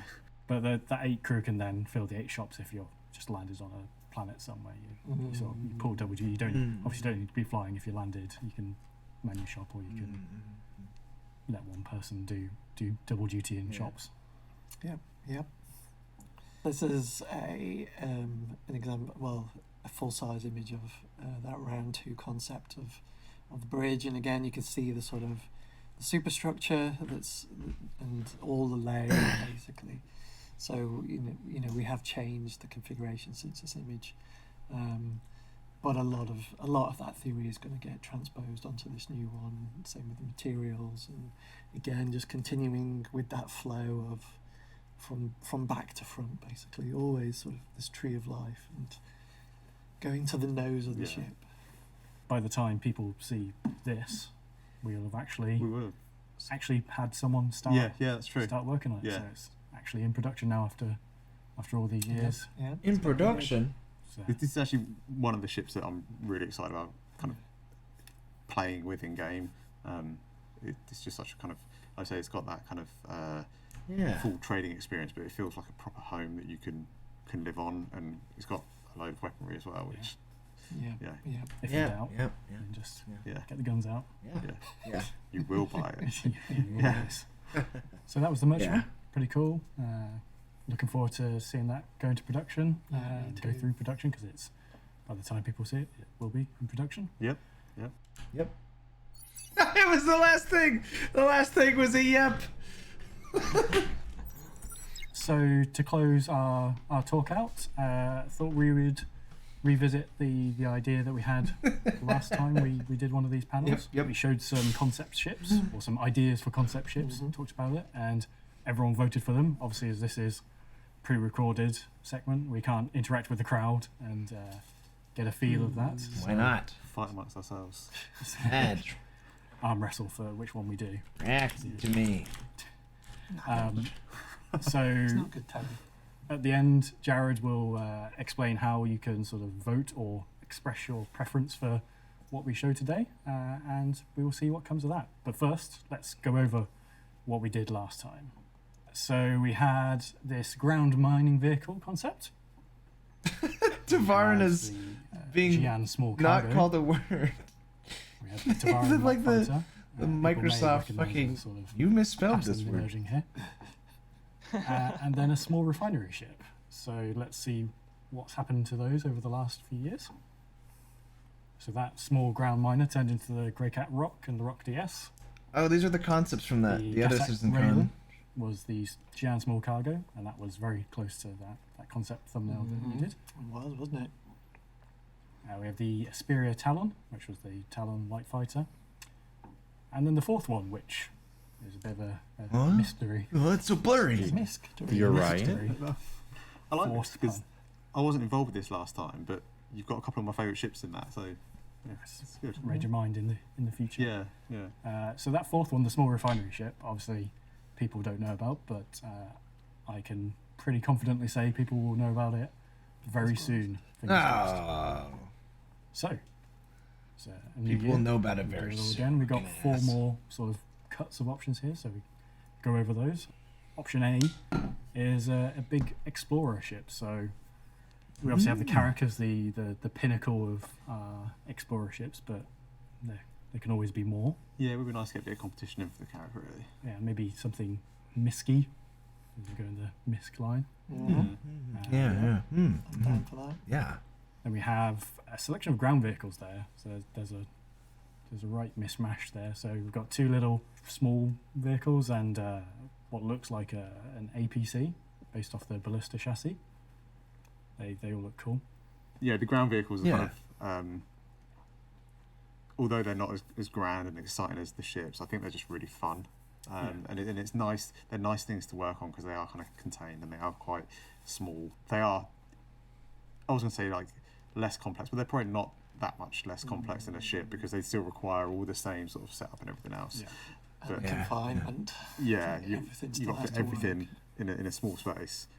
But I think the ground vehicles kind of they just add that extra element of fun when you are playing with your friends. That I want to hear a loud no. You know, it's not all just No. space. We've got some beautiful No. planets Nope. and being able to explore them. Nope. Not by a foot is good. Yeah. No. I don't see a floating noodle wagon there though. Floating noodle bike. That's still on the list. Yeah. It's on my PJ list. special. Yeah. I've got a few that I'm trying to like just wear John down with. Maybe option C, this hover vehicle could be a floating Big Benny's Delivery bike. delivery quad Yeah. bike. Yeah. Could be. You'd go to like flying green zones though, wouldn't you? And that would be like all actual kind of landing zones with all sorts of difficulties. Yeah. Yeah, so that's we have some Gravlev bikes in game at the moment, but this is a sort of a more stable, secure option because anyone that's flying Gravlev bikes has experience probably some mild terror as they try and do It's turns. been a while since we've done. Yeah, we've not done a. I'm trying to think when the last proper Gravlev vehicle was. Well, I mean, Nox. I mean, So it's been a while. Yeah. So the last option D is a bomber ship. So we have the Hercules A2, which is coming this patch. That obviously carries very big bombs, or it's a collection of smaller bombs, but it is our only dedicated ground bomber. We have bombers like the Retaliator and Eclipse for them, or torpedoes. This would be another single man, get in, get out, drop your bombs, job. And I've kind of said I like all of them, but I think the visual aesthetics of the bomber is kind of like a single seat bomber. They just look cool. Shikavi, thanks for the 3-month resub. Hover vehicle for me. Yeah. I'll go for the explorer ship at the start because I like big ships. I cannot lie. Do you know? I was wondering if you were going to do that.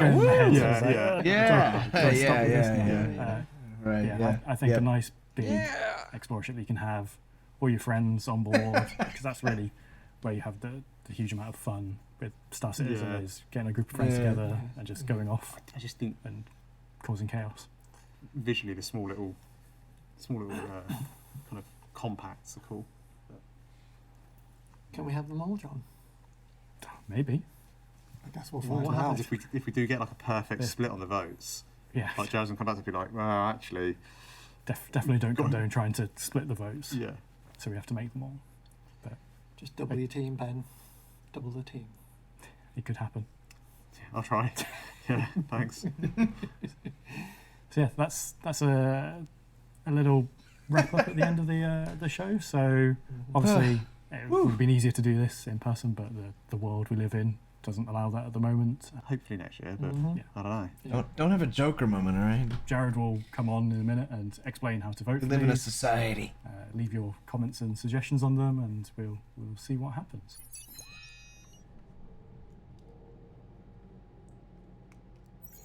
That's a wrap for us.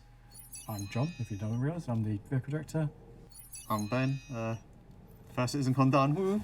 Yeah. That's a wrap. Welcome to the club. Yeah. I'm Paul Jones, art director. Thanks for watching our Ship Talk panel. Yep. Yes. Yeah.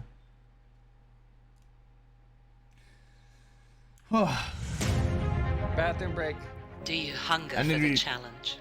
Be brought back to reality, dude. Pitted against nature, you will need discipline, determination, and the courage to never give up.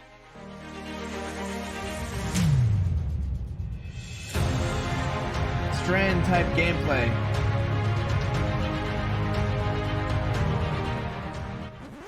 Bog. Looks like you need a beer, mate. Mountain bitches. God damn. It's cracking out here.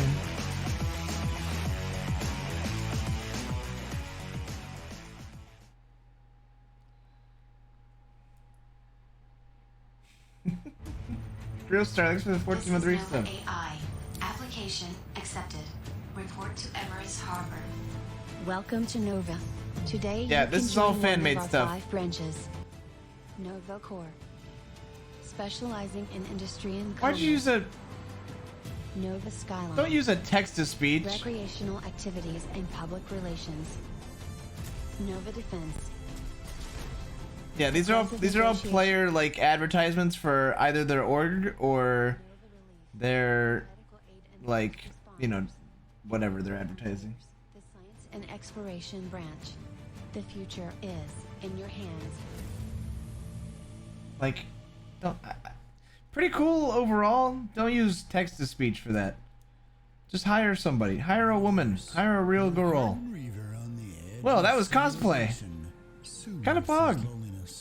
Too furry for you. That is a load of space whale crap, and you know it.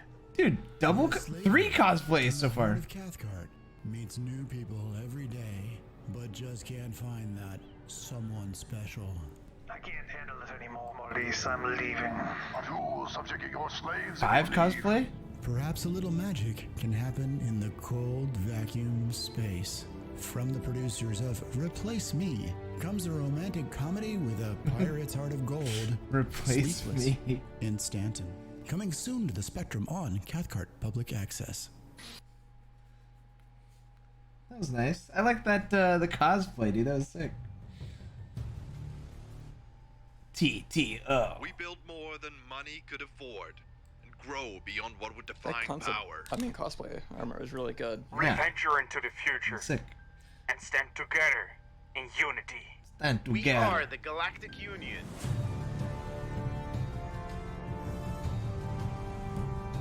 Galactic Union.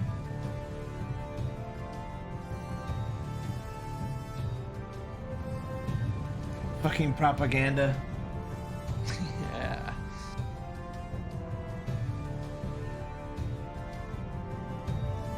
The little feet wiggles when they're doing it. Wait, what the fuck? Wait, what was all those brands? There was so many brands. You're watching CitizenCon I think those are 2951. different, Just in case you orgs. saw the Banu merchantman and lost all sense of time, space, and reality there. That was the ship top presentation, Does followed Jared by sound like a another set of grown-up's community butt? videos.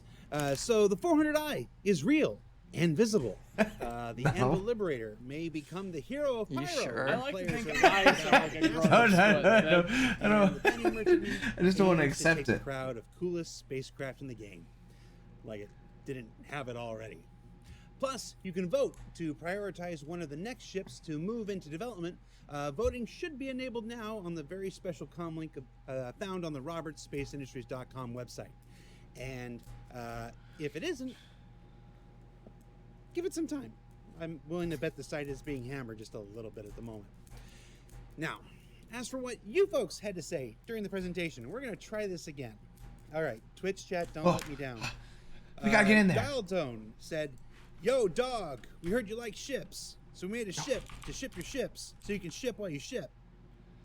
I'm realizing their name has a Bolito space in said, it, which means "They're I can't shipping, add it. shipping, ships. Been enjoying CitizenCon a lot. Thanks for the amazing work. Medusa1 says, "It's so stupid. I love it." I don't know which ship he's talking about, but we'll take it. What do I say? Nick Quick. Marin says, "The new most important ship in Star Citizen." That's still me and Jay Lee, dude. What'd you type? Blix I need to think of something. Carrier. Yes. I need to think of something to At Star to type. Citizen. That's it. Yeah. And Lars19 says, "Balloon Merchantman." Yeah. I asked for the best of the best, and they gave me Lars19. Back to the 400i, that Feels promotion should have way launched too dank, just a little man. while ago. So be sure you check that out, as well as the pre-Q&A FAQ, where the community team anticipated some of your most likely questions and put them to John Crew ahead of time.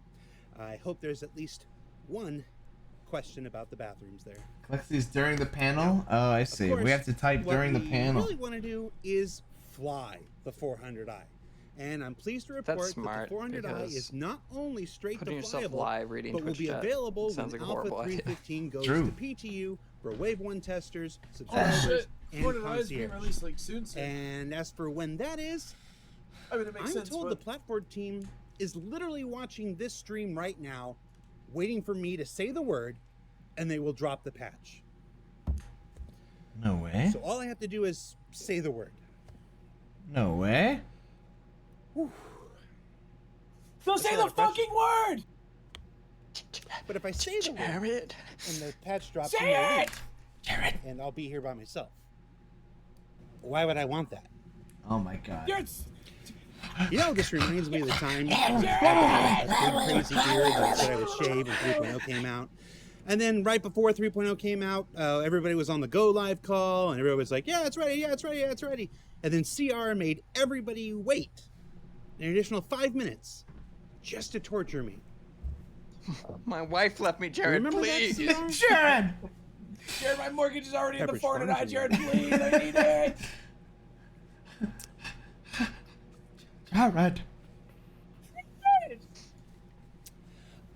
All right, I've pushed the gag too far, as it seems. All right, here we go. Countdown ready.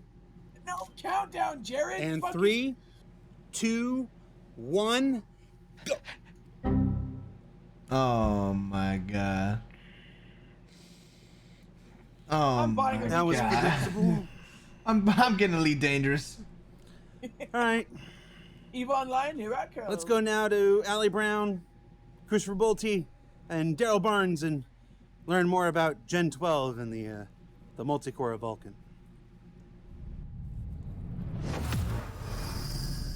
This panel scares me. This seems like the most lame panel they have. I hope it's not boring.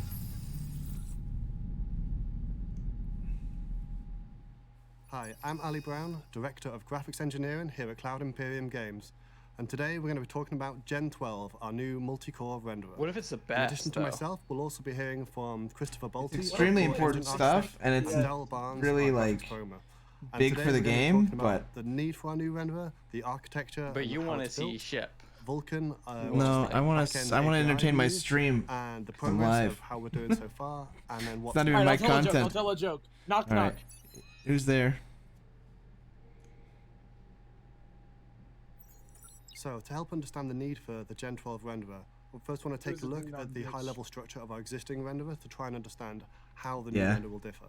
So here you see a diagram, very simplified, of our overall architecture. Then why are you And on still the here, left-hand Spud? side, you can see the 3D engine, This is a and phone this is call. what manages all the visible objects in the scene. Look at this, look at this. Position, their size, and ultimately Okay. is responsible for the Try to keep transport up. mess and Chat. deciding what should be Any sent through fucking the doctorate on-screen frame degrees? to the renderer. Fucking And obviously masters? the job of the Dr. renderer John, you here? feed out the image at the end of the frame. Yo, who can keep up, man? And to do this, Dr. John went to manage college, this I know process, that. all of these objects have to pass through the single universal pipe, this conduit of information in the center. And as a result of that, every object Oh has to my come through God. a certain amount of settings. Dr. John, can you break this down? Baggage to describe how Well, they should we be can see configured. the cross-hatching represented between on the diagram by two these center switches. Right, so I'll This make sense type of this for chat. design the opaque initially mesh, seems the very transparent mesh, and the flexible, highlighted mesh universal go to pipe, you can box very 3. easily toggle Oh, and it's gone. Those are all a bunch of like iOS rendered on and left off to right switches, so you and can right just to play left with is what those. we like to call it in the industry. objects and the renderer both It's end up when we extremely cross-hatch the complicated boxes because they together have to decipher render these the different image. instructions and distribute these objects through the various I think this pipelines and speaks stages wildly inside the renderer. accurately to And our this has to happen for geopolitical every landscape object, that we every currently find frame, and ourselves this in the deciphering current ends up modern era, resulting especially in with quite a the significant performance advancement and problem, the and it reliability also and makes the availability renderer of quite information at our inflexible fingertips because thanks to the World it's Wide quite Web. complicated and hard to change the architecture. So And, how will Gen 12 renderer differ from this? Well, the methodology we're taking Yeah. on is to try and make everything The as explicit architecture. as possible. And we're trying to minimize all these redundant Yeah? connections, What? and switches, rendering. and Carbon configurations, fiber. and try and get things much more streamlined. So to do this, The air each object intake in the valve renderer has been directly completely communicate with the re-engineered render for a path responsible extreme for deploying that ramjet object approach. at startup time. Wait, So look how much more simple it is, They guys. will communicate directly with Look, responsible that's the for it difference. And pre-configure everything possible at that That's what the stage. Gen 12 Now, renderer this has does. a bunch of benefits. So by speaking directly to the thing that's rendering it, it doesn't have to worry about all the other rendering feel like- systems. So we end up with I a feel much like this is more one of those like limited set of Adult Swim parameters, things that both come on on the at 5 in object the morning and and they're on just the rendering path. incomprehensible. And all of the settings we Like do they're have just are very saying relevant words to the just to task, talk, which makes you know? things much less complicated. And it's easier to optimize, more flexible, and more modular. Like a Tim and So Eric's each good. of these passes He's hitting a lot of goes on to buzzwords for generate me. low-level I'm starting to get a little commands that are tingly. actually gonna map directly to our I just want to see the graphics picture. API. He that come keeps out. saying buzzwords, and every time he does, I buzz driver. physically. And this backend Yeah. collects and executes all of these instructions, and because there is no high-level knowledge of the rendering in this backend, it is just simply just issuing commands. It ends up very simple and streamlined, and much simpler than the equivalent on our old renderer. Exactly, simple and streamlined. So this is That's gonna what be I got. more It's much frames. easier to Streamlined, do multi-thread, modular, which is to say, advanced. to run it on multiple CPU cores in parallel, something that is crucial for modern Parallel. CPUs. So multi-threading is a complex and often misunderstood paradigm. That's so actually I huge. thought it was worth us talking briefly about how we It's like one of the optimize huge things about Star multi-threaded Citizen code. is it worth like one of And your CPUs. For that, I'm going to use an analogy of building a house, which is another complex. Oh, I know what that engineering means. process. I know how to build a house. Yeah. So here you can see a list of Oh. tasks for a builder, a joiner, and an electrician. All Wait, running, they built house one after wrong. another, What and the the fuck dependencies is between them this? shown in red. Wait a And in this minute. example, Yeah. the house is equivalent to rendering our frame. Why the house Each tradesman red might but be a then not different red system, anymore? What the and then the fuck? capacity of 3 people in our house is equivalent to the 3 CPU cores we might have on our The system. time is 11. And the occupancy, as in the average. It does take number of 11 to build a people house. is The house has occupancy 60% occupancy. utilization numbers and maximum capacity. 60%.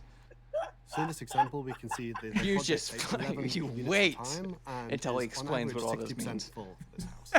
Now, this occupancy of 60% isn't the direct reason that it takes 11 units of time, and that is in fact down to the critical path of work where the builder is blocking the joiner and the joiner is then blocking the electrician. So the obvious answer here is that you need another builder or multiple builders to work on this in parallel to unblock the joiner, and so on. You can keep on parallelizing this work to try and reduce the critical path, and that is our focus when we're optimizing multi-threaded code. However, not all tasks but you fucking don't. Don't lie. Yeah, I do. I get it. The red is like whenever someone else can start doing their task after like the foundation set. So by having more builders at the start, you can start the saw sooner. Then by having 2 saws there, you can start the electricity symbols sooner. Well, that's what it fucking is, asshole. That's what the graphic was. Slow CPU, then unavoidably the time go down to 8. You make the saw go. So we can fill these bubbles with non-critical. That's what it look at it. You know what you and mean. this can help fill the unused CPU and then the capacity. paint roller comes and this can be useful to try and get some extra work done, but ultimately it's not going to improve the performance of the frame. And the point I really wanted to drive home was that the CPU and GPU utilization, which are often looked at as key indicators of performance, aren't actually the direct thing we should be looking at. They are useful as statistics, but ultimately the frame time is the only thing that matters, and the critical path that resulted in that frame time. The critical path frame time. Some new statistics in there that the players can see to help them understand the performance. Yeah, well, through the cyberstructure. Oh, right. Give a little bit clearer insight into the performance. The undertones of copper wiring are allowing us to operate. And the Vulkan architecture allows for one is the well, not just Vulkan, Gen 12 too. Right. And the second is the Vulkan volumes to our geopolitical landscape. Willkommen to the occupancy next 96%. Hang on. This guy seems like he knows something. Christopher Bolte, co-engine architect here at Cloud Imperium Games, and I would like to spend the next few minutes introducing the high-level architecture. High-level architecture. Development Gen 12 renderer. Build a skyscraper?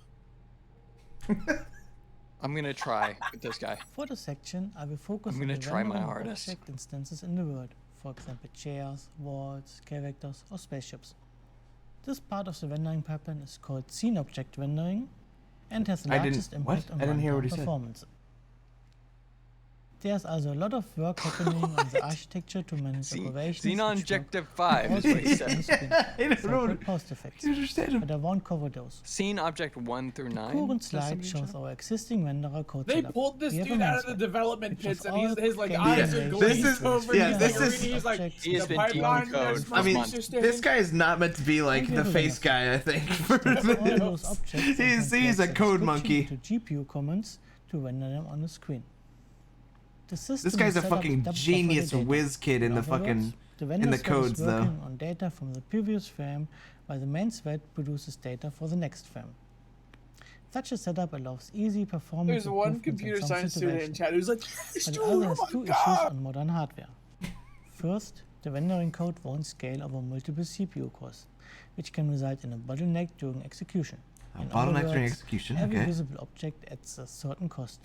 The more objects we render, the higher the cost.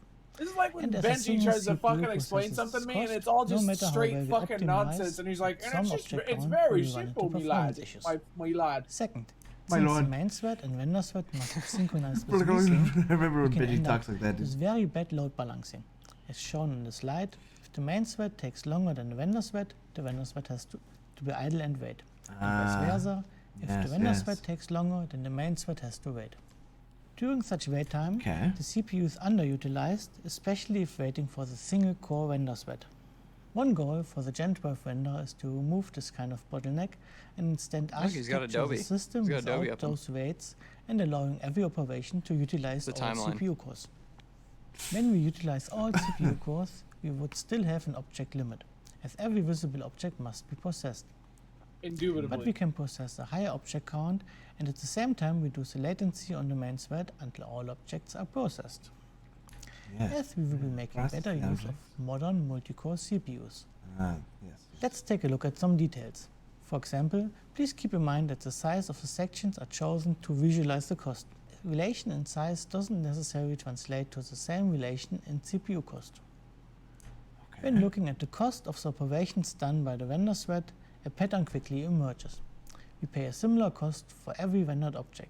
This is called a draw call. For every TWOR call, some time that is spent inside our own renderer code and some part of it is spent in the GPU driver code. In the next slide, we will cover our current process as well as the next steps to move the TWOR core cost out of the render thread onto multiple CPU cores. Okay. We already have a level of parallelization on the main thread, used to find out what objects are visible. There we use our batch worker job system. This is a parallelization system to execute the same code on a different object instance of all CPU cores. God, fucking. Oh, it went away too soon. Wait, hang on, go back. Professor, 40 objects. By doing that, the latency on the main thread until all 400 objects are done is divided by the number of threads, reducing state latency to 40 objects only. Roughly at least. As in the actual system, several low-level factors affect the execution, making this statement not fully true, but covering those who would be out of scope for this presentation. The visible check itself happens multiple times per object in a frame. Batch worker object can be visible in the main camera, but it can also be visible in shadows, or via remote location rendering, the so-called render-to-texture or RTT rendering. The slides show those pairs as simplified, as we can have more than one shadow pairs, for example. Those visibility checks or culling operations are performed on all CPU cores with the batch worker system. When an object is determined to be visible, I'm trying to figure out, when did he mention the parallelized culling? Multiple temporary buffers. Was that earlier in the lecture? Processed on the next render thread frame. Yeah. Or was that last week's? I missed the episode. Was that last week's lesson, dude? The point where we want to have the TWOR call processing. Right now, we are in the first implementation phase. Stop adding more! We showed our APIs work and are now in the process of our own rendering code out of the render thread.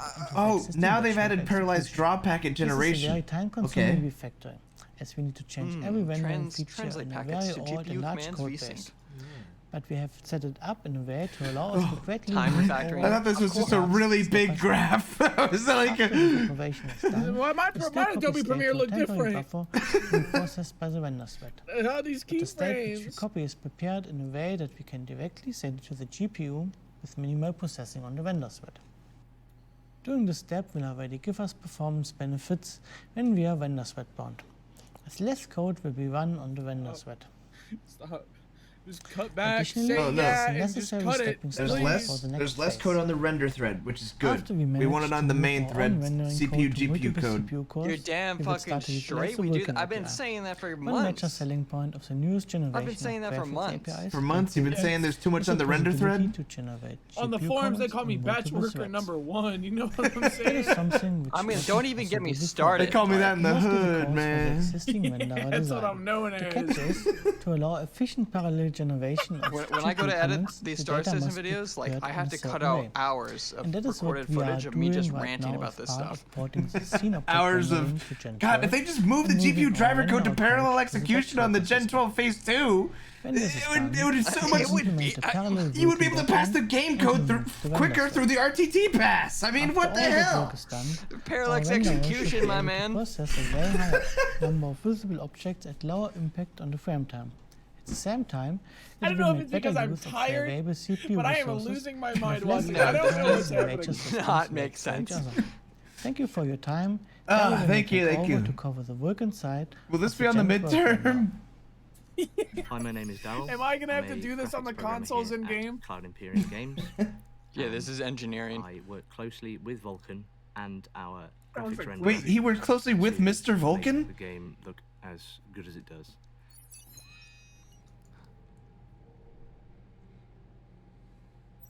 So what exactly I understood that sentence. Vulkan is a modern I'm back, I'm in. So relatable. Us as developers to take greater control over what you as a player sees and also affects performance greatly. As you know, we already have a few areas of bottlenecking on the CPU. I'm not lost but yet. the design of Vulkan allows us to alleviate these bottlenecks by submitting work in parallel to the GPU. Yes. No, so stop adding I would words. like to No, that's fine. We're good. We're good. The software stack that's involved with our graphics in the engine. So from the image, you can see that we have a renderer front end, a renderer back end, and as well the graphics driver. The Vulkan API generally sits at the renderer back end and allows us a fine-grained control over what we develop and how we develop for it. It also gives us flexibility for cross-platform, including This is Windows the old and Linux, software stack, right? and anything we may want to look at in the future. No. The graphics driver stage is not managed by us, but we look at that and we gather information and process any crashes or any issues that might happen, and then we can deal with those further down the line. That was Vulkan? So you can see now how graphics APIs have changed over time. We're of course in easy left to more right modern Linux section change, where Vulkan is PC on change, feature parity PlayStation essentially with no. other APIs such as DirectX 12 Ultimate. You might also be wondering what a graphics API actually is, and we see that as a tool that is used for development that can interface between your graphics card as a player and us as developers so that we can give you the latest and greatest. Vulkan also has many features and extensions available to it that we will be exploring in the future, such as variable rate shading, bindless resources, and GPU accelerated ray tracing. To address accelerated ray tracing, that was buzzword. Buzz. Players' hardware, so that we can use that to target specific features and extensions. We're not aware of any large-scale multiplayer games that captures Vulkan data live in the exact same way we do. Capturing this data allows us to plan ahead for optimizations. Gameplay. And then leverage that for the larger majority like a color book, I'm back. So we can bring you the latest and greatest. I'll play this game. On screen at the moment is a diagram that shows the distribution available for Vulkan API versions amongst currently active players. This was captured in the last 3 months, and as can be seen, there is 98% of players that are able to use Vulkan fully in 1.2. Get fucked, the 2%. 1.0 Get owned. and some that were unavailable. We are actively looking into these cases, especially those that cannot currently run Vulkan, as it is seen as unavailable. I'd like to take this opportunity to also say, please update your drivers, as we do see a few cases where this can take you straight to the latest version. I'd like to now explain a bit more about the render graph. I will not be updating my drivers. Hand in hand with the Vulkan API in order to improve. I'm still on the horse with this guy. Yeah, that was nice. Yeah, I'm following it. He's like, all right, so we're render making graph. optimization. So a He render said graph RTX, can be seen as and I a was like, collection of stages that depend on each other. This then determines the ordering, the scheduling, and the flow of the actual frame. Okay. This allows us also to then achieve any synchronization that we need to during that frame. Of course. It also helps us from a design point of view, as we can look at the render graph Damn, that's and a big see circle. where there may be issues or potential optimizations. The render graph also allows us to keep track of any state of resources, and What we about can also Zuby mode? validate against those resources. He's not talking about Zuby mode. Now I would like What are to you explain talking about? the render graph Oh, it's a code as a term. whole. Oh, okay. I must have missed that. Overview I must have missed of that how it works lecture. between the GPU and also how it works in terms of our frame. So a frame is made up of a collection of passes, and sometimes we require a texture getting borderline. to If he switch starts states adding more arrows and like flow lines, then he's hang gonna on, lose hang me. on. Now The we graphics driver used to do this for us, but now with modern APIs such as Vulkan, we Oh, I need to gotta put my carry out this seatbelt on. work ourselves. So the What front the render end- graph will then do is insert a pipeline barrier into the render graph and pass this work along to the GPU and switch the state. Is it passing We along can also parallel cache with the rendering it? render graph and use any data we had from a previous frame or perhaps similar resources as an optimization. I'd now like to talk a bit about the synchronization that happens within the render graph and how resources change state. So the idea is that we want to switch the state of a resource as early as possible. We need to then also validate that this resource is in the correct state.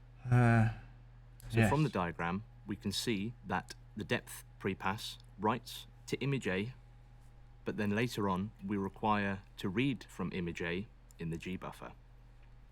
So to this end, we insert to pass pipeline image barrier A. for this transition Yes. between the two passes.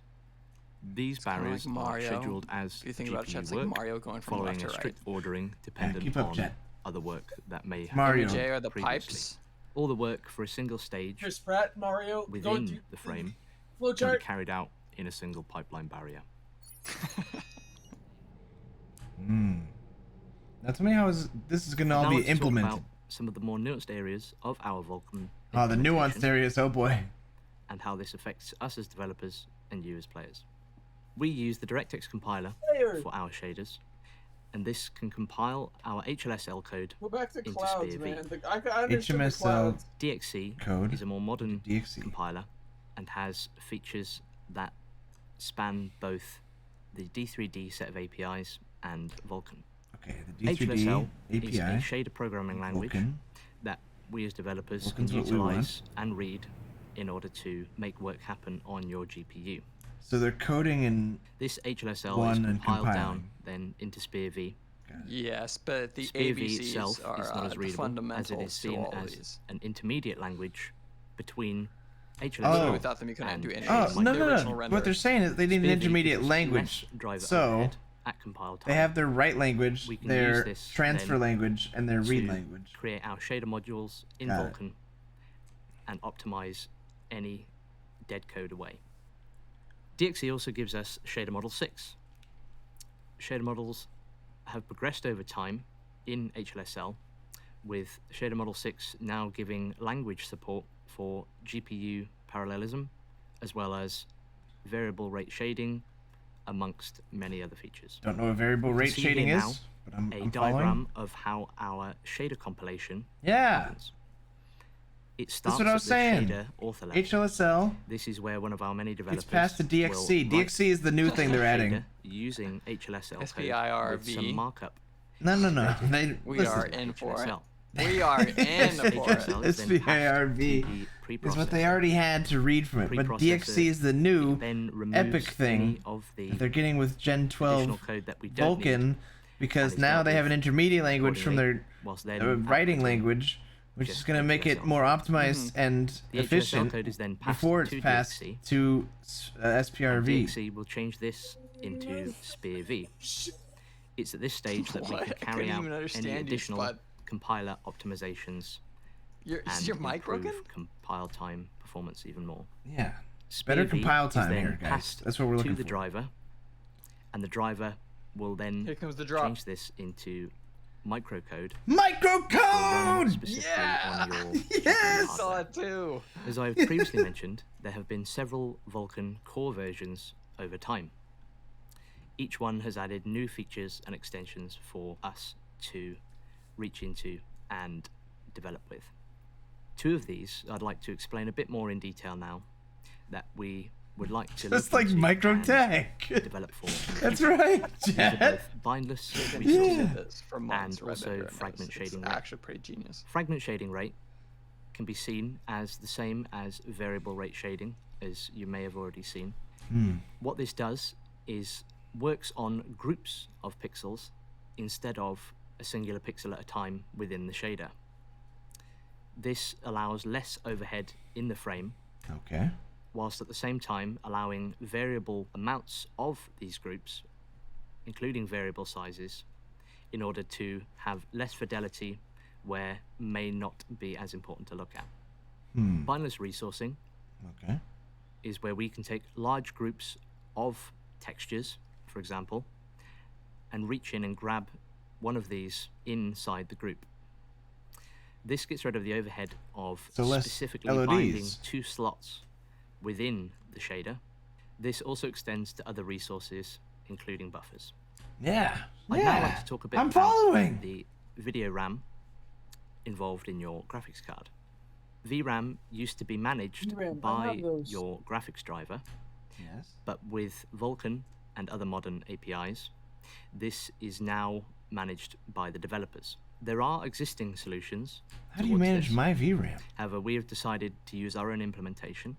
This is because we know exactly what resources are used upfront and how much memory these resources use. Using this, we can potentially beat what the graphics driver used to be capable of. As we know all of our resource life cycles, we can take advantage of that. From the diagram, we can see memory being paged in and out as it used to be when it was managed by the graphics driver. What is subrange binding? On the other side, we can see memory being allocated and then sub-allocated. Trickle down datanomics. We can then you see, it offset start at the top data and then the data from go to this the bottom. sub-allocation. Oh yeah, Because it's I think I get that. It's heavier. Sings. Because this was seen as a more one-size fits all. The fucking morning, and there's a guy talking about trickle down fucking parsing for fucking graphics cards. What are y'all doing? Why do you? What is the reaction? What happened? You don't fucking get it, dude. We've been here for 5 hours. Oh no, I do get it. I do get 5 hours. What'd you discover? What'd you learn? The data's heavier, so it sinks. Here behind Boone, microcode shaders with the RTX flipped on. Fuck, I missed it. I missed it. Fuck. If you didn't get the micro transcode parallel shifting from the fucking different memory transponders, then you honestly missed the whole lecture on fucking parallel Vulkan Gen 12, bro. Literally, you're the 1% that doesn't have fucking Vulkan. You're the 1%. The output resolution of your game to a higher resolution, but then Go play Elite sacrifice some Dangerous, shadow pussy. quality. Or maybe you want to use a lower internal resolution and rely on upsampling to achieve higher texture quality. These options will all be available to you, and obviously only capped by the hardware that you possess. Game? So to summarize, with I our wake Gen up. 12 renderer, we're hoping to achieve something that is more efficient, modular, flexible, and minimal abstraction to the hardware, and uses modern graphics APIs. Look at these buzzwords. Efficient, modular, flexible. Minimal homework abstraction. Yes, dude. Oh, those buzzwords. Oh my god. So we've done a huge amount of work already. The architecture is all in place, and we're using this hybrid rendering approach where we're combining elements of the old and new render at the same time. No way. To move piecemeal. Look at the top left. FPS all of the post 64. lighting, 64. And they're all enabled by default 350. And the fundamentals of scene and geometry rendering are all in place, but they're still going on. So our main focus is finishing that up at the moment, and once that's done, our focus will shift to the remaining major systems. Wait, has it been which this are like gas almost the clouds, whole the time? render Like detection no. system, and a few special cases for transport. Please tell me it hasn't been. No, it hasn't. This is okay. panel. It just swapped. This is the worst. This is like a panel I should have saved for the fucking where like we'll start seeing the after show. Yeah. What the fuck is this? Oh no, they're gonna talk about parsing with DirectX 11. None of the hybrid approach.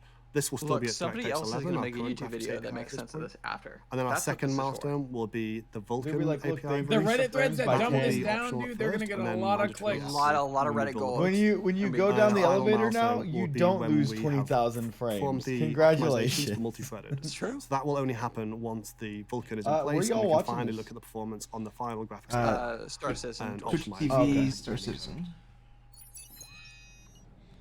So the optimizations only come after it's fully switched over So to after Vulkan Gen 12, I just briefly wanted to touch on what comes next for the graphics team. So a lot of Gen 12 has been focused on CPU performance. So after Gen 12, we really want to start looking at the GPU performance. The first few things we'd look at here were things that wouldn't change the visuals, just improve the frame rate. Things like DLSS, FSR, async compute, and variable rate shading. Oh, yeah. After we've improved this GPU performance, we want to start looking at some of the more exciting visual features. So then there is also mesh shaders and primitive shaders, which is technology we can use to generate procedural geometry. And this type of thing could be really exciting for things like... I mean, these are all the settings that I go into my graphic settings on any game, and I just set and then the there's max, the big one, and I ray forget about it. tracing. We're very excited to get onto ray tracing, especially to use it for lighting, such as global They said they weren't illumination, going to do it, or also they were thinking about reflections and it. shadow quality. There's a lot of exciting areas for us to look into, and we increase your can't wait frames to by get into. 30%, probably. That's it. I just wanted to say a big thanks to everyone who's been involved in this technology. It's involved the graphics team, engine team, VFX, and Wait, they're still just saying maybe, maybe maybe fucking ray tracing, whatever. Your hands as soon as possible. They're not saying yes to anything. They didn't say any plans. They just said, yeah, maybe ray trace, bro. Sounds cool. Yep. It's the future. Yeah, it's done. Jägermeister. I know that one. It's not a drink. My stream, what happened?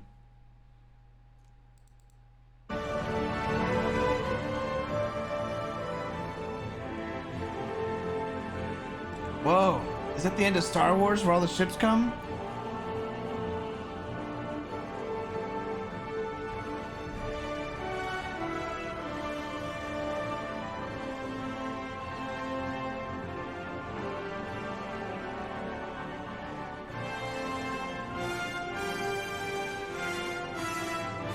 That's kind of cool looking with them all coming to atmosphere.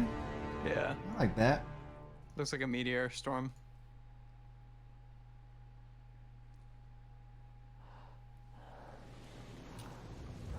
Are they actually going back to focusing on like gun Call of gameplay? Duty? Call of Duty. These are all community. These are community showcase. Yeah, these are just players making stuff. That was a really good transition. Okay, now they're doing it every cut. Okay, I take it back. Now the gimmick's was cool the done. first time. I'm getting whiplash pretty hard right now. It's TikTok cuts. Yeah, they're doing. Oh no, my fucking stream froze again. Bummer. Fucking TikTok cut. I don't mind TikTok cuts, but when every cut's a TikTok cut, then it gets real noticeable. It was cool the first Oh, time. that's a creamy 15 FPS right there. I'm getting. It's because it's rendering the mouth movements. Those things don't fuck around, man. Piracy. If they slapped on our like footage recorded in game sticker, I'd be like, yeah, this is Star Citizen. Is that all you've heard about? Is the frame rate intentional? Nah. I don't know. You have a code. Which means I ain't talking my I way love the out of this. 11.6 frames. You know, it's the new standard.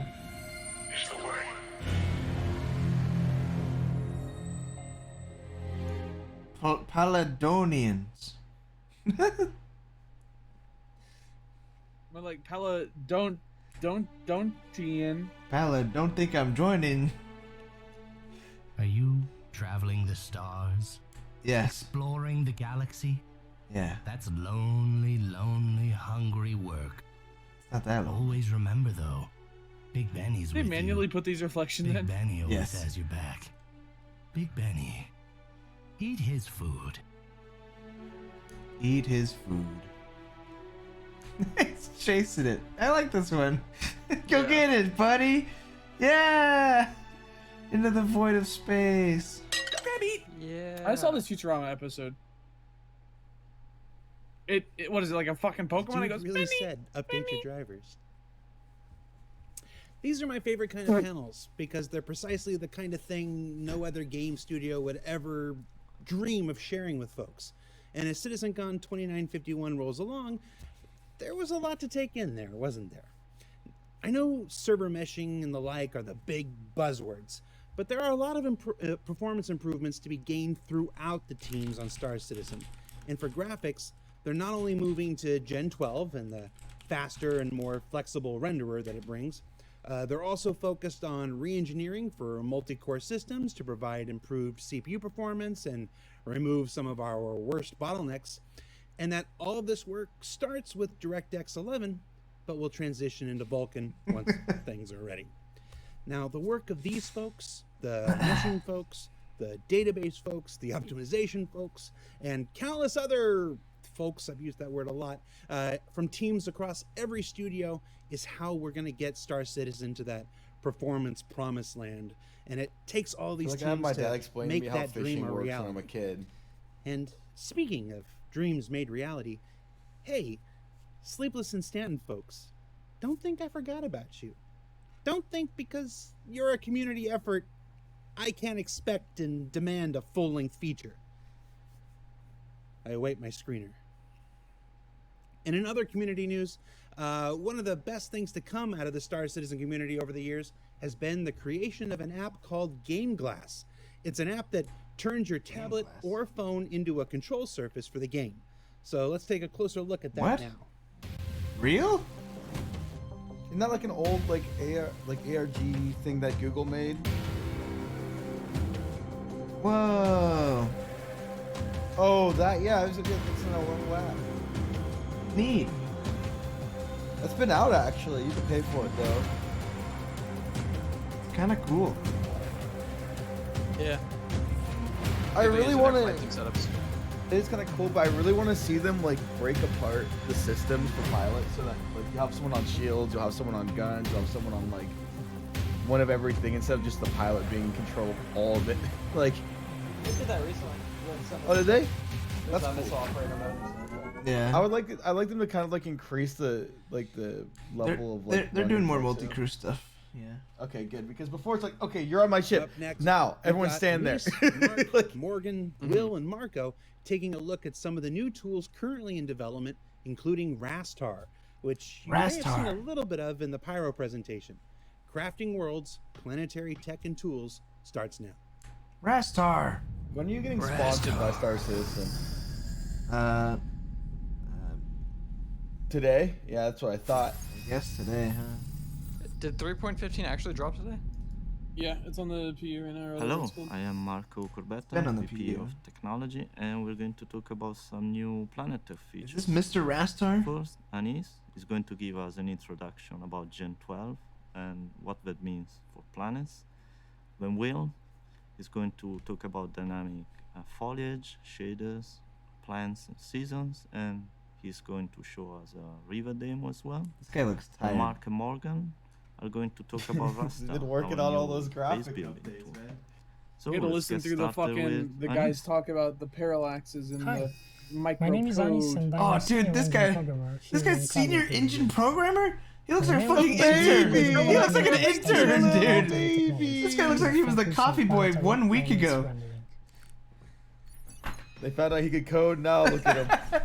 He's like, actually, I went to fucking Harvard. Can I While there is code? another talk dedicated to Gen 12, I wanted to touch a little bit on how He's it like applies actually 40 years old. He's like one of those people who just look so It's mega our young. Rendering abstraction layer API. It aims to provide next generation features for our Baby. 2D engine by reducing some CPU latency and rendering command submission overhead, which is a significant bottleneck for our game. Part of our recent efforts have been put to modernize our old school renderer to shape it in a conformant modern API rendering style. He's not even wearing real glasses or gunner glasses. This man is stronger than you could ever possibly. Oh no, I know. This guy's gonna go. He's gonna finish fucking Star Citizen, the thing that no one else could do, and then he's gonna go make the even better game after, dude. This guy's got so much time ahead of him. This is achieved is to make No, dude, he's gonna go to the fucking dark web and start developing hacks because he knows. Yeah, he knows he's better than everyone. He's gonna make Bitcoin. In which you have the view of a single timeline where GPU commands are guaranteed to be executed in order. The driver does the rest and is responsible to handle memory and synchronization. Gen 12 can scale much better, thanks to the ability to dispatch in parallel commands that are submitted from different execution units. He's gonna go on to make Star The memory Civilian. is directly handled by the renderer, and synchronization primitives are used to make sure commands dispatch in the right order by considering cross-dependencies between resources. Universe Civilian. Since the rendering driver is thinner, and more responsibility is given to game developers, this opens a new opportunity to forge a new renderer for specific needs a game like Star Citizen might have. Our planetary technology introduced a new set of engineering challenges, so we need to be very creative due to the fact that most game industry standards techniques are not working very well for Star Citizen. Thanks to Gen 12 optimizations, we can push our planetary rendering computational budgets to perform more GPU operations. This translates to better visuals, more details, and less compromises. As a member of the Planetech team, I will show you some improvements we've recently made for our planetary terrain rendering pipeline. Planetary terrain rendering pipeline. I've been saying that they need to optimize this with the. We're literally always talking about that. That's. They're so excited about their pipeline. I'm so proud of them. Look Dynamic at them go. tessellation is a GPU feature, which allows to increase the triangle count on the fly before a sterilization stage occurs. The new triangle are then manipulated to shape the terrain high-frequency details and improve surface visuals. Dude, after this, your chat's gonna be the smartest chat out of all of our chats. Relief mapping, Literally already are, dude. They're gonna know about tessellation and DSLRS and fucking I don't. Have you seen your clips, Lawman? Okay, other than their clip IQ is pretty low. Okay, I gotta admit that. But everything else is pretty good so far. Leave him alone. My chat's the dumbest chat. They know how to clip real good. At long distance. They just don't know how to clip good. They don't understand it. They're never gonna learn if you keep sheltering them. Chat, it's okay. Ben is right. Guys, go is on right. the goddamn Twitch landscape. We've reached the conclusion. It's okay that you guys clip clips of nothing happening with the same title as the stream without changing it. Don't encourage that. It's hurting you. It's okay, guys. You're doing your best. You're doing your best, guys. He's never gonna have a DSLR accelerated on. pipeline at this rate if you keep clipping like that. He's gonna be stuck at Gen 11, and that's not gonna help with optimization at all. Chat, Literally, you're doing your he turns off best. his stream and he just starts crying. The first thing that I did was a complete overhaul of how we spawn objects. We used to spawn them because he goes to the clips and he sees watching the space news with Space Crew featuring Bebnan's percussion spot. Watching the space news with Space Crew featuring Bebnan's percussion and spot. Watching the space. That's maddening. No, dude. Honestly, I feel like it should never default the clip name. It has to force you to name it. It should force you to name it so bad. At this rate, I would love to have that feature baked in too. Sometimes I get those, but not as often because I scream at my chat every time they do it.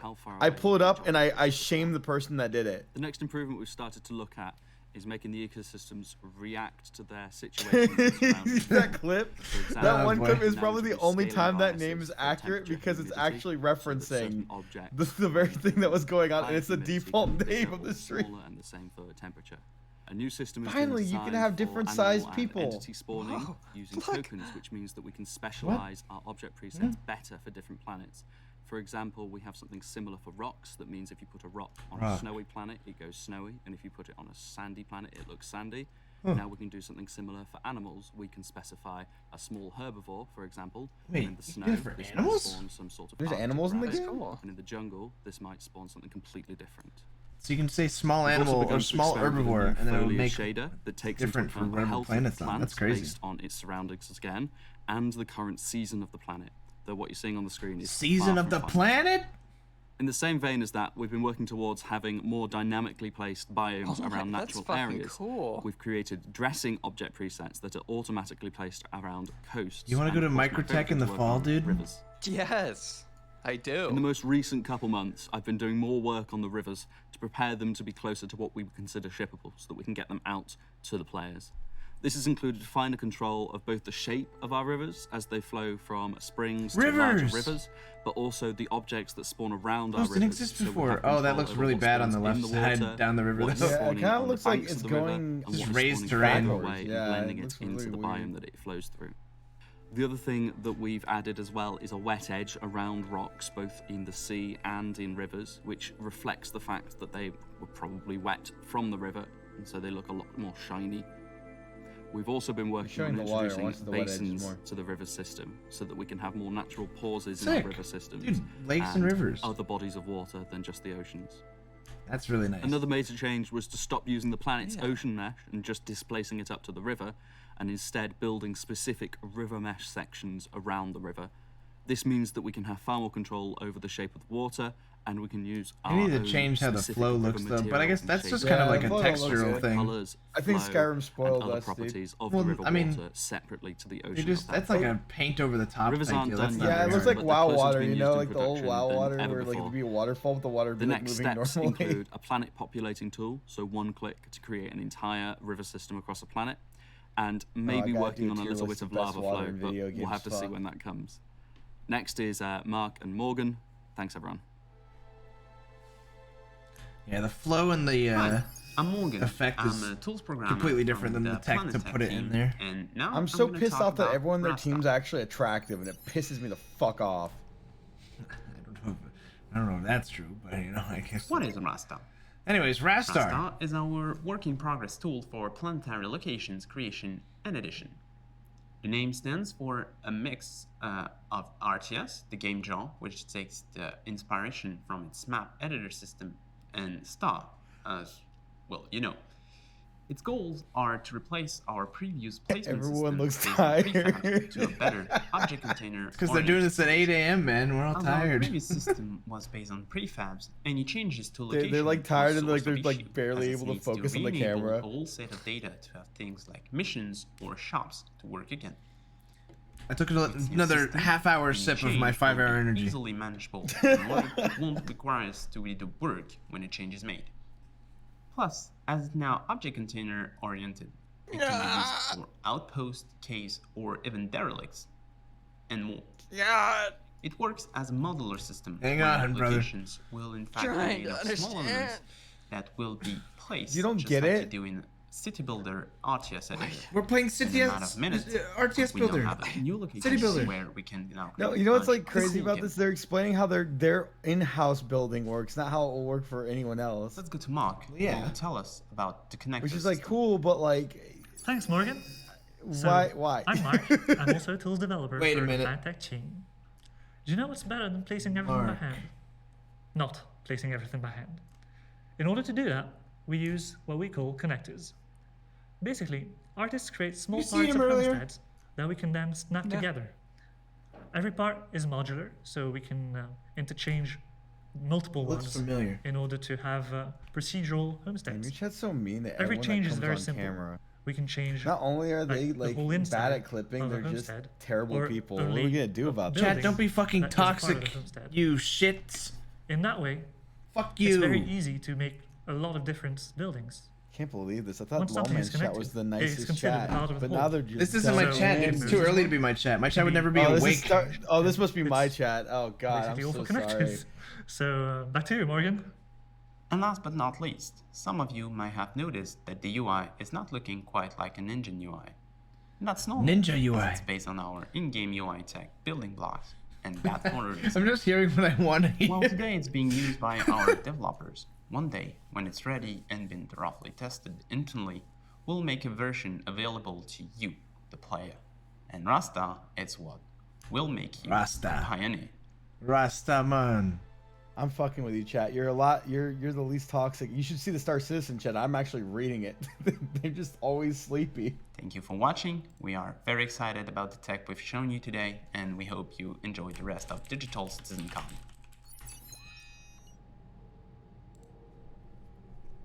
Wait, is this it? Is this over? So that Or was is a this small segment sample of what closing? our team There's is different panels working after on. that. I Oh, okay. hope you have So this enjoyed is it. like Enjoy the rest of Gen CitizenCon, and rendering thanks and for shit like that. watching. They had more to announce than E3 does, but for one game. What are they? That was actually what's going huge, on? and you people didn't react at all. What was huge? We saw the No, Pog it's moment. not me. It's time for The City So they put Builder. that- It's not me. It's time for Jared.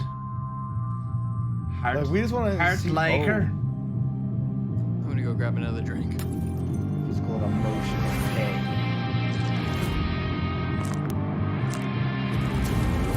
I really do want to see them implement more reasons to like land on the planet and do stuff other than mining. With the colonies on that planet, I think that'll be a good That would be opportunity really for them. cool. And like I hope more they had, combat. like, yeah, I hope they had like combat opportunities on that planet though, like because like I want a reason to use like the tank and shit. If we have a home base, we might as well have a fucking tank there. You know what I mean? Like when I played Entropia, which is like a weird kind of similar but like rip-off scam version of this game, they'd have these little planets. Predate this by like 50 years. Yeah, I played it when I was a kid. But they'd have these instanced off areas that would drop like real world money that everyone would fight over, and it'd be just random spots. They could have probably the same thing for ships in the game, or parts for ships in the game and planets. FPS action in this game. Let's look for that. I've played the FPS action, and the trailers always make it look really good, but the gameplay is not there yet. What is this? It's goddamn failure, that's what it is. Command, the target is gone. We've been stitched up. Blast it. Perhaps still on. When we catch this bastard, you will run out of luck eventually. Pico.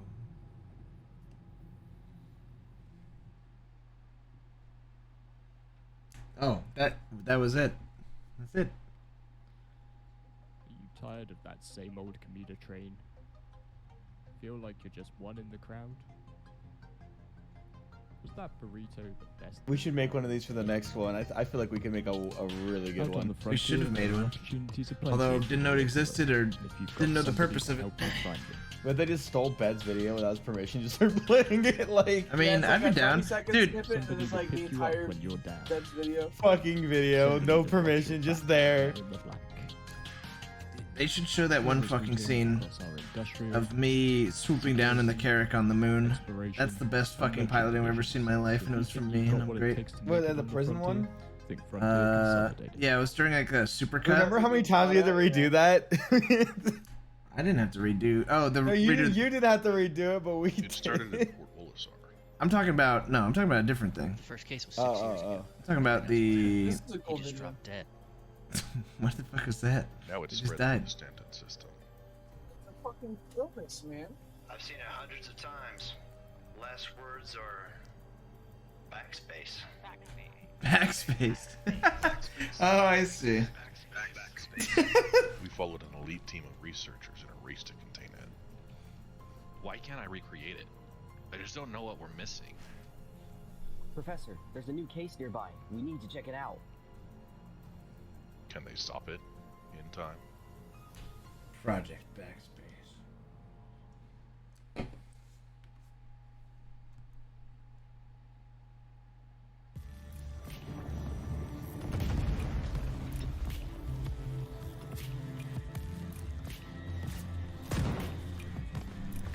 He's dead as shit. Can't handle a gun, but pay attention. Don't know how to fly, Spud.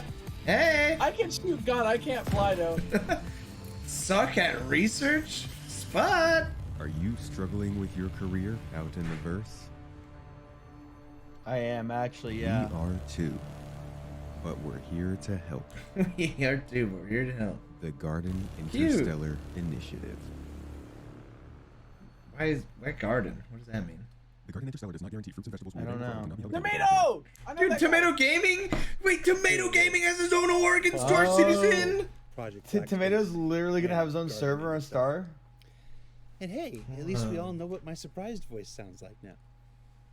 That was new. I'm back. That was the Planetary. You missed the surprise Dude, voice. you missed Tomato Gaming's advert, dude. Rastar. What? The beginnings of which Literally one missed, day yeah. let players It build was their own outposts. Tomato's fucking like the ones org. we've seen, and others still yet to come. They had a But up tomato next, fucking the cosplay image contest too. returned this year, Crazy. and it's been open for a couple months now. So the community team narrowed it down to a couple finalists, and then their panel of judges have selected the winners.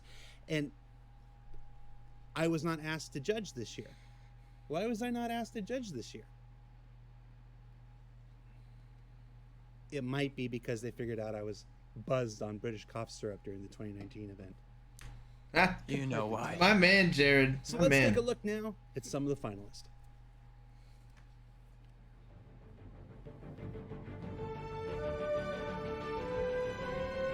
Huh. Not bad.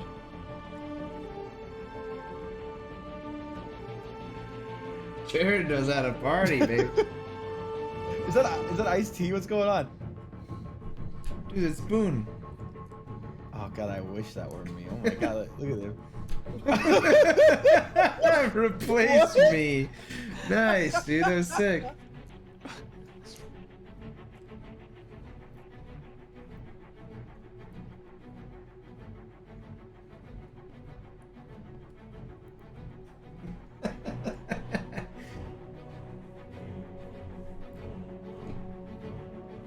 Wait, what? I love the crudely photoshopped into the game. Damn, that helmet's huge. Yeah, the gun looking sick though. Oh. Nerf gun. Didn't even paint the Nerf gun. He made all that armor. He didn't paint the Nerf gun black. All right, and the You winner probably is can for in conventions. third place, Calamity, whose work to prove that it's not all about armors and weapons. Sometimes you just have to look good on the dance floor at Wally's bar. In second place, Diabolus, back again and always a force to be reckoned with. This time rocking legacy heavy outlaw armor. I don't like and the a eyes in laser that sword. thing. You can't just add a laser sword, can you? And finally, in first place, it's OG Star Citizen Ken Shadow, who returns with a Grey Cat Errol armor, Yeah, complete okay. with backpack Yeah. created through a combination of EVA foam, 3D printed PLA, Imagine and poured tripping in that resin and for the like clear breaking all of pieces. that paper mache. Now, true story. It's not I paper. was It's not paper mache, Boone. Disneyland in a Look, wheelchair. I don't know. I used to do cosplay They stuff. don't It was all just, paper they don't mache just back get in the wet day. fucking newspaper and fucking slap it together on a They cardboard do. box. Cosplayers do that. Yeah, they could do that. That's what That they looks like used to do 3D for print. everything. Favorite award. You can head over to the website That's like now. 20. That's like 2010 cosplay, bro. Grow I up. forgot to ask what the prize was, so I have no idea what any of these people won. But I'm gonna assume it's Do you a remember the World of 15-minute Warcraft call with dance Tyler off Rickman Get to real. ask broke his all the leg? when questions you Whoa. want. Congratulations, everyone. Up next, it's one folks have been waiting for. Paul Rendell and Benoit Beauséjour Take us through the programming and engineering looking glass with server meshing in the state of persistence. Starting meow. Server meshing, starting, dude. Meow. He just said fucking meow. Starting what there, Jared? Starting what? Holy shit. Meow. Server meshing. The concept of server, which has been ingrained since the beginning, has changed to become a mesh of servers. So how do we solve this? The answer should be simple. Server meshing in the state of persistence. This is the next panel. Hi, my name is Paul Reindl, and I'm the director of Silver Surfer. here at CH. He's here. I wanted to take this year's CitizenCon as an opportunity to give you some insight into our exciting persistent streaming and server meshing. I just don't want to see that.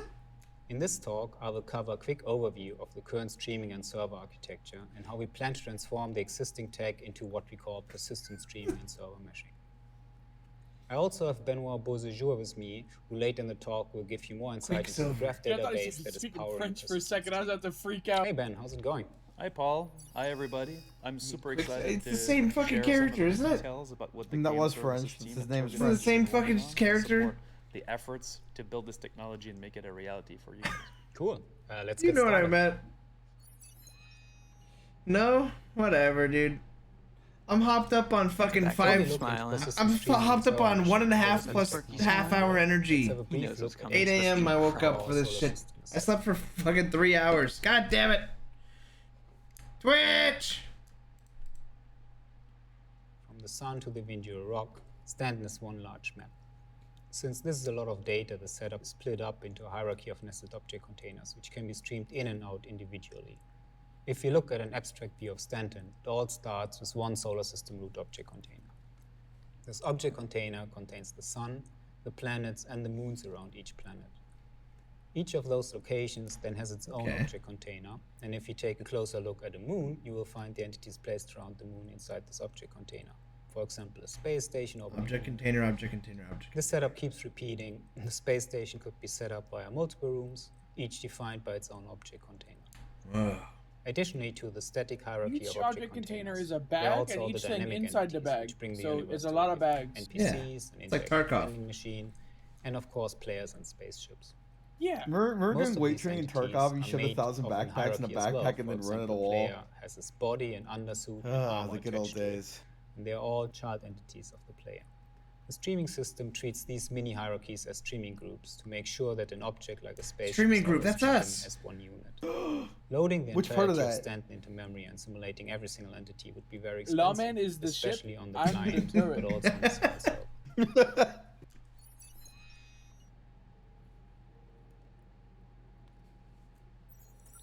That's why we developed entity bind calling and object container streaming. Which No allows way, us they to got stream entity object bind containers calling in and this? streaming groups individually. When the game server starts, all entities and object containers within the solar system are loaded into local memory of that game server. Whoa. These entities are Where not they go? streamed in, we just store the initial state in server memory. When a player connects, we create a so-called streaming bubble around that player, and object containers as well as streaming groups Orbiters. that are visible from so it's the like you player's exist point of unless view people are there near considered you. That's kind of inside this cool. bubble. Yeah. Any object container that is inside the bubble will stream its content, and any streaming group within Stream the the bubble content. will also be streamed in on the server and then replicated to the client. Entities I are heard about considered this with inside Soda the streaming Papa. bubble if their projected screen size on a virtual 1080p plane is larger than 5 That was a pixels really weird- distant to the player. So while a large object I got the joke. like a moon will be considered inside the bubble from far away, a small object like a ship will only be considered inside. wanna when it's blow much closer to the bubbles. player. You're When gonna players start fucking moving split. across the universe, You're gonna like entities it. that leave the streaming bubble will become unbound, and the replication layer will remove these entities from the client. And then they don't Entities exist anymore. that They're enter gone the streaming forever. bubble will get bound to the client, which caused the network layer to replicate these entities to the Chat, client. as soon as you leave the chat room, you effectively don't exist, streaming and them in. therefore you're dead. We call this technique entity bind culling because streaming on the client is driven by the network layer, binding and unbinding entities. If entities are not in any client streaming bubble, so no players in their vicinity, these entities are also streamed out on the server. They go back into a dormant state where they are not simulated. What I'm confused is, what if you just have players everywhere? Or are they showing the old problem? This model that's the works current- quite well on the oh, client. Yeah, that's the current However, it doesn't scale well on the server. Yeah, exactly. Okay, When okay, you okay. do stream They're pointing entities that out. on the server, if no players close to them, A poor distribution of players will cause the DGS to load most entities, and the more clients we try to match to a given game server, the likelihood of a player being at every single location increases. And that basically nullifies the benefit of server-side streaming. Exactly. So how do we solve this? The answer Socks should be don't simple. matter Allow if multiple everyone's on the instances server. of the game server to work together so they can split up the work. Well, it's not quite that simple. Let's have a look at the current architecture. All right, we're going architecture. As of today, we have a traditional client-server architecture. One instance of a dedicated game server serves up to 50 clients. This is called instance, as the dedicated game server has its own instance view of the persistent universe. Once a server is full, we start a new server instance, which then serves additional 50 players. I like the house analogy a lot. As we've seen before, when a DGS instance is created, it loads a unique version of the standard system into its local I built service whole houses memory. all the time. Therefore, each dedicated game perfect server sense. instance has a unique copy of every single object Yeah, that's Boone, part of and which standard. state do you put the saw blade at? As these entities only exist in the memory of the game where to server when go. the instance is shut down, these entities are deleted. Huh. That's the current architecture? Why did they do that? The goal of server meshing is to allow multiple DGS instances to work together and divide Replication layer simulation sounds like a costs fucking between each conspiracy server theory. and the mesh. In the best case, we can scale this to infinity by adding more nodes to the mesh. Scale to infinity? As we saw earlier, each server node stores the state of entities locally. If we want to mesh these servers together, we need to find an efficient way to synchronize state between each server. With our current architecture, depending on the vision of the simulation and the overlap, this would require a lot of synchronization points between each node. Whoa, dude, that almost made It's a an pentagram. exponential problem, as in the Kinda worst did. I case, see a each star. node would need to talk to each other node in the mesh, severely limiting our ability to scale it. To solve this issue, we are separating simulation and replication. Instead of just meshing How do you do multiple that? dedicated game servers together and have them synchronize state between each other, we are Damn, they're introducing a running new fucking layer like called 10 replication simulations layer. at once, but only one is The the replication layer replicated? has two major functions. It holds the Oh, state of every entity in damn. memory and That's replicates crazy. the state to clients, but also to server nodes. That's expensive I sounding. said server nodes because in this setup, the traditional dedicated game server becomes a game server node. This server node connects to the replication layer, very similar to a client, and only a subset of entities are replicated to that server node. Replication to server nodes is controlled by the network That's fucking bind culling insane. algorithm that we saw earlier, and is driven by streaming bubbles, and it works very similar to how it works on clients. The server node has certain streaming bubbles assigned to it, which will cause the replication layer to replicate entities from these streaming bubbles to the server node. Contrary to a player's client, a server node has the additional responsibility to execute server-side authoritative code for those entities, controlling AI, doing damage calculations, etc. Share the load. The result of this simulation is then written back from the server node to the replication layer, and from there it is replicated to all connected clients and other server nodes. Since streaming bubbles can overlap, entities may be replicated to multiple server nodes, exactly the same way how they are currently replicated to multiple clients if players are at the same location. To avoid two server nodes trying to simulate the same entity, only one server node can have authority over any given entity. And only that server is allowed to write entity state back to the replication layer. This is usually the first server node who replicated the entity, and other server nodes will only run client code on those entities. Basically, Wait. you can see a game server node as a client with authority to write the result of its local simulation back to the replication. Doesn't it have repercussions on it? Authority can transfer between server nodes. For example, if an entity leaves the streaming bubble of the current authoritative server, it is then transferred to the next server node that has this entity currently streamed. Okay. Further, authority can be transferred between server nodes on demand in order to load balance the mesh. So, if they're load balancing the mesh of the fucking server node Now that mesh is being multiple written server by instances the together to simulate server the that shared doesn't have state the of authority, universe. We no then longer call this instance. but theoretically, instead we call it shard. you would be able to see The changes shard being is still a applied unique version without of the universe, and an we still effector. have multiple shards running in parallel. Am I right? However, the server mesh will lift our How do you current solve that hardware to problem? 50 players. Look, and it I will don't enable us fucking to know. steadily All I increase know the is it number sounds of like players we can support within rollback one shard. netcode, alright? I don't fucking know. It will take some time, and in our first version of server meshing, we will still have a very similar situation as we have today, with quite a few shards running in parallel. What do I mean? However, Chat, this I mean, technology is going to enable us to start from what I scaling saw the there, universe to become in a the true simple MMO terms, experience. it seems like There are some you could have an fundamental instance, a differences very between rare shard and and uncommon instance. instance, but And for this, we an need to instance take a where closer look at the replication layer something and is talk a little bit happening about that's the being persistence written to tree. your client Previously, the entity state was held that you're not entirely in seeing memory on happen. the dedicated game server. And besides some selected persistent player items, all that state would be lost when the servers shut down or For those crash. asking if there's an audience for this, The there replication layer is 100% fundamentally different, as the So entire there's state also of the people who universe constantly is call the game a stored within scam, graph but they're like going we into call this detail, entity telling you graph, exactly an what they're evolution working on. of the original So there's idea. so let me get this straight. There's multiple When we create servers a new running. shard, wait, the oh, initial there's the- entity state wait, of it's the universe is persistence. seeded Oh my, into the state of course, This happens offline. of before the course. left player God joins damn the it. shard. They should have known all When the along. shard comes online, the You have to replication mesh see the caches state persistence from the shard. entity. Oh my god. As player connect to the shard, So there's they start multiple spinning They've thought of simulated everything. shards. Simulation They begins thought of to everything. the state of the My universe. head.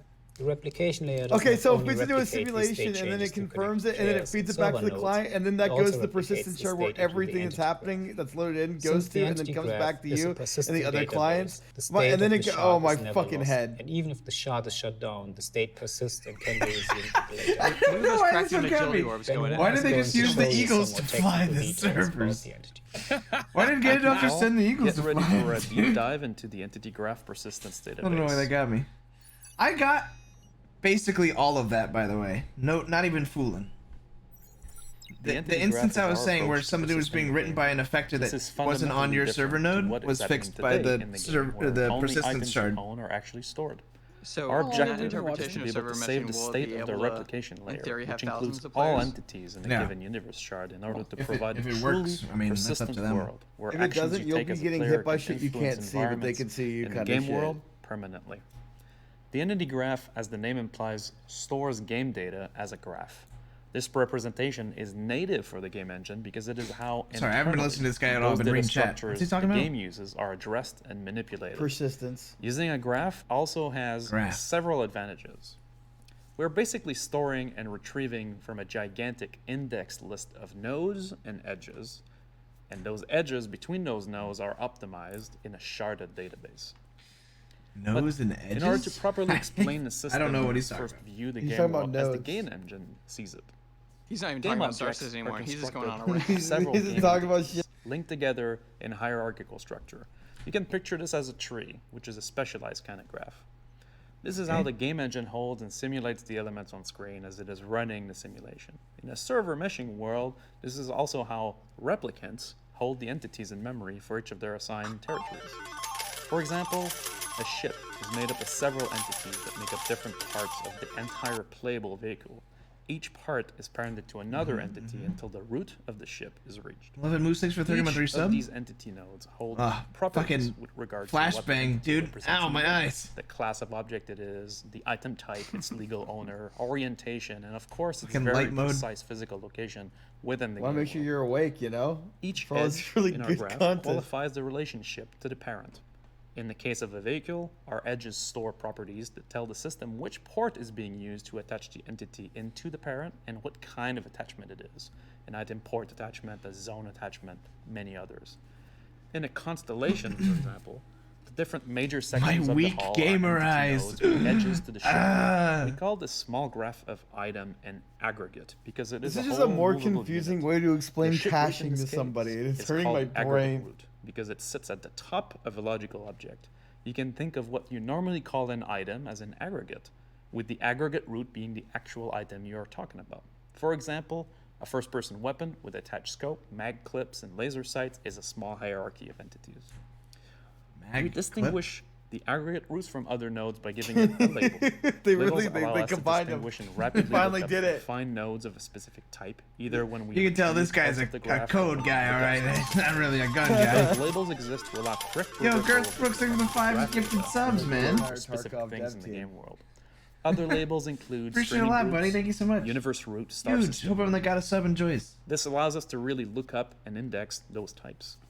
But the tree depth doesn't stop there. Additional information is required for a fully functional ship. This is everything they need Insides for a of each fucking of those ship. structural entities have to be fleshed out. Object containers are the building blocks of how space division is achieved, which aggregates and what part of the hierarchy they're in.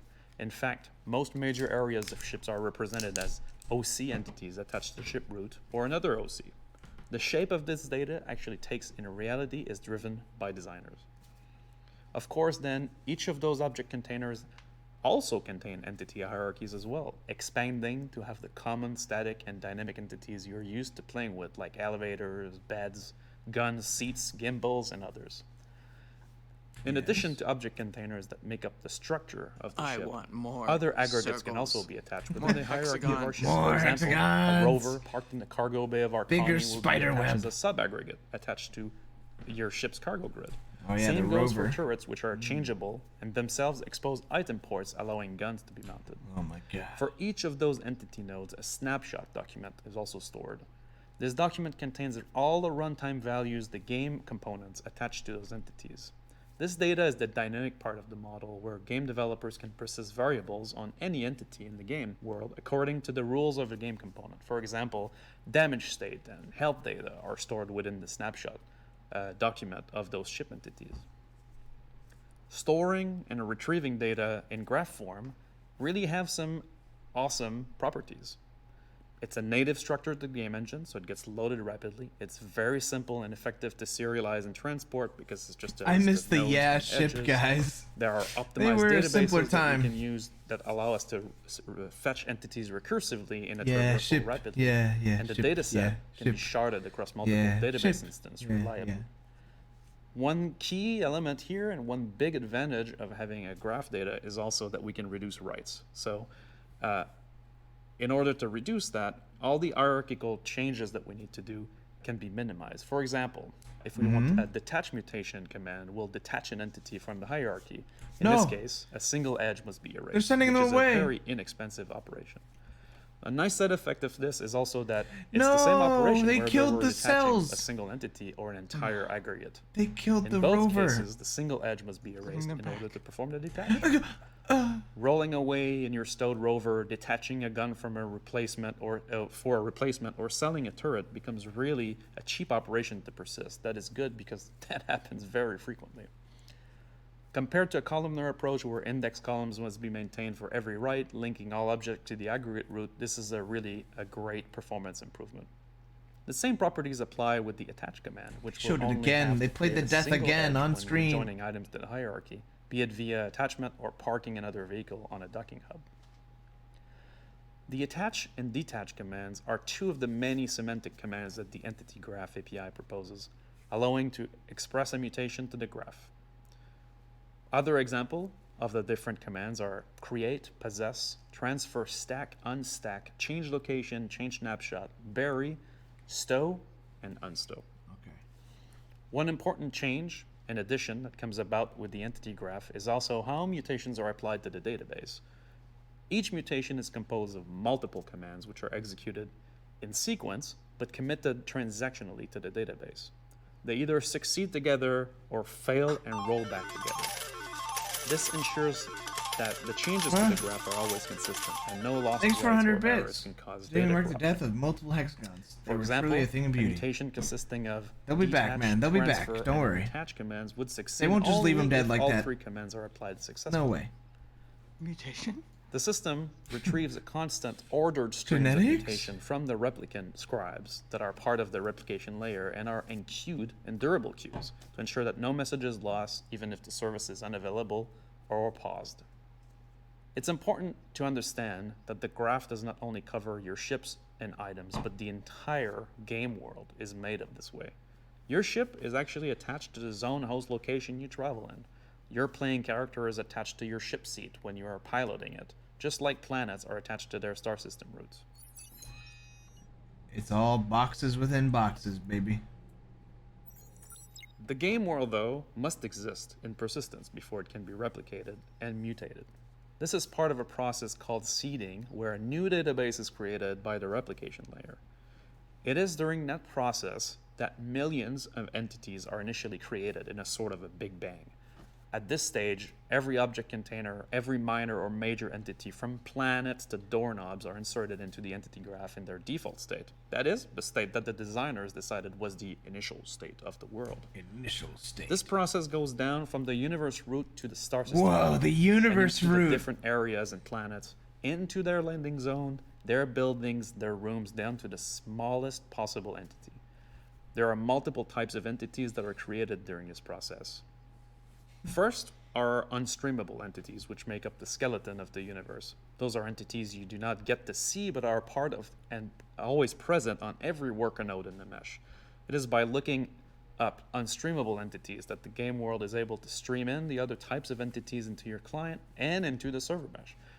It is from those entities that others entities bloom. Do you think I could put on my resume that I watched make this up the stream? game world that you cannot interact with. Yeah, dude, that's Most map objects. You get a little degree buildings, if you the finish Hurston to the end. Tower, rooms and walls of hospitals, or the bar at G-Lock are all made up of static entities. And the last type is dynamic entities. These are entities that you, as a player, can manipulate. A bottle on a bar. What's a non-dynamic entity? I missed ship that. Component. Everything you interact with. Probably like something you can't. Is that the planets or something?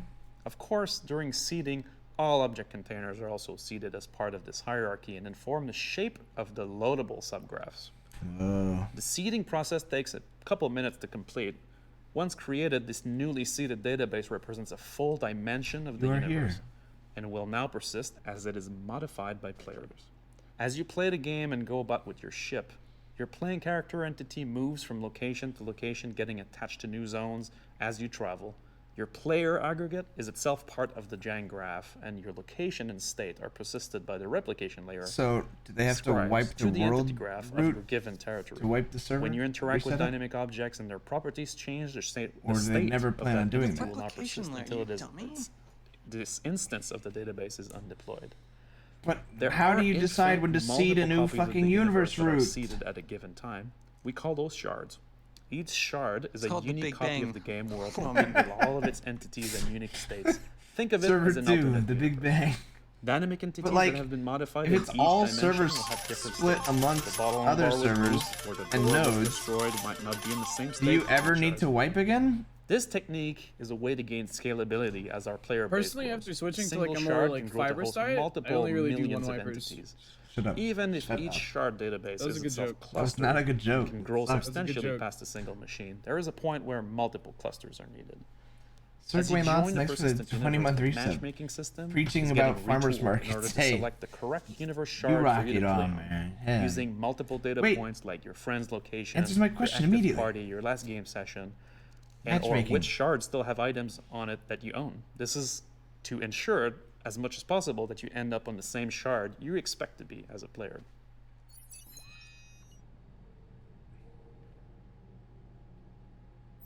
In order to provide a seamless game experience, it would be terrible if you lost items you used when you were in a given shard versus another, or if your character was bound to a shard forever. To alleviate this, the system includes the concept of stowed and unstowed God, he's entities. on it. I was just about to ask that. An item is considered unstowed when it is currently active in a shard database and being actively simulated on by the worker nodes of the replication layer. Stowed entities are player-owned entities that are stowed in inventory containers or location inventories. Those entities live in another database. Would that be your entirely ship called the global in general, database, or only a box large within your clustered ship? database that spans all shards. Aggregate roots in that shard are stored and linked with edges to inventory nodes. Any entity in a shard can have an inventory node in global for stowing things in it. For example, a box entity that is unstowed in a shard would have an inventory node in the global database to store its content. This allows to keep unsimulated entities in a non-shard specific database while keeping the live aggregate within the shard. As you transition between shards, your playing character gets unstowed into the selected shard. This process effectively moves your player aggregate data from the global database to the shard database. Your player entity now gets simulated by game worker nodes and is being updated at a regular rate as you play and move around the game world. Accessing items that are So there's stowed, cross-communication like a ship between the from shards ASOC and the terminal, global? is basically reading the inventory contents of the global graph at your location. Same goes for personal inventories or cargo inventories. When you request a ship to be spawned, the system will unstow the ship onto a landing pad by submitting a shard mutation. I just hope they can eventually get rid of shards when altogether. a ship gets despawned during parking at a rest stop, the ship gets stowed back into the global database, making it available for unstow in any shard. The global database is where all of your stowed items will live. Hero items will always be available for unstow in any shard if they are not already in use. The process of stowing and unstowing also helps to alleviate problems related to entity authority so that only game worker nodes in the right shard can update unstowed entities in that shard. This brings about a nice property of the server meshing and persistent streaming architecture in that the state of the entities that are being persisted transactionally during play, be it in a shard or a global database through stowing, a single server crash, or 30K, should no longer result in item loss. This model also has a real scalability benefit that stems from the separation of the read-intensive workloads that are isolated to the global DB from the write-intensive workloads that are handled by the individual shard database. The global graph exists to provide seamless access to your belongings no matter what shard or alternate universe you're currently playing in. Just like real life. Okay, let's go back to Paul to learn about some of the benefits of the server meshing architecture. Yeah, the first benefit is obviously the advantage that we don't have this issue of synchronization between different server nodes. Each server node has one single connection to the replication layer, which is used to push and get updates for entities of interest. The second advantage is that the same streaming and replication logic that we already use for clients can be applied to servers, and that server nodes will only stream in a small area, which will greatly increase performance. It also allows us to increase resilience down the road. As long as a client is connected to the replication layer, the client stays connected even if the server node crashes. In this case, the simulation for an entity may be stopped for a moment, but as soon as a new server comes online, the simulation will just continue. Wow. While the underlying tech is close to completion, there are some upcoming challenges that we need to solve before we can player in the replication? The first version of this technology will contain a static server mesh. Instead of the fully dynamic mesh that we saw earlier, the static mesh assigns server nodes to predefined sections of the solar system. This will reduce the amount of authority transfer that game code has to address in this first release. There will also be a lot of challenges for the game services and game feature teams. Or maybe Benoit can give a little bit more. Yeah, there are many parts of the game that are affected by this new server meshing architecture. So any gameplay features that has to rely on the concept of a server, right? Currently, when you connect to a game server, we know what match you're in. So to send messages and update to that server, we simply locate your active match and then send those messages out there. That concept needs to change because we now have a mesh to deal with. And so there are multiple game servers that need to receive this information. They need to be able to subscribe dynamically to it or unsubscribe dynamically to players transitioning through them. Hey, chat, you should So subscribe dynamically to my channel. Things like missions that currently are spawned locally on the game server. These now need to be spawned globally within the shard and also persist their state. So all services that are attached to missions, whether it's the quantum system in the back end or the quasar tools, need to know about the concept of a shard. This also goes we got one. Mechanical, like getting chat to work on a server. That concept. Dual Runner, thanks for the 5-month resub. This is all pretty pog. Hey, you're all pretty implement pog. This as a location-based chat, for example. And so many teams in the company now need to change. Nanobits, thanks for the tier 3. Because the concept Holy of server, fuck, my man actually popped off. Thank you so beginning, much. Has changed to become a mesh. Massive. Yeah, exactly. Tier 3, 7 months, brother. So I thank also you, want thank to you. shout out to the network team It who's working on works, the guys. replication layer and the bind culling. The bind as well culling, as the persistent tech team carbon who's working on the nanofiber entity and object transitional fucking and as Benoit said, node also graph. all the other teams that work on gameplay features fucking or gameplay persistent services that are affected by computational layer. there are a lot of devs working Gareth on Brooks, this, and we're 615 very gives it excited to subs. push on this new technology. Thank you for your time. Deffer, thank you for the 8-month resub, and Baker Classic, this for the 4-month resub. Thanks, guys. Entity bind calling fucking nullification code. This is what you do. I don't have much time. They call me Chris the Menace. I I've been framed for Chris the homicide. Menace? I'm here at the Clutcher Rehabilitation Center. I have a bounty on my head for 500,000 credits. And all from 1 million credits. Somebody come and rescue me. I can't leave. I am being watched. I need help. I don't have much time. Please come and help me. The fuck? Chris, what happened, man? Yo, Shmooly, thanks for 2-month resub. Prison Break? Star Citizen Prison Break? That's us! We did What? that! What? That was literally, isn't that the title of the video? And mine's Prison Escape. Prison Escape, oh, okay. Yo, can I copy your homework? Yeah, just change a little. Stolen Valor! Stolen fucking Valor!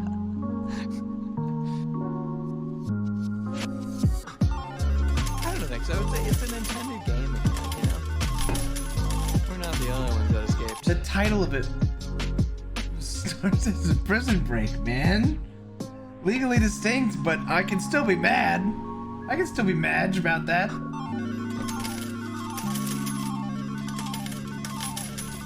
That ship looks nice. Yeah, I own one of those. The M50. Yeah. Oh, the lights turn off. Fibbortuna, thanks for the 7-month resub. Rorschach, thank you for the 3 gifted subs. The counter is upped by 20, by the way. We're 1229 now instead of 1209. It's about doing the job right. Thanks, guys. No matter how small or big. Big you need rock. the right tools. Why are they only using one laser on the Argo cargo? I mean, the Argo mole. Doing the job right. If you have a mole, you should be using all the lasers at once. You freaking guy. From our starfarers Me like to our labs. me hate rock. And in communities around Scared Toaster, thanks for the gifting a sub. Thank you. We're continuously innovating Oh, to provide champion. the energy solutions that advance modern life. Didn't have friends. Yeah, they didn't have friends to play as the other code or the other. Oh God. Oh God.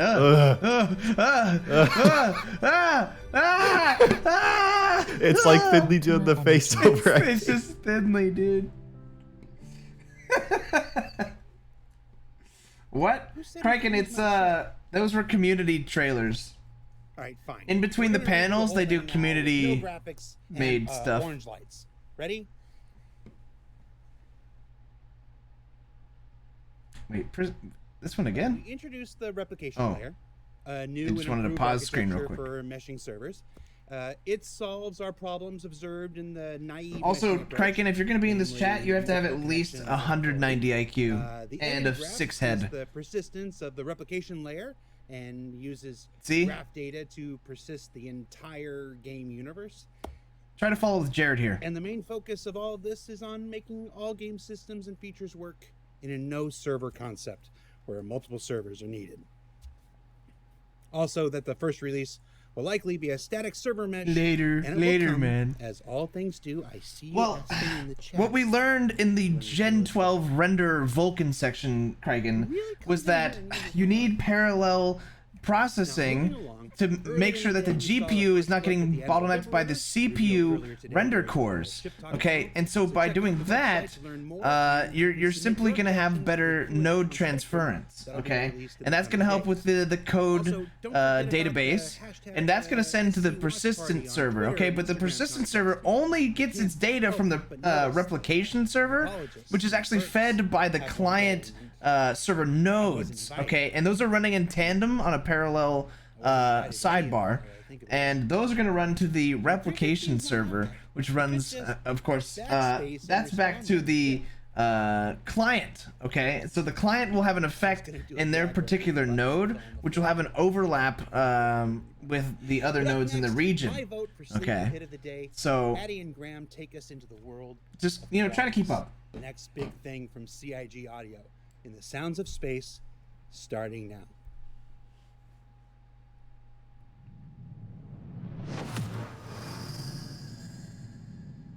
Oh yeah, and your shard data can only be applied What segment is this? to the global shard after it's been affected, and you can only be slotted into the shard if your global data is in synchronization. Hello, I'm Eddie Kelch, and I'm one of the sound designers working at Cloud Imperium Games. And we're here to talk about some of the big developments we've got going on in audio tech. Audio tech. SIG Audio and Claudius, which is a new audio engine layer and Is this fun to watch? Let me tell you, the first hour, pretty baller. First hour was pretty great. It's we've been rolling down this hill for a little bit now, but with the Claudius tool, we aim to streamline first hour. How long is it? This talk. It's 8 hours long, Kraken. Kraken, we're at 5 hours 30. Okay, we're at 5 hours 30. It's 8 hours total. Okay. But you know, this is all about how we some of it is really cool. Some of it was great. I told him the first hour was great. Sense, but somebody's gonna be able to make sense of it. You know, 2 hours. A was real also game really developer good. Would find this very interesting.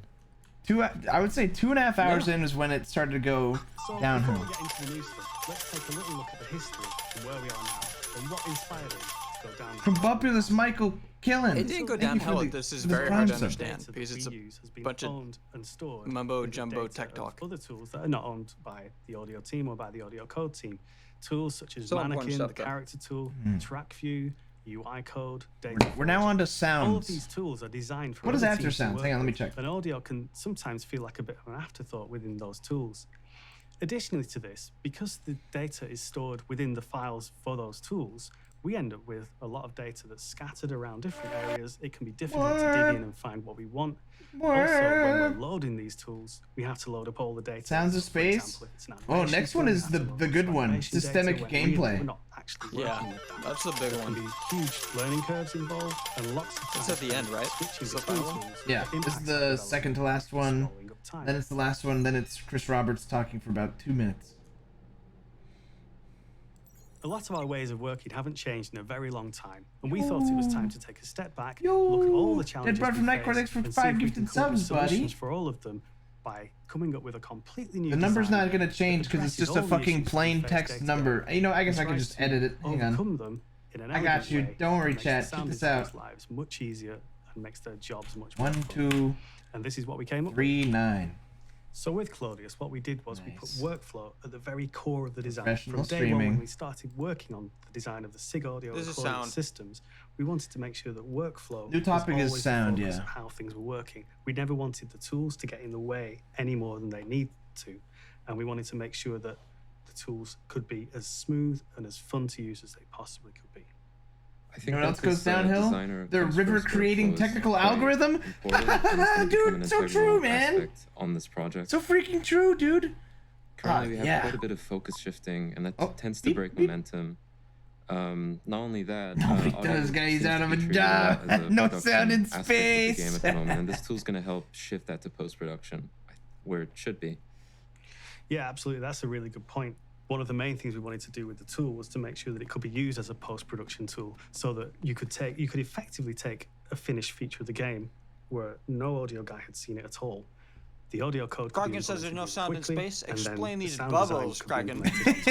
Yeah, and this could all be done. That's what I'm thinking. Downstream of all the stuff that happened before it.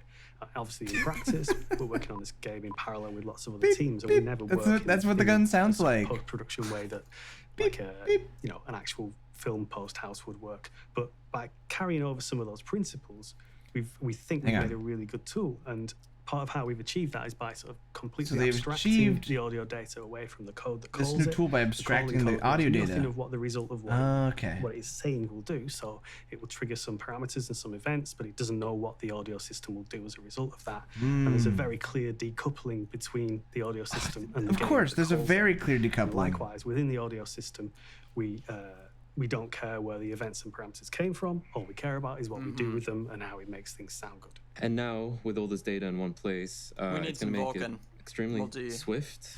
You think the multi-thread rendering is going to help with the soundscape of the audio QA is going to audio become an even more integral part of the team. They're going to be able to quickly fix these things on the fly. Yeah, I think that's a really important point. Like, because we've got all this data in one place, and we've also got the game's behaviors in one place, what we've done is we've integrated all the debugging tools into the exact same tool that the sound designers are using. So an audio QA person is working in exactly the same place, but they've got an interest in some different data. So what they care more about is like, why is something not sounding as it should, or is the system behaving as it should? So they have the We same want to offer debugging up all tools the as the information sound that they designers need. and the sound And what that means is that then producers. they can easily pinpoint where the problems are, and in some cases they can probably Eyes fix them and ears, because the people. fixes become so obvious.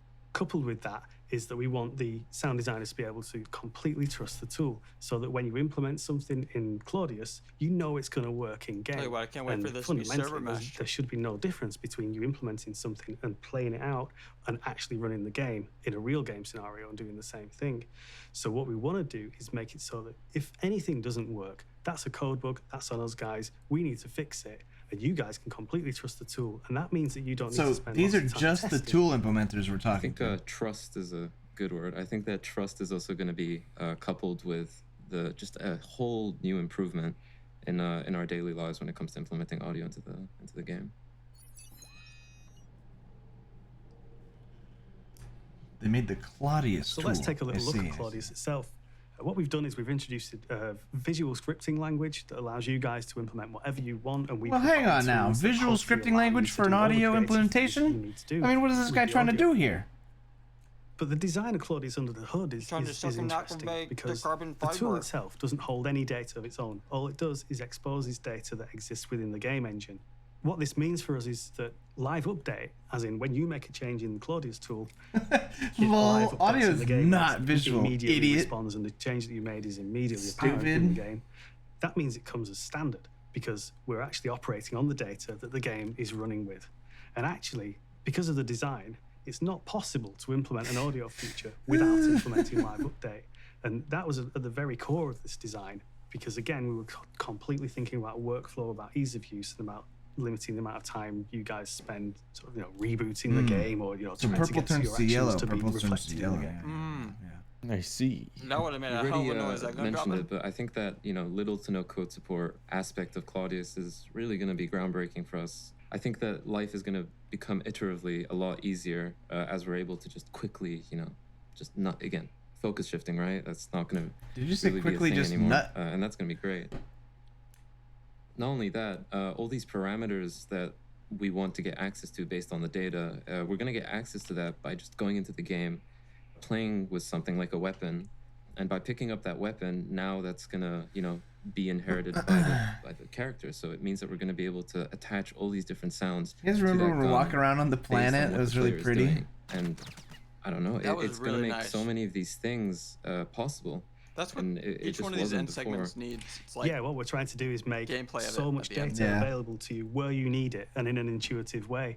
And what that means is that, when you, as you say, if you spawn a weapon in the game, it immediately becomes visible in the Claudius tool. And if you perform an action on that weapon, such as firing it or reloading it, those actions immediately become available and visible in the Claudius tool and available for you to implement.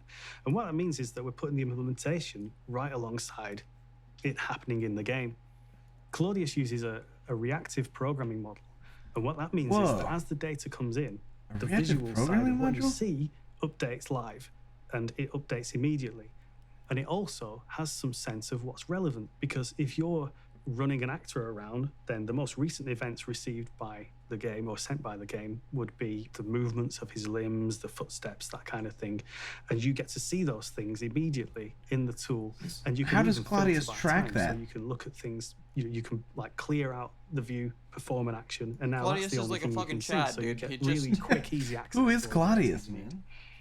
And all of this tech, I think, just puts us in a great position to continue to support the It's this dude ever-increasing with, like, demands really of lush long CIG's hair. games. I also think Do they have that to the designers set are an gonna integer on the be quite variable empowered when they're by making amount the of time that action they're to gonna be have to able to focus have it on the creative register aspects when because it's of this implemented into Yeah, Claudius? that's the whole Or philosophy of this design. is how to do they empower the get sound designers to be sound designers? those to register?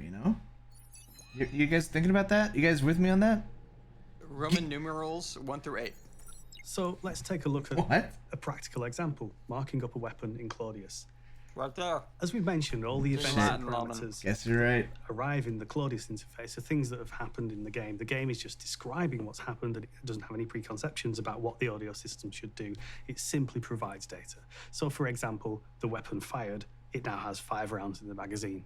the weapon fired again. It now has 4 rounds in the magazine, and lots of other information as well, such as the weapon fired and there was this much atmospheric pressure around it, or it was out in space and there was no pressure. All these sort of contextual things become available, and the decisions about what that data actually means to you guys all completely come down to you. So all we do is we, as programmers, is we provide as much data as we possibly can in a place where you can use it.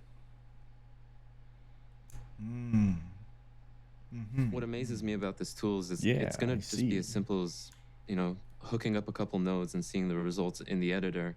Not only that, all this complex logic that we have, we're going to have access to all these parameters super easily. So where do you get the parameters idea from? Of, let's I say, get that you're hooking up a node, but you're getting these parameters out of your ass. It's going to be sorry, I just rather simple to implement. You keep saying you can't let them off the hook. Yeah, I mean they keep saying how simple it is, but where are they getting the parameters from? Is it show your work? Is it implemented in the original? Who's creating these purple bubbles? God damn it! Is it implemented in the original asset, or is it bespoke for the entity? Is it universal from the fucking shard that was created? Who knows, man? Sound different if the character's wearing armor or not. I mean, that makes no sense, but all this data becomes available to you, and it's totally up to you guys what you do with it. So we're opening up lots of possibilities. I think that comes back to empowering the sound designers again. I think all this freedom that is pretty cool, though. Creatively it's going to be great. Yeah, absolutely, and I think that sort of giving you that creative freedom. Paul, thanks for the 100 bits. For joining Shatner in space. We can have something like that. A parameter that says whether it's I nighttime or not. And if you want the IQ to be a fucking space captain change all now the sound after watching this. Being nighttime, and that would require no input from the code team because we've given you the data that you need. Yeah.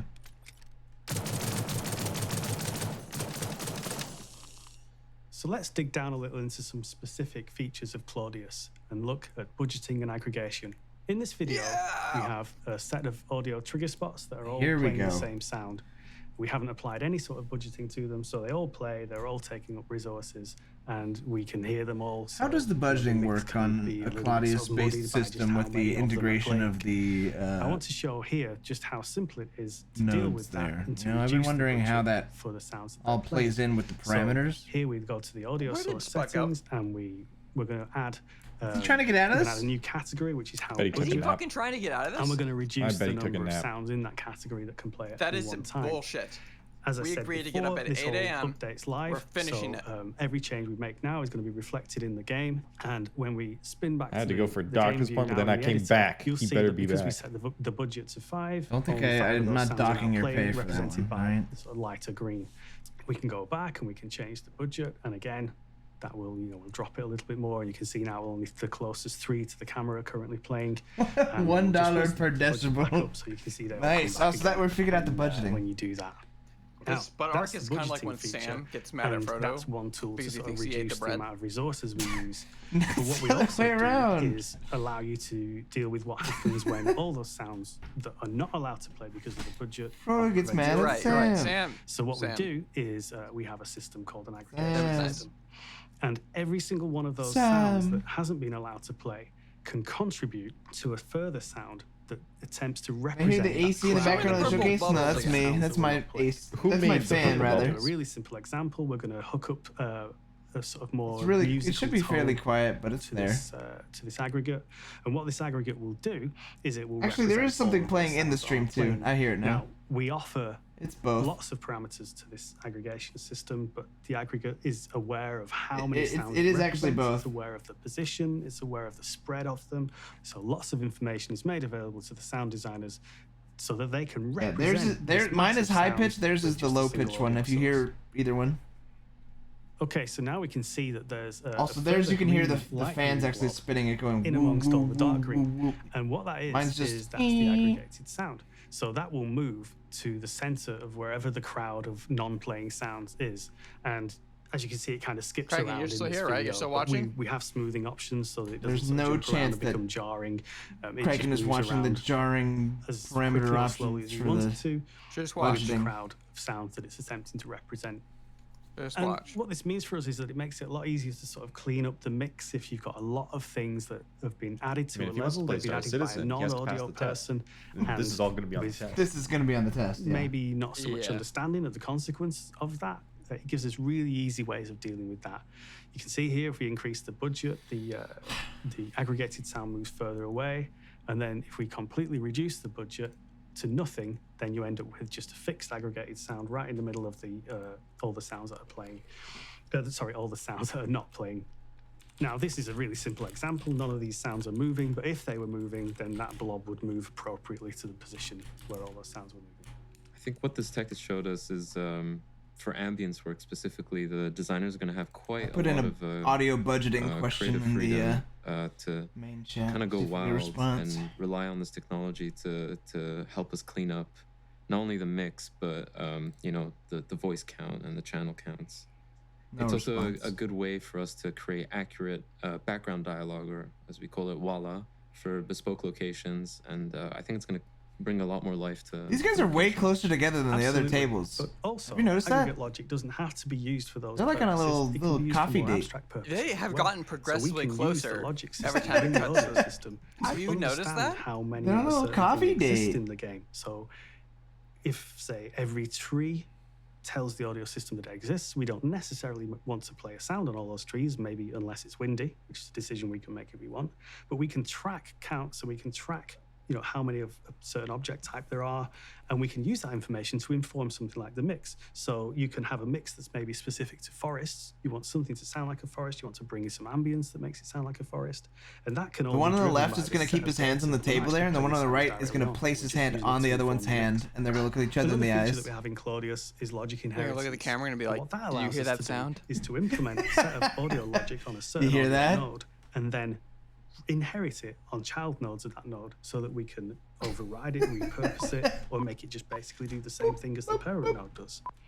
Now that's quite an abstract thing to say, I know, but what it means is that we can use a single set of events and parameters to express audio. Which one of them is Claudio? I think this comes back to the example that we used before about, you know, a weapon reloading. And so by overriding that logic, we're going to be able to place audio events on specific parts of the weapon and make them perform Are you based on still what the sitting there? character's No, I doing. can't be for this one. I'm the waiter on this one. I'm the one that's seems bringing like a them their really coffee at the powerful cafe. tool to have. Look at Yeah, look absolutely. at their And eye again, it's all contact. about You think putting I'm at this all table, your chat? hands. No For chance. We example, were at the you might big have table with something everyone like else with the yeah guys. A character who jumps. They, and these two are lands, entirely that focused on jump each other. event Can be They are not expressed breaking any bone of his contact. body. So if he's wearing a watch, you can make it jingle. Yeah. You know, if he's got a cracky. I'm knee, just you can the make it I'm crack just the when he lands fucking or something. server. And Hey all guys, these you guys need to different refill The my guy- coffee? They're all available to you. They say The no. guy on the right is the person who developed the Quite easy system. to You know, implement he's as like, well, I as we're built seeing. this for you. Another to thing we make have your in Claudius life is easier. a set of systemic parameters, and what they are is a set of parameters. And the that guy are on the left available is just by saying default thank you to over and any over again. audio node But in the game. the guy on the right just Things keeps going. such as atmospheric pressure, velocity, acceleration. So, for example, you can do something like take the atmospheric pressure and the acceleration of an object, and you can use that to express some wind noise. And that's something that previously would have required code support, but you guys can just dive in and do it on literally anything. You can add a SIG audio component to something that the audio system's never seen before, and you can start expressing the audio on these things in this way. Claudius, I think, Unique rationalizes the whole teabagging process audio. of, being a sound designer on this project. All that relevant information is going to be in one place, and it's going to be quite digestible, especially for people just getting started. Yeah, absolutely. We want the sound design process to be as organic as possible, and we want you guys to have the freedom to just express yourselves, and that's the point of getting all this data to you by default. Confused. So let's take a look at an example of something they you mean can by do that? using SIG Audio and Claudius without any code support. Here, This we're is like- adding this a is like SIG an audio internal component video. This to, isn't even an for entity us. Type that's never had one on it before. They're like, look at what It's you a can really do simple if you thing have to these do. Just drop tools the that are component in proprietary and owned by DataForge, us and will and only be then, distributed to we can authorized jump over developers. to the editor, and we can spawn one of these things. And I'm going to use the example You're of right. a plushie here. And what we're going to do is we're going to use some of these systemic parameters and events that come for free without any extra code support, and we're going to use them to express. It's a bit of a silly Basically, example. I think we're it's going to the use them long to answer is express like, the we're contents going to be able of to this get stuff plushie. done So, faster. what looks like a cuddly toy right now most is going things. to turn into some sort of water container. So we're going to put a kind of water sloshing loop on this thing. So we need to respond to its spawn event, and also its despawn event, so the sound stops if it ever gets despawned. And we can add an audio source that is the water sloshing sound, and then if we hook that up, it's going to start playing that sound. But the way these sounds are set up is that they don't play anything unless certain parameters are set on them, so they're muted until, for example, they have some sort of rotational or directional movement on them, because you don't want an object to just sit there playing a sloshing sound when it's not moving. So we're going to hook up some parameters as well. We're going to hook up the systemic acceleration and velocity parameters. And we're going to just demonstrate a little bit of, velocity. we're not going to go into sort of too complex logic here, but we're just going to demonstrate a little bit of what you don't can make it do. too So we're going complicated. to multiply them by each other, and then the multiply result them of by that, each other. we're going to set it on a couple of parameters on that object. And then, as I said before, everything is live updated. So we're going to see the result of what we do here. We're going to hear the result of what we do here immediately once we've done it. So just finish hooking this up, and we'll pass over to the editor view once that's done. Oh, one last thing we need to do before we can make that happen is, because this entity's already spawned, we need to send its spawn event again. And in Claudius, you can send any events that are set up for debugging reasons, which is really useful. Much longer so this panel. Now we can see the green blob, which says the sound's playing. We can't hear very much because there's no velocity or acceleration. Now, as the character runs around carrying it, we can hear the sloshing sounds. We can hear them play when it's dropped, and all this is coming from this set of parameters in Claudius that are being multiplied together, just for a bit of fun. Are you ready for the artifact to make a return? So all that was done without any code support. The code system had never seen that entity before. It could have been literally any entity in the game. And what we've done there is we've been able to express the contents of that entity without any additional help from the code team. So that's a really sort of freeing thing for the sound designers to have available. As we've seen, so was that dynamic? Implement something like this. The noise that it made, or was that a pre-rendered sound that they just added on top? No reason not to add the sloshing sounds to literally everything in the game that's interactable and that can move. It's gonna bring a lot more life. The speed that we can get. It would have had to be with, pre-rendered, right? Make iteration a lot more dynamic, plausible, and yeah, I think it's gonna have quite some interesting outcomes. So yeah, it opens up a line of creativity. Down the fiber energy. I want to take another half hour, experimentation. Dude. And that goes, hand in hand with how quickly little half-hour sip. Yeah, absolutely. Oh God! I think, the example there was not helping though. It was putting a water sloshy sound where it doesn't really belong. But as I said, it doesn't matter what that entity is. It could be a little cuddly plushy thing, so or then it could be like a 400-foot tower that's falling and hitting the ground, and those same parameters can be used to express the sounds of that thing, to express the weight and the size of that thing. Yeah, see, this is what I was talking about. It is dynamic. Tech isn't sort of limited to props and carryables. It can be used on literally anything that can move. You can express its movement. He's saying it can be scaled up to a water tower sized one, so it's scaling based on the volume. I think you touched on a really important point there, which is cause and effect. Interesting. I think that's actually pretty cool. It's quite a tricky phenomenon to implement into games, but with Claudius, it's going to be, almost a breeze. We're going to be able to hold values based on a parameter, for example. So let's say if you shoot this plushie, it'll, trigger a very high value for that movement, and based on that we'll be able to change the sound that happens after. So let's say if you shoot the plushie, pick it up again, instead of a cute cuddly noise, it can make like a really angry, like, why did you shoot me, sort of grumble. And yeah, it's why would the gonna add plushie know that I shot it to these interactable objects and other things in the game as well. Yeah, and those examples are just, again, it's all about unleashing creativity. Exactly. It's about sort of offering all the data that you need to be able to do whatever you want. And there may be things that we never. You know what I think really helped the abstracting these systems in life in the verse panel was the fucking music they had in the background. It no longer becomes a coder's problem. What you this one's so much harder to digest. Yeah.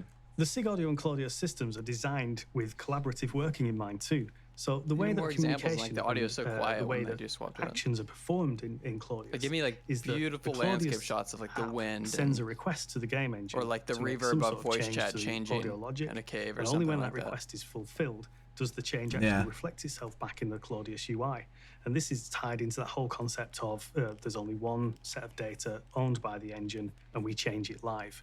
So by having this design, what we've been able to do is allow multiple connections of multiple Claudius clients. And because they're all connected via WebSockets, how do you connect the web clients? What this means is that if a sound designer needs some assistance or just wants to collaborate with another sound designer, want to collab, logic set up in Claudius, they can do that incredibly easily. They can connect their Claudius clients. You guys want to build a sound together simultaneously while that person has their copy of Claudius connected.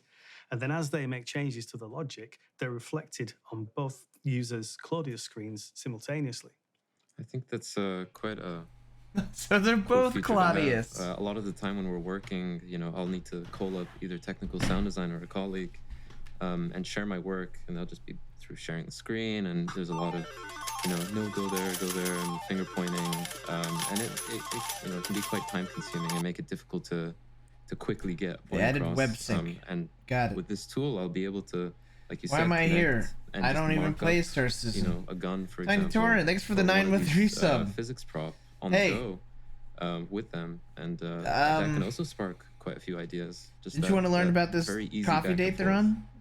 Yeah, absolutely. And every connected I just want to know what happens next in this full drama. So anyone can make any changes. Even the undo system works across all clients. So you could make a load of changes to demonstrate something and then disconnect, and then the other person can just hit the undo button to get rid of all that stuff and then start, doing something else that's maybe inspired by what you showed them or something like that. And I think it all just really sort of lends itself to having a lot of collaboration between sound designers. Is always I want to make sound, but I cannot scream. Working from home situation, a tool like this is really going to be invaluable. It's going to allow the sound designers to connect a lot more. QA to work with sound designers a lot easier. Thanks for getting a sub to */ bring us all Citizen closer together and the fuck is hopefully that? Spark some very interesting ideas. Oh wait, so is that how it's written for a space? Is that how you write a space in your name? When we went neat. away and wanted to start designing this thing, we obviously had workflow in mind. So if you want to @*Citizen, you have to actually do @*/ that was Citizen. as smooth and as easy as possible for sound designers. But as a code team, we serve two masters. Interesting. And what we don't want to do is to implement those things for the sound designers at a cost that's too great for if you the do engine @*Space Citizen, you're adding star and then saying usage. Citizen. We need to avoid blocking the main, the critical paths of the game.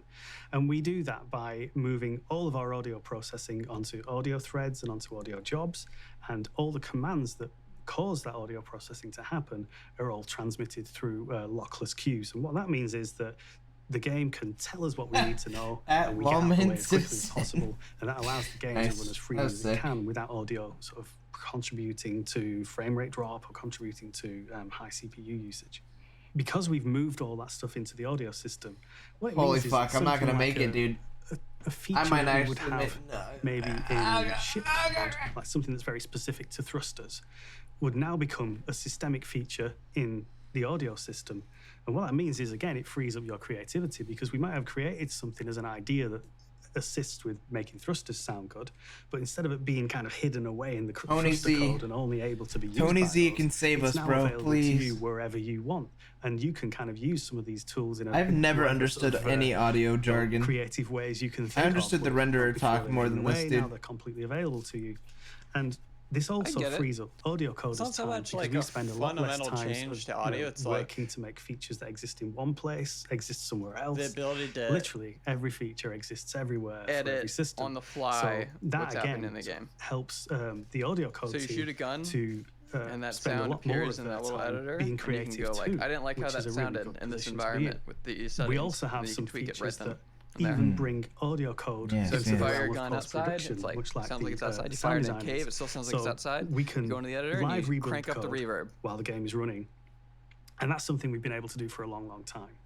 But what Claudius does, because it uses this reactive programming model and it can react to the game's sort of transmission of events and parameters immediately and present them to you immediately, we can actually boot up the game and start up a feature we've never seen before and start playing around with it and find the bits where the audio needs to be, and then we can live add the code rebuild it on the fly, and then it's already available to you guys. So we're making it so that collaboration between sound they keep designers saying and you guys. audio coders becomes something They that see you is guys. just, it's almost as good Are they as a talking collaboration right? between Oh. sound designers. It's like something we can Oh, go from nothing left is to a sound fully designer, working right is feature tool without designer. stopping the game. Yeah.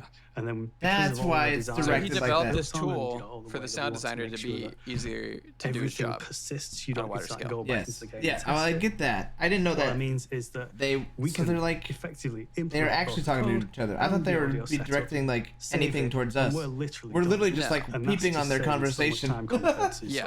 sort of, all the iteration time that they spent like rebooting the game, rebooting editors, rebooting tools, swapping Yeah, that's tools, why and it's all a that kind of date. thing. Yeah. So yeah, That's this why is it's so much code, eye contact. At least partially in this production, post-production realm as well. Yeah.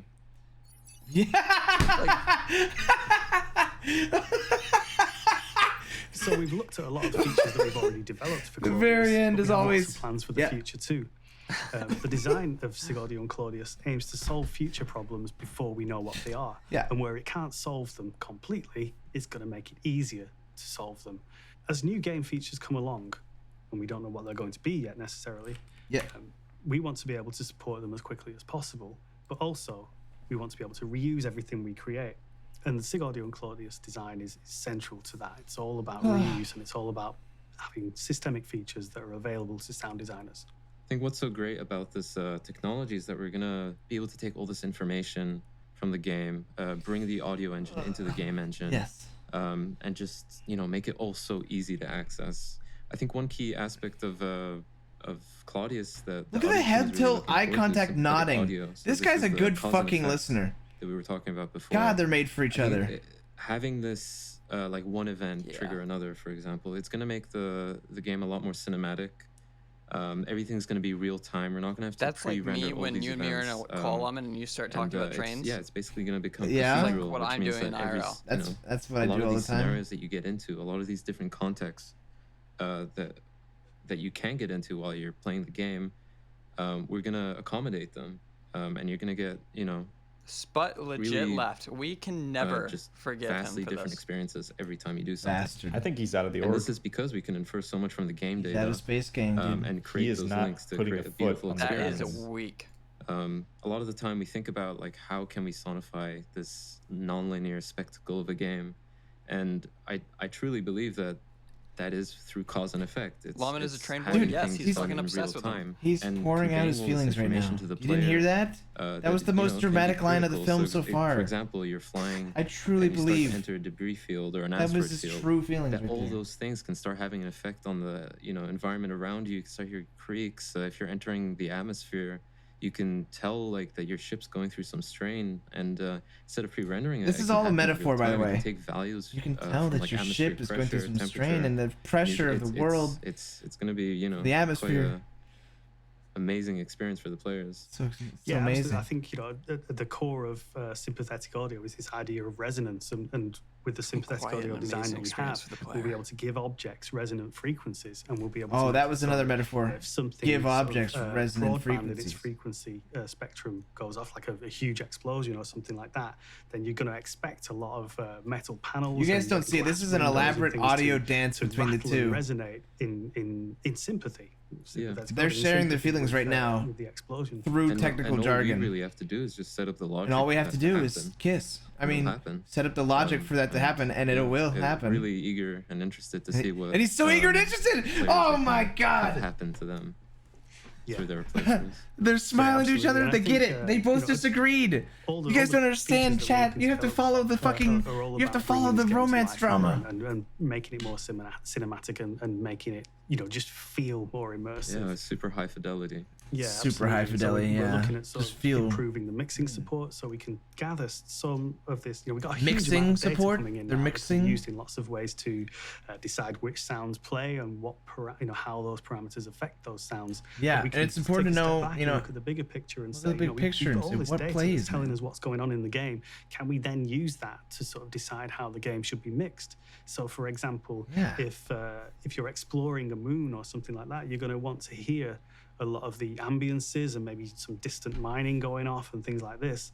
But then if you sort of end up engaged in battle with someone, that's something that the audio system's aware of through the data that's coming in, and maybe it can change the mix. He's saying, those I'll ambient keep things don't translating. really get so much He's of a look saying in that he's anymore. aware It's that all the about guy on the left has had battle feelings for him for a and while then, now. Again, as the battle ends and that kind of And now they're finally done fighting over it, and they're done like skirting around the topic, even though they're still doing it now.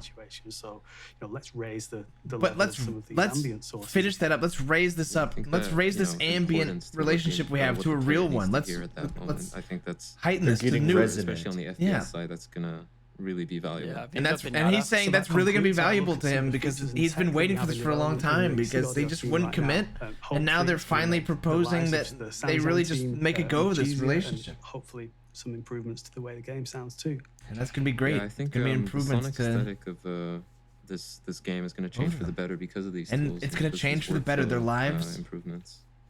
Cool. Yeah. Cool. Okay, well that's it from us. Thank you very much for watching. I hope you enjoy the rest of your CitizenCon, and I really hope next year we can all be back together in person and we can see each other in person then. Thanks for watching. He's still on the... Aw, cute. Looks to his right. I know we're going to be together. I know we're going to be together in person. Cosmonaut is the premier online magazine for Star Citizen, packed full of ship reviews, outfitting guides, upcoming events, org interviews, Tony Z! current affairs, Woo! history, and Here it more. comes. Cosmonaut This is the big your one. comprehensive guide to all aspects of life among the stars. Tony Z, A tell me about talented team of Quantum writers, again. Editors, Tell me the designers, Quantum photographers, story and again, artists Tony are all Z. passionate pilots and aim to bring you stellar Did you see his images, first panel, incisive Ben? Did you ever articles, watch and that? incredible design. Yeah. Season 1 of Cosmonaut Just to make is sure. available That's for like one of the download best now. panels they Head ever to did. www.cosmonautmagazine.com to get all 12 issues completely free. There's a twist coming. Are you ready for it? Yeah, what are you thinking? I don't know, but it's... I've heard them say It's coming. comes a sacrifice. It's gonna be some like land assault. With every dream comes a letdown. Oh, remember You've gotta give up something to get that big thing. remember their FPS mode? What was it called? I couldn't disagree more. Warfront or some shit? See, everything is achievable. Theaters of War. Theaters of War. Remember Theaters of War? You wanna know what I think? Good one, dude. Sacrifice. is what That would be happens when you fucking give up awesome if that comes halfway. out, dude. I'm more excited for that than The Origin 300i. I'm something like Battlefield, to be honest. Sacrifice nothing. Achieve anything. Doggy.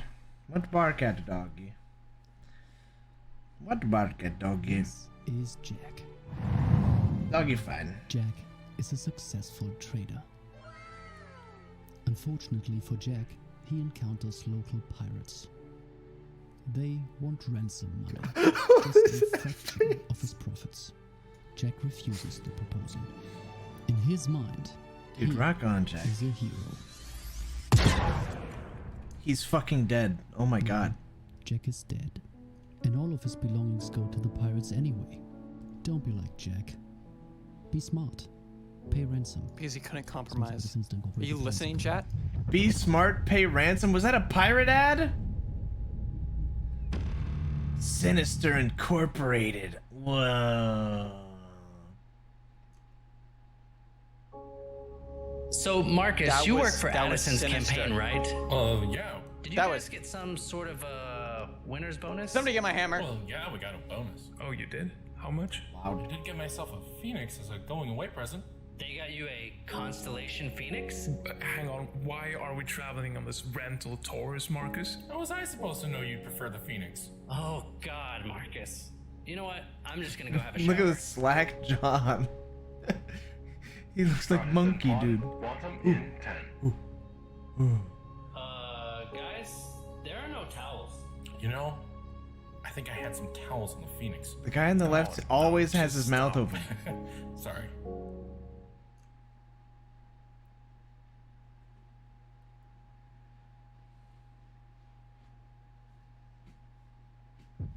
Where's the Goldman ad? Listen, if I genuinely knew this was gonna happen, I would have played our Goldman ad on it. Here, I'll play the audio in the background while you guys watch this one. Pretend it's for us. I want you to join Mr. Goldman Incorporated fleet and The same footage. crew of high-risk businessmen who take what they want when they want, all in the name of Mr. Goldman. So take initiative in your life. You gotta work for a living. Why not work for Mr. Goldman? There you go. That's our ad. CIG audio. That was our ad. There's always a giant emphasis on video here. It's a pretty decent Gottfried. That's the real Gilbert Gottfried, so I'd hope so. To that V. And as we near the end of our show, we also saw the last of our community videos during the break, and I hope they stick around as a tradition for CitizenCons going forward. For those of you who know my origin story, you might understand why I have a particularly soft spot for them. But that's enough chat. This is it. We're at the end of our day. It's time for one more panel and one more panel alone. It's time for Tony, Rob, Ben, and Luke to take you deep into the machinery beneath our universe. Yo, is that Costco pizza? It is. He's been snacking, dude. Stream of thought. Actually, we didn't get lunch together. It's been constant action, you know, with the date. Yeah, it's been back to back.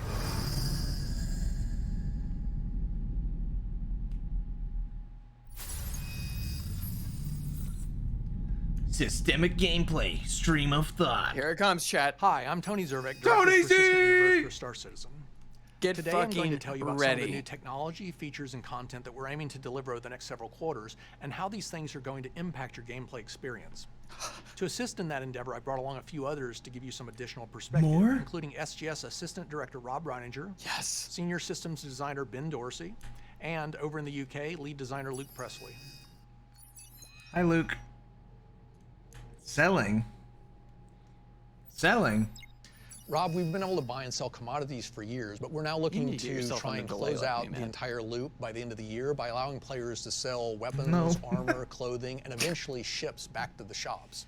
One of your favorite aspects of this has always been what it means Matt, what are you doing there? Elaborate a bit on that. I think it's huge because now it gives me a purpose to go out and collect the stuff, because players are very meticulous. They'll go out and pick up every single gun, weapon, armor off of other players. Like loot generation is something that you should listen to this one. This will be a good one. It means a lot for, you know, investigating lockers or just stripping down something. We talk about salvage. You know, these are all things that are working towards the ability to buy and sell items. But most importantly, it's just curating your inventory, right? It's getting rid of this stuff. It's another form of reward. So I think it's a huge addition to the game. Sure, and it also plays a big role in character advancement, right? Yeah. Because you can realize the equity from items that you purchased in the past. In other words, I buy a particular laser rifle. Now I decide that I want a better one. I don't have to buy How do you want to do this? From scratch. I can actually sell my original one, assuming it's in pretty good shape, and I basically pick the optimal shop at which to sell it. You know, that's a shop that deals in that specific item. Then I can actually get a pretty good price for that used item. I can then take that money and apply it and the differential towards moving up the ladder and basically getting better and better stuff. And so just like in the real world, it's like you don't usually start from scratch and buy a house and then basically have to buy another one from scratch. You basically take your realized equity in your original and you throw it into the other one and you just pay the difference. Yeah, and that's something that we don't have in the shops right now. Everything is in the shop on a per item basis, and items sometimes come with default. He's already making so much fucking sense. Sniper rifle or a set of armor or logic ships based are a great example of something that comes with the default loadout. Equity, certain laser cannons, mortgages, power plants, and etc. So as we go forward with selling, one of the I didn't understand equity for the longest fucking time, dude. For every single attachment that's on an item, which includes laser scopes, magazines, any underbarrel attachments, right? Things like that. So now that these have their own individual price, it's much easier for us to tune the economy. So now it's this thing is more expensive or less expensive. As stats change, we can keep up with the statistical improvement of the item on a per item basis. Sure, you have the macro item. It consists of the child items. We changed the price of the child item, and the macro item, the larger item that includes various quantities of this. Its price is automatically adjusted, which is not something that happens now and causes us countless problems. Yeah, and it means that now we have less moving parts to worry about on a global basis, and from a what does the world have for sale in it. You talked about taking something to a shop that deals in those items. it's kind of the concept of, well, this shop deals in it and they refurbish it. They have an invested value in procuring those things back from people in the universe. So we want to encourage players to go around to the different places that have the best price for it, much like commodity trading, right? We want players to go here because they can buy it for the best maybe price, it's a package. go Hang here on, because I might they need to can go sell it get for the that. most money. Same principle for selling items, right? So this shop deals in it. You should be able to go there and get more money for it. Sure, and we need this more, sophisticated method of determining the pricing of the more complicated items, that are composed of lots of child items, partially because of what it means to selling. In other words, when I go to sell my, my pistol, I may have a custom scope on it, something for which we don't have a specific entry in our, global retail products list, and that says this item should, if it were new, cost this much. This winds up becoming something to where, sure, we've got the base price of the pistol, and we've got the base price, of the scope, but we don't have any sense of what the combination is. As of right now, we don't have a means of solving that, and so this is why we are going to be pursuing changing even how the shops specify their default inventory. Like right now, we actually have shops specify every individual item that they can sell, as opposed to where we're going is it'll be classes of items. This this particular shop deals in in small handheld weapons, from this particular manufacturer. Now, because they actually deal in small handheld weapons, they will in fact purchase small handheld weapons from a different manufacturer. Right. You just won't get quite as good a price because they're not as adept at repairing them, and they don't have a clientele that's that's geared towards purchasing those items, etc. If you wanted to realize the best possible price, then you would wind up taking your your specific items to a shop that dealt in those specific things. That's right. And that's where, assuming the condition was perfect and assuming that the shop had a lot of cash on hand with which to procure these deals and so was willing to be a little bit more liberal, that's where you could potentially recoup 70, 80, 85% of your original value. Whereas if you go to someone that simply sure they deal in small arms, but not necessarily that that particular manufacturer, not that particular caliber weapon or whatever the case may be, then maybe only get 40 or 50 cents on the dollar. Exactly. It's like when you're dealing with a car dealership. Like if you bring them their brand of car, they're going to pay you more for that than if you brought them something. It's easier for them to service. Their mechanics are already familiar with it. They can do the work at cost and sell it. Yeah, exactly. Totally makes sense. It's big, and it's something that it just feels natural, right? It's how the world really works, and we want to continue to push that forward. That sounds like hassle to sell stuff. 3.15 is a huge update to the game because of the localized. Any of the new ships? There are several aspects to this. Probably not. That starts with, I'd say, the out of game. I might get some in game. The actor feature team have put so much work into. I might get They're going to cover that in a separate discussion. 400 the aircraft carrier one in game, but I don't think we need any of those. Over on our side, we've got the to vehicle be paid for in cash, which has been adapted to only allow you to modify vehicles that are in your immediate vicinity. And then we've also added a new mobiGlass app called Knickknacks. Reiniger, so you've spent the last couple of quarters heavily focused on this. Go ahead and walk us through what's changed, starting with the front end menu.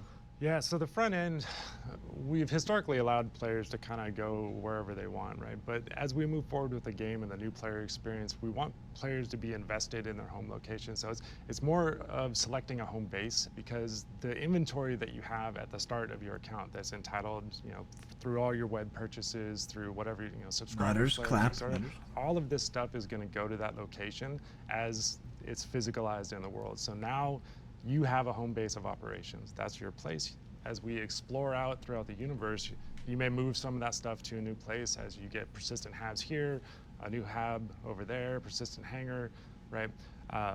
Players are going to be tangibly going up to, interacting with their weapon rack, interacting with the stuff in their ship. And so localized inventory is a massive change to how they've dealt with the game up till now. Gone are kind of the days of this global inventory that you can go and interact with anywhere in the universe. If your stuff is at Microtech, you need to go to Microtech to do it. If it's in we're gonna have a home, here, boys. You got to go to that hangar. So where do we live? We want players to feel the pressure planet we saw in the demo earlier. Trip, right? It's as you go out. This is the mission I'm going to do. I don't think what I need to go and do that mission. So I want to. We're gonna have to pick like a Stanton planet, won't we? Go to a shop here and buy that. And so the front end is going to be You'll just be able to get first step. attacks. Kind of, I mean, like planting 315. wherever it is in the universe. Pyro's from the 4.0. very start. So what about the knickknacks app? So this allows you to basically, in its first Honestly, Lorville, incarnation, because it's in between to everything. see where you've placed all of your loot throughout the entire solar system. It works on a hierarchical basis. Okay. You I can mean, drill I'm down saying into Area a 18 particular kind of cool planet, though. See, the city. At the city, you can basically see what ships you have stored there. You can look within your ship and eventually see what cargo grids and what storage closets you have within there and what items you have placed within there. You've also got a number of filters that allow you to quickly drill down through your entire inventory. Orson has no ground. Spud could tell us more about it if he was here. Else it is that you're And you had to fly out of atmosphere. Can you just walk through that in a little bit more detail? As we kind of go into the localized inventory, the VMA can only act home. on the ships that are at that location. You kind of lose perspective of the global view because the personal inventory manager that the active feature team has done has removed the PMA, which was also your kind of global view into your personal items. So the Knickknacks app allows you to kind of see where your stuff is distributed around the world at the individual location level. So whether it's in a ship or in a hab or in a hangar, right now the locations are basically cities or stations.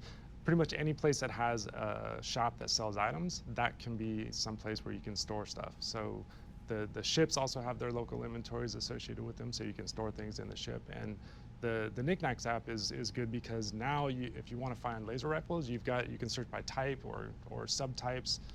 Basically the same things that you see in the shop, so the categories that you see in the shop UIs. That's the same level of interaction and filtering that you'll have in Knickknacks. We've spoken a bit about how it's going to evolve in the future and what new capabilities we would wind up adding to it. Trading with other players is one of the things that's at the top of the list. Yeah, right-clicking on something, being able to say, hey, open a trade window with Ben here. I want to be able to show me on the star map where this is. So something that we want to do in the Mobiglass as a whole is context ability to bounce to different apps that are contextually relevant to whatever you're currently using. So like saying this is in this location when that's just a string, like it's in Olisar. They need that's coasters. Not super useful. Seeing that on a map, that tells me something. That tells me I need to go from here to here. I need to plot this location. Right. I'm going to go through this dangerous area to get there in order to access my stuff. Or a hyperlink on that. And you can also very easily discern distance and stuff, which is, this one's not here, but is it relatively close or is it really, really far away? And I need to be able to obviously put that into my planning. Yeah, or set a route to see how much fuel I'm going to use, Exactly. right? There's a lot of different reasons why these things are kind of relevant. We want to try and preserve all those elements that CR really wants to push towards, but still give you the context switching that you're going to need.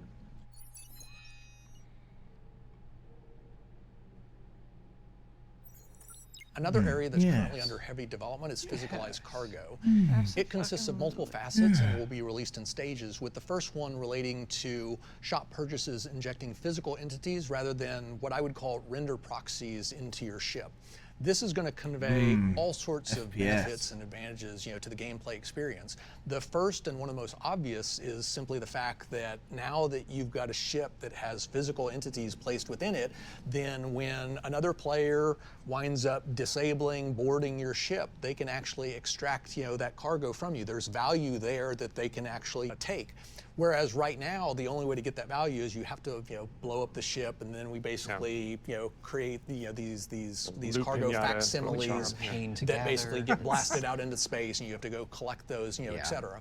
And so this starts to hint at things like, the fact that we're going to want to bring NPCs into defending these ships. So all of a sudden, you get this fantastic gameplay transition, what I would say, where you have ships doing this momentum-based combat, and now I can disable a ship, board it, and I actually have to overcome the NPC crew and then physically grab the cargo, haul it back to my ship. At the same time, you're concerned that while you're basically on the ship and lugging this stuff around, that security or allies of the ship that you've disabled might show up and start blasting you. And so all of a sudden, the considerations, just explode, for doing something so right now relatively basic. And it's one of the aspects that I really love about this game, which is how we can add this low-level gameplay mechanic, and in one shot, it's going to totally transform so many different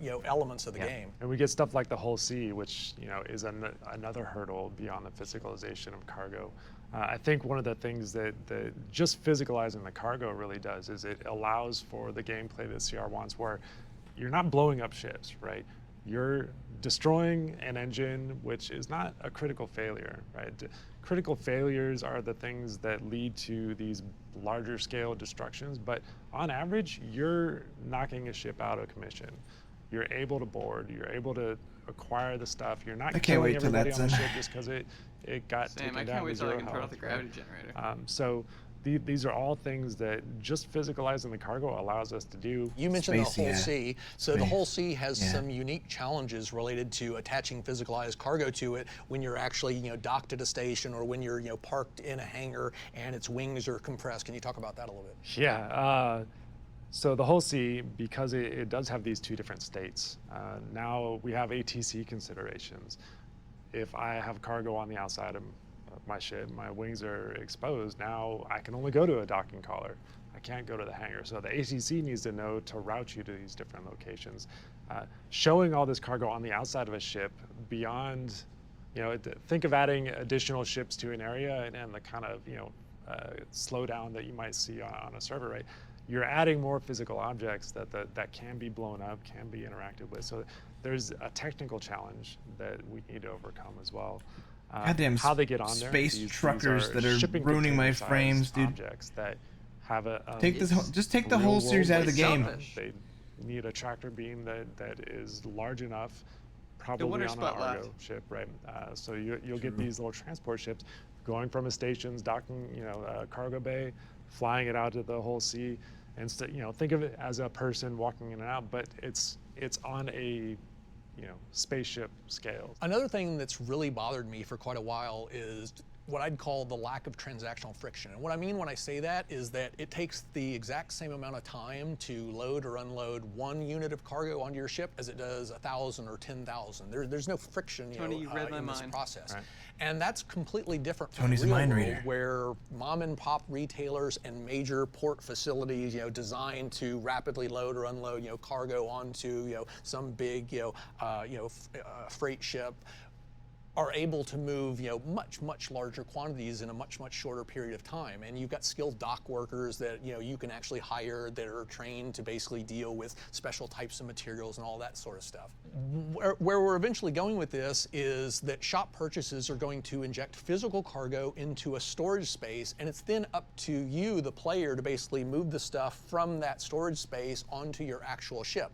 And there are going to be, that's a bunch of dank space weed, by the way. At this point in time, half of the people watching this are saying that sounds incredibly awesome, right? And the other half are saying this sounds incredibly tedious, and it sounds like a lot of forced menial labor that's going to be completely get the fire started in the there is a method to the madness. I mean, where we're going with this is we're going to make the concept of moving freight onto and off of ships not just a logistical challenge, but we're actually going to make sure that it's a fun experience. And fun cargo. This would include everything from eventually adding a service beacon so that you could recruit your friends, your org mates, people you don't know. Tony, don't hit your mic. Come and help you move cargo. We'll eventually add the ability for NPCs to be hired at that location, and the price will fluctuate depending upon how many other players are requesting similar services. And you can use those types of capabilities forklift if you certified. simply want to pay a certain amount, have your ship loaded or unloaded, and you're going to go fly around and do something completely unrelated. So, Dorsey, how is physicalized cargo going to impact the gameplay experience? I mean, in a bunch of ways, as you kind of touched on. Can you imagine trying to load the up whole shit like the concept of Merchantman or the Kraken with cargo by from hand? one of those storage areas 2,000 SCU, dude. That's that ship. insane. We've actually run into But a lot you're of gonna problems make more money where per run when you because of go across, when you come across a derelict, for instance, we have all these crates on there that you can offload in a lot of the events that we've done. And that amount of time that it takes to do that makes it so that when you then go to sell those crates, they aren't worth the time, frankly, it's because money it's over time. Exactly, it is so much faster to just park your ship and click the button and have it instantly get filled, and then drive over to another place and have it instantly be unloaded, that we can't make that process pay well enough to also be balanced when you're getting 16 to 20 crates off of a ship and it's taking you half an hour to do that. But once you make it so that there is a much more similar timeline between those two, you can make it so that there's a much bigger reward on a crate by crate basis, and that allows us to make it so that derelicts become a lot more common and offloading stuff becomes a lot more common. There's also just some really great benefits in that we can make missions reward you by putting cargo out there. It doesn't have to be that the UEC reward of a mission is the only reward. This mission gives you 5,000 every single time. No, there's a ship that gets blown up, or you blow up or disable a ship, and especially disable a ship, and then you can board it and take that cargo off. For pirates, that becomes then the goal. Like, blowing up a ship now becomes almost a failure. You don't want to. You want to disable it, you want to be able to get on it, and then you want to take that cargo off. And of course, the crew is going to be fighting you the entire way there. They're gonna have their people to try and fight off your boarding parties. You've suddenly transitioned into an FPS map by doing so, which is this really great transition that just doesn't really happen in a lot of games, and that's amazing.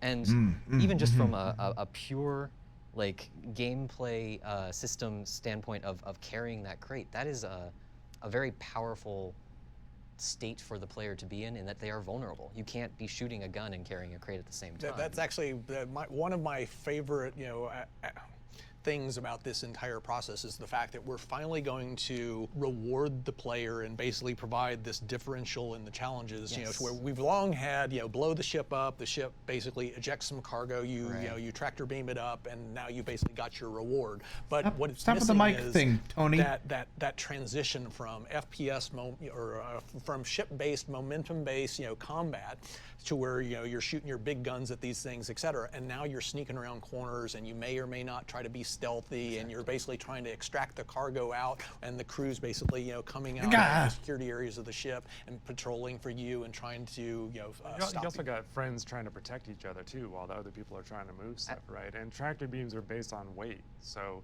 it may take multiple people to actually move a heavier box. And CR wants that'd be fun to move boxes with less ships blowing up, more. Let's get the big loot, boys. Unless there's a you thought it was gonna be boring last time, and you're like, "Whoa!" I actually like it. I mean, the idea of like us raiding like a bandit camp, and then we fucking find the big crate, and we're like, let's take it. Let's all, whoa, turn it your side, turn it your side. Whoa, watch the corner. You rotate it.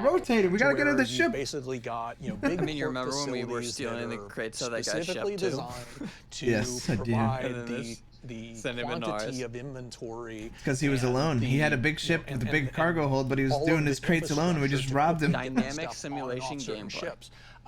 As opposed to small mom-and-pop retailers that are really just intended to deal in a very small number of items. And one of the more significant problems we have in the game, because we don't yet have that level of realism, is related to we've got a small mom-and-pop retailer, and we need to have a decent amount of inventory so that it can satisfy demand across potentially 100 different players, all grabbing theoretically 1 or 2 or 3 items.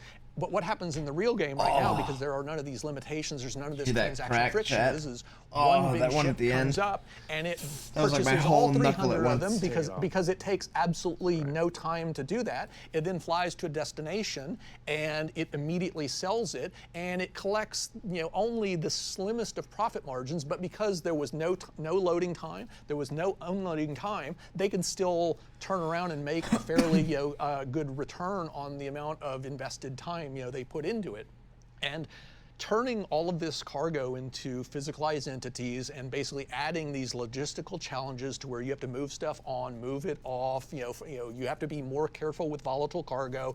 Bigger crates will require Argos to move them, or cranes, or forklifts, or whatever the case may be. Oh yeah, the Argo all of cargo. This is ultimately going to push players into being more selective about where, for whatever they're trying to do, what types of shops and stuff they're going to visit. And what you're going to get is just like in the real world, where you'll have super tankers bringing oil from across the ocean and basically parking it at some sort of port facility for offloading, and that will then be transported by, whether it's pipelines, by rail, by those types of things to distribution outlets, and from there it'll be picked up by trucks and transported to the local gas station, and from the gas station, that's where you, the end consumer, can expect to buy 6 or 12 gallons of gas. But in the real world, you can't, drive your truck up to a port refinery on the coast and basically request 5 or 10 gallons of fuel. It's like they only deal in minimum quantities of 10 or 100,000 or 500,000 barrels of fuel, and this will be the same thing that we're going to eventually support on our side, to where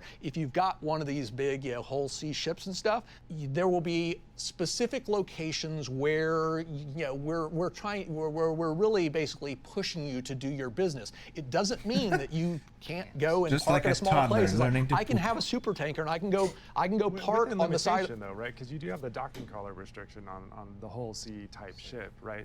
But I think this is what the going to the per box model will actually do for us, because we can just make those small mom and pop shops only have the smaller volumes of commodities, right? You talked about how if you can only unload and offload one box at a time, I'm not going to do a Caterpillar there. Yeah, there's nothing stopping you, but there's something. That's just stopping it. If my ship holds 10,000 units of inventory and I don't have any of the automated stuff, and you don't have enough dock workers, I can't hire at this place. There literally aren't 100 NPCs or 500 NPCs that I can hire for any amount of money. They're literally just not there. Then you're going to have to do it yourself, or you're going to have to request some friends to help you, and it's simply too tedious. It's not that we literally prevent you from basically going there and extracting the material. It's that it's simply not going to be That means worth people are going to do time. it You're for going to sure. have to invest so much time and effort into doing that all of a sudden you would need an astronomically high profit margin. And long before the profit margins on that particular commodity or material get that high, someone else with a smaller, more efficient ship that can more effectively be loaded with a smaller quantity of stuff and then navigate to to another small location to basically sell it, they'll wind up taking that material from that location. Which means for a Caterpillar, Who like is one this of those mom bigger and ships, pop? like one of the Hull series or something, Hmm. you're going to want to, by Whose just mom that and nature, pop go is to a it? place that has a cargo elevator that can give you 20 giant crates at the same time. Yeah, that's what I Because meant. Like that's with where you'll make that profit. with the in that. infrastructure. It's like some places you'll have an elevator that basically gives you easy access to 10 crates at a time, and a bigger facility will have 50, and a bigger one still will have 200, and this one will allow you to basically hire up to 4 NPCs, and one NPC can move 10 crates per hour. But you're going to be in competition with with that smaller of NPCs with everybody else, so the price can get fairly high. And this other place will have up to 500 or 1,000 workers that you can hire. So it may still take it may take hours, but you have but that's only because you're loading 10,000 or 100,000 SEU of cargo into your hold. Another very interesting aspect of this is going to be that you're going to have relatively clearly delineated transport routes, supply routes within the system.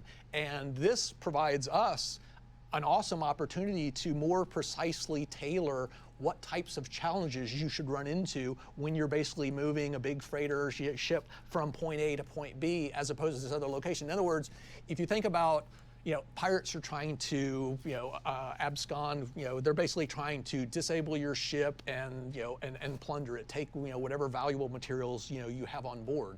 But the types of ships that would be required to extract, all of the fuel off of a big, massive freighter are clearly dramatically different than the ships that would be needed to effectively and efficiently, plunder a far smaller ship that deals in a totally different, type of item or a totally different, and more limited quantity of items. And so we'll be able to more accurately tailor the gameplay experience so that you get the kinds of challenges you would expect. Well, and I think by nature it'll I kind of want the allow it unexpected to though. actually separate. I want to be flying my little fighter Because ship it's and not just be worth it fucking over hit here, by the we can fucking pirate make kraken. those inventory volumes smaller to match Get fucked. the type of people that we want frequent. Run away or stores. die.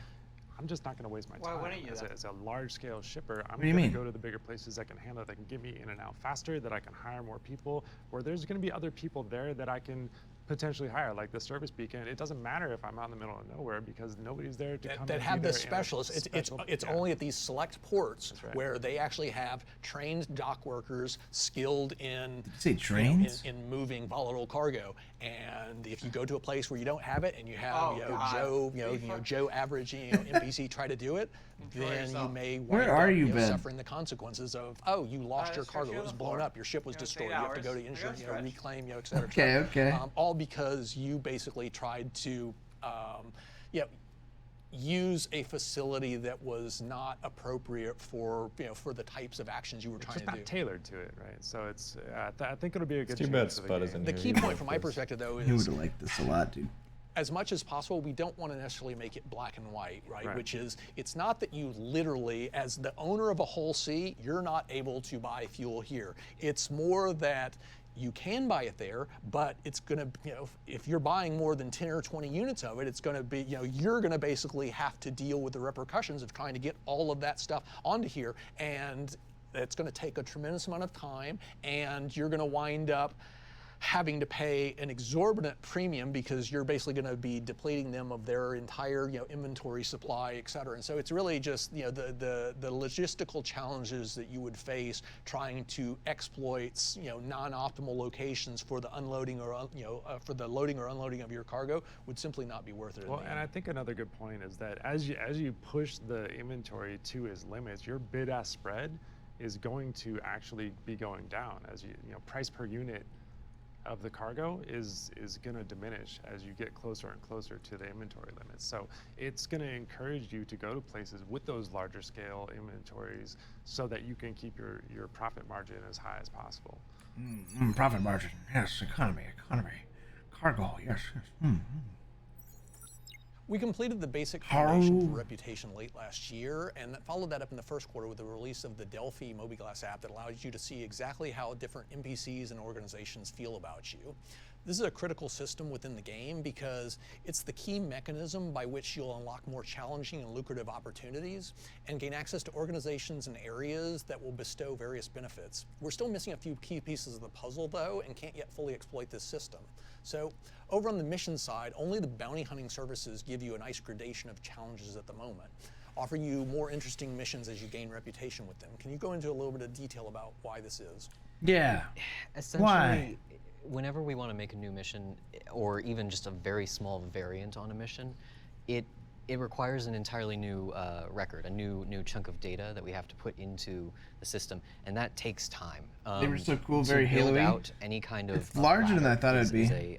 An awful It's pretty cool. honestly. Some things that we If want it's to in do the is just game kind much of sooner make than it the so that it's Kraken, more systemic and a might little get bit it, faster. but we also And might by get it as a doing that, loner we'll just be for able owning to, the Kraken. So explode wide. And there's definitely no purpose having both we make when one both mission, are out. one template, and then just give it some variables that have some ranges.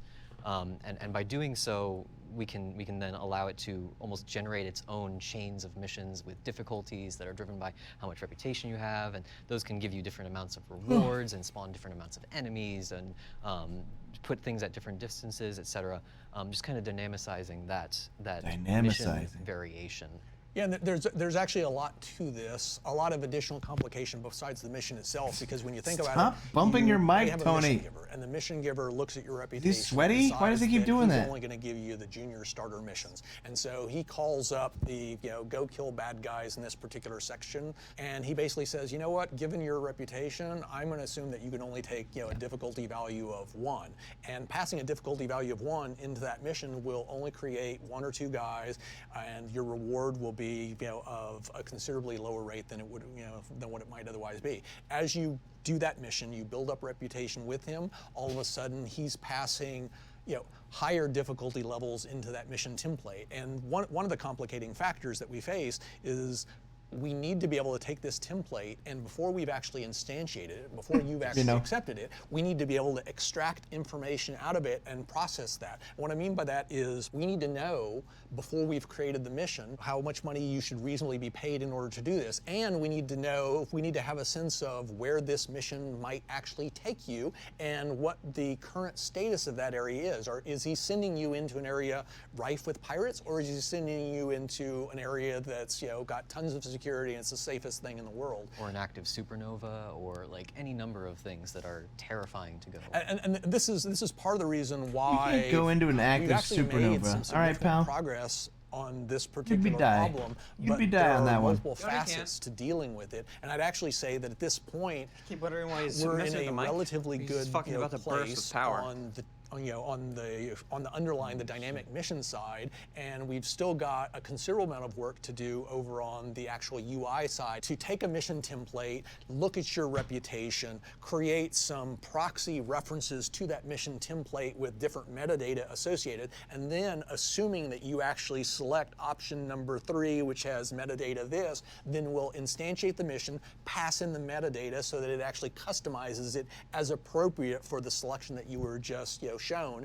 and you can then go off and execute that mission, and you'll be paid the correct amount, and you'll encounter the appropriate amount of difficulty for what you were promised and for what he thought you were capable of doing, given your reputational level. Because we already do have in-game something that players can kind of play with right now, the bounty hunter chain, which is effectively what this will look like to players. It's just a matter of that took a lot of setup, and now it should be something that we can pretty much like click a few buttons and we're good to go. That's exactly like in the end, it's all about allowing you it faster. to That's what they always do, baby. Express a solution to the problem of I've got a mission giver. This mission giver is going to dispatch you to deal with with bad guys.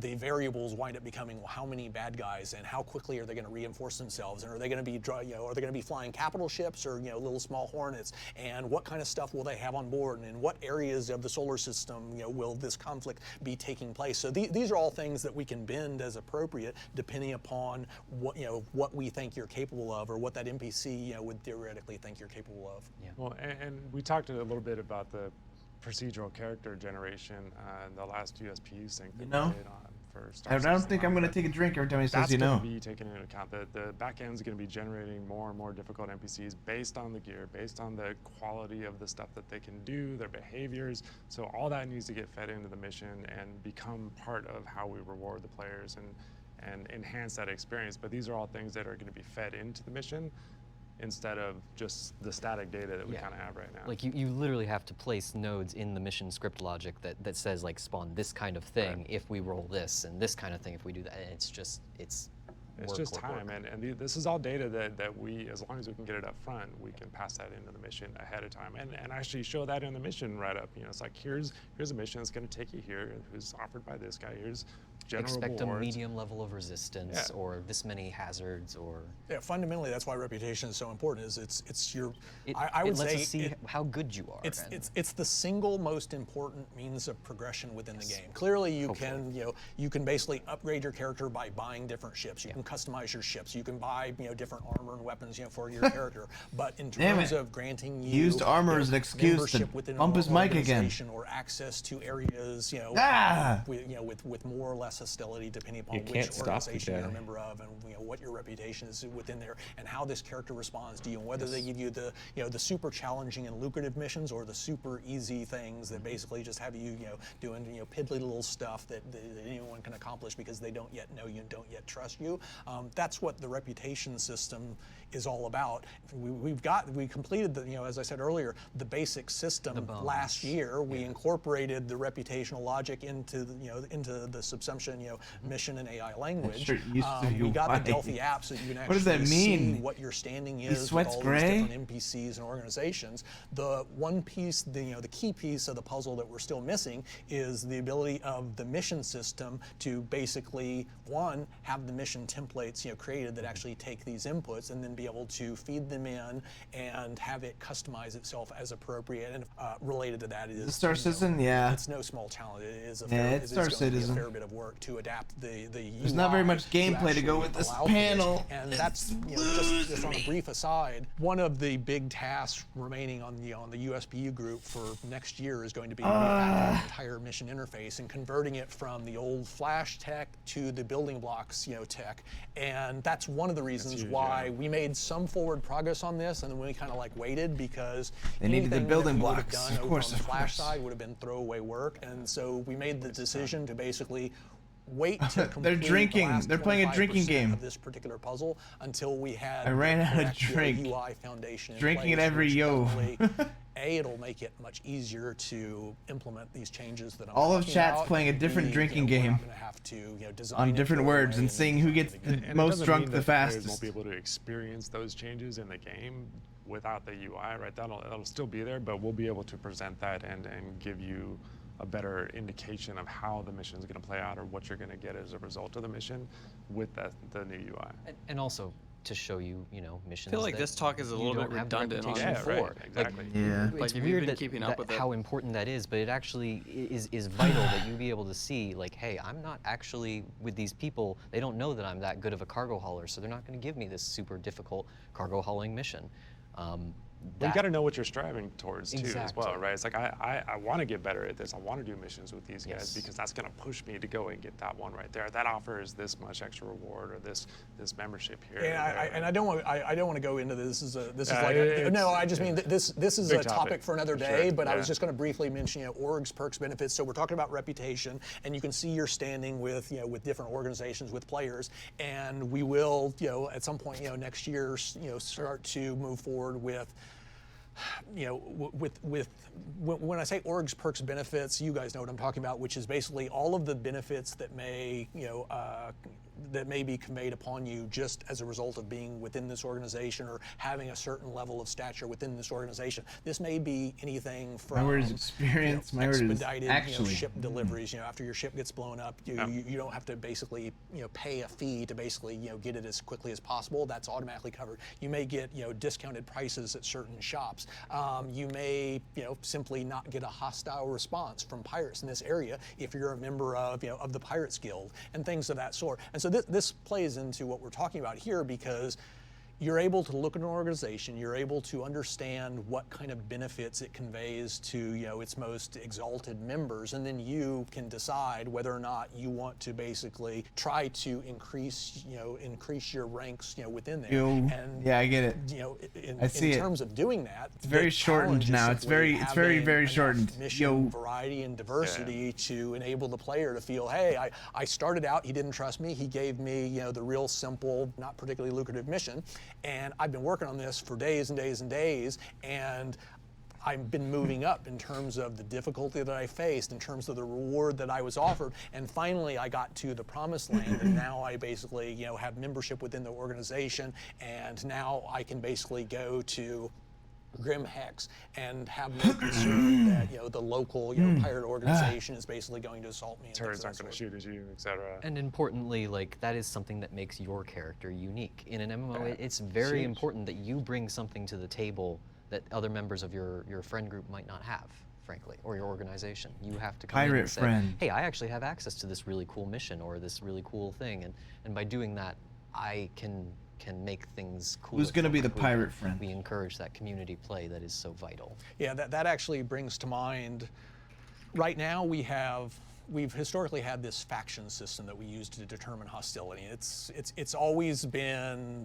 one of these systems that we know we're going to change it. We know that it's not sufficient, for where we're eventually going. It's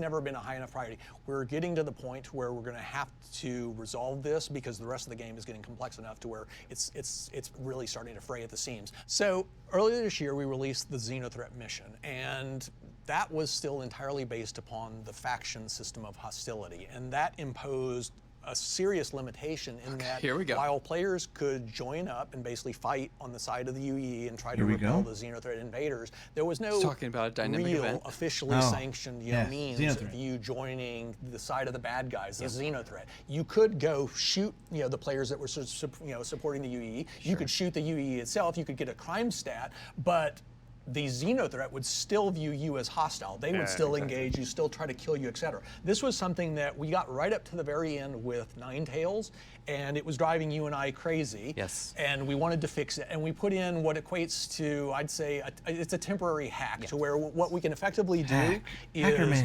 allow a faction to override its normal, dislike of someone in another faction based upon whether or not they have a particular mission token in their inventory. Well, it's if they're doing a certain mission at this time.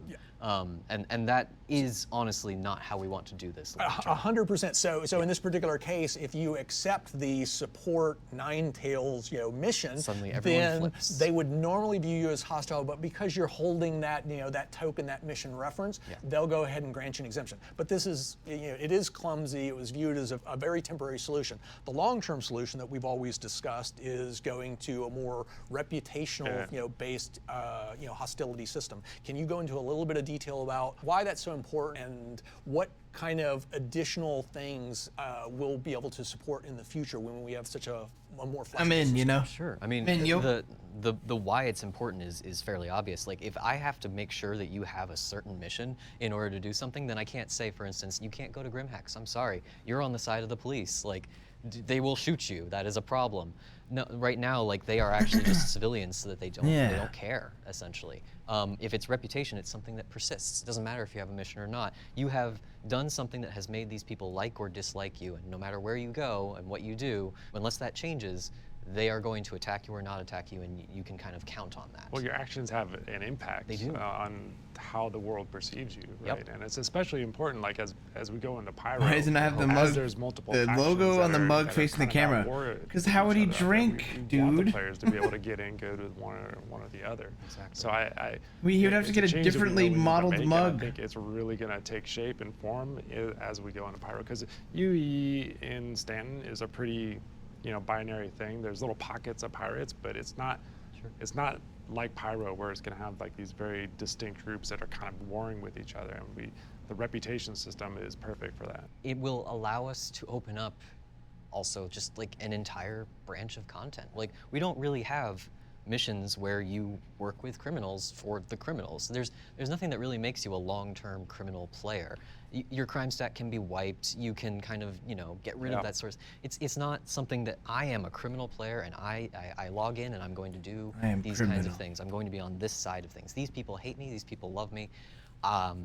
That allows you to define your character. That allows you to define your play style. I think I died and this is purgatory. Can you confirm? Where you're going to do and what you're going to do. I feel like the clock shifts if you doesn't have the ability. tick. I would say it's much more like the real world, to where. So in that regard, you're right. The concept of what hostility. We're not progressing or equates to regressing. Either We're I just engage you, either I we're attack just you, here. or I We're do just not. staying But in here. between, there's literally just a sea of grays in terms of there's a lot of this organization hates that one, this one likes this one, Yep. this one doesn't like this one's neutral towards that one, etc. And you wind up having inevitably some sort of unique mixture of all of these different things. And so in the end, we will prioritize these things and determine, it's like, oh, well, you're a member of the walk old ladies across the street. Well, I like that. Oh, but you're also a member of the Pirates Guild. I really hate that. So even though I like that one, I'm still going to attack you. And so it's much more flexible in terms of I walk old ladies across the street. Determining all Are you these gonna kill me?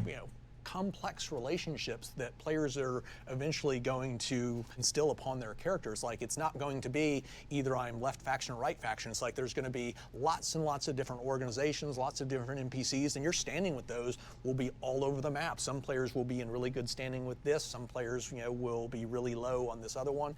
And the level of variability that we'll be able to support with with the reputation system is just going to be far, far superior to what we have now.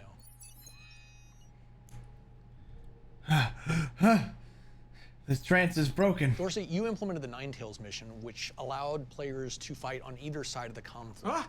How does the gameplay experience differ depending upon which side you choose to support? And can you explain how this actually, in the end, wound up being we progressed. sort of We got optimization somewhere. of sorts? Well, I mean, you kind of hit the There's a nail on big the head. twist What coming. happens differently is There if you fucking are better on be. the lawful side, It's you're gonna working be a for huge Crusader ass security. gameplay demo. They are sending out scanning ships to try and locate the Ninetales fleet.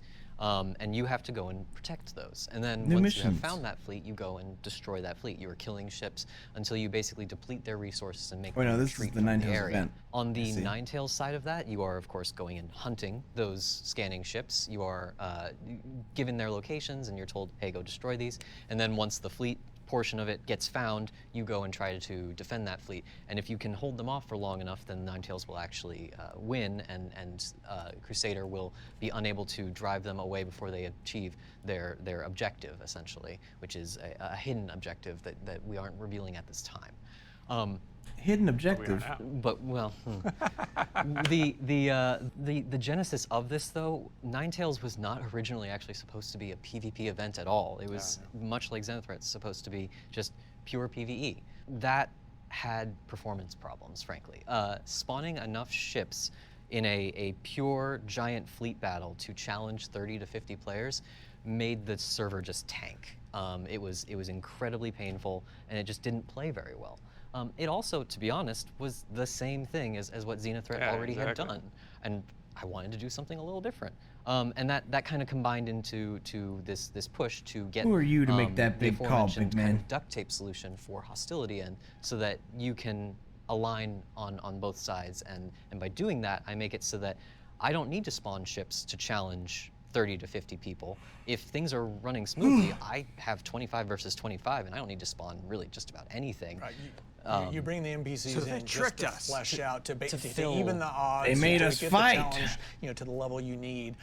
But when you actually have players that will legitimately fulfill a particular role, Rebel without a it's cause. Yeah, Oh it's a man. creative way to load balance the mission and the population in the area. I would It's say nice. though that in general, this is 100% exactly what we do want to do, which is we want to give the players the total freedom to basically do whatever they want, and then, as I always say, it's like they live with the consequences, they live with the repercussions of their actions. If you go and support Ninetales, if you support Xenothreat, it's like that will have an impact really cool on how how whenever people Twitch view breaks you. The and I aforementioned click their fix reputation button, system, and you're standing it with, gives me an with ad. key NPCs within the game. How you I wonder why views all you, these issues started whether or not popping up when certain ads started coming organizations around. want to allow you within their ranks, and They've some of literally these fucking things like you do 8 will times have their profit off maybe long-standing their website impact just where doesn't work. if you ally yourself with a group, like the Ninetales, you may be prohibited from joining some organization that you've been aspiring to for a very long time. Unless And you so- do something to work that back. Like Yeah, you gotta And earn it's a that balance, trust. right? Yeah. And we want those scales to go one way or the other. It's not that we want you to be able to be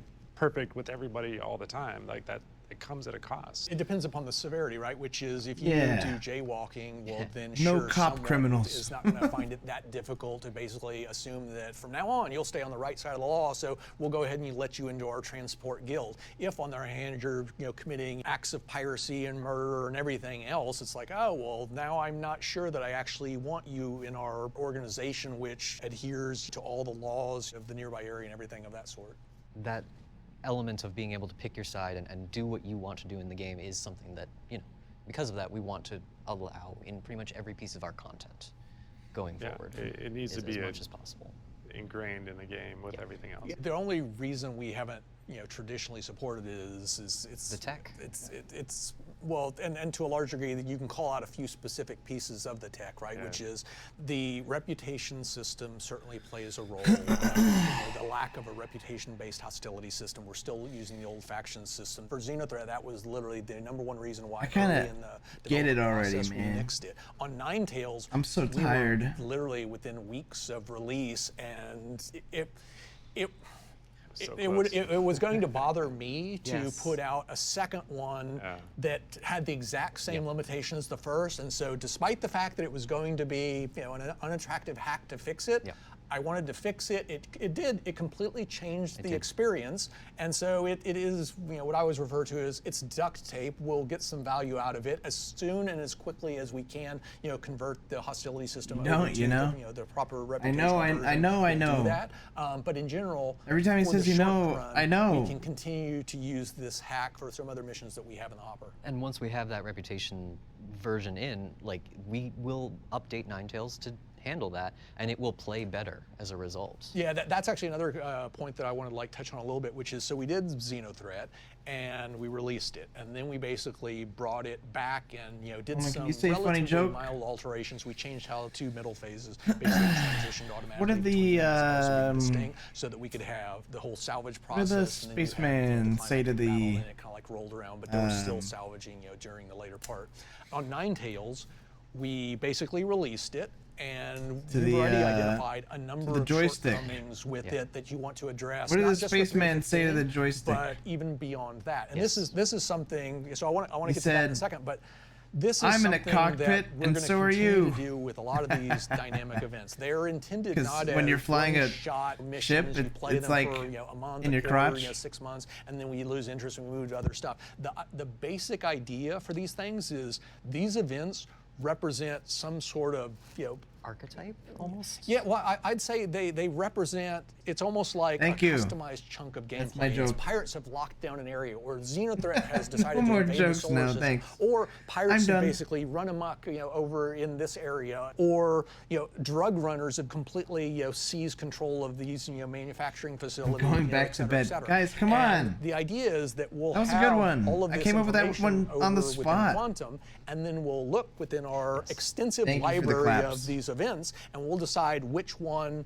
most closely matches that. We'll customize it as appropriate. We could tell. All right. So the idea is that we're layering all of this custom handcrafted designer content onto this systemic background. And so we really get the best of both worlds. We get a nice, logical, systemic universe that ebbs and flows, it evolves, it basically changes logically in response to player actions. But at the same time, we get all of the incredible stories and the explicit dialogue and the intricately designed challenges that a designer has put a lot of time and thought and effort into doing. And so you really get both of these blended together. But back to Ninetales, so on 3.15, we're going to tweak a couple of the Any plans to really focus on medical pirating or trading gameplay? They're relatively small things, honestly, just due to the schedule. It's not really probably the most impactful one and the one that I've seen the most people talking about. There is a portion of Maybe we could try the trading. That could be fun. Where you can I don't really know. deliver medical supplies to the blockaded station for a bit of an extra reward. They will pay you a little bit more if you have a certain mission, and also their inventory is just very rapidly depleting, so you can pretty much always sell there, and you will be selling at the best price that they can offer. The problem that occurs there is that everybody buys all of the medical supplies out there. And while that's really cool on a realism statement, with the game in the state it is and with trading in the state it is, that means that a lot of people can't participate in that part of the mission, and that's problematic, particularly at this point where we want to be testing how those play. We really want people engaging in that part of things.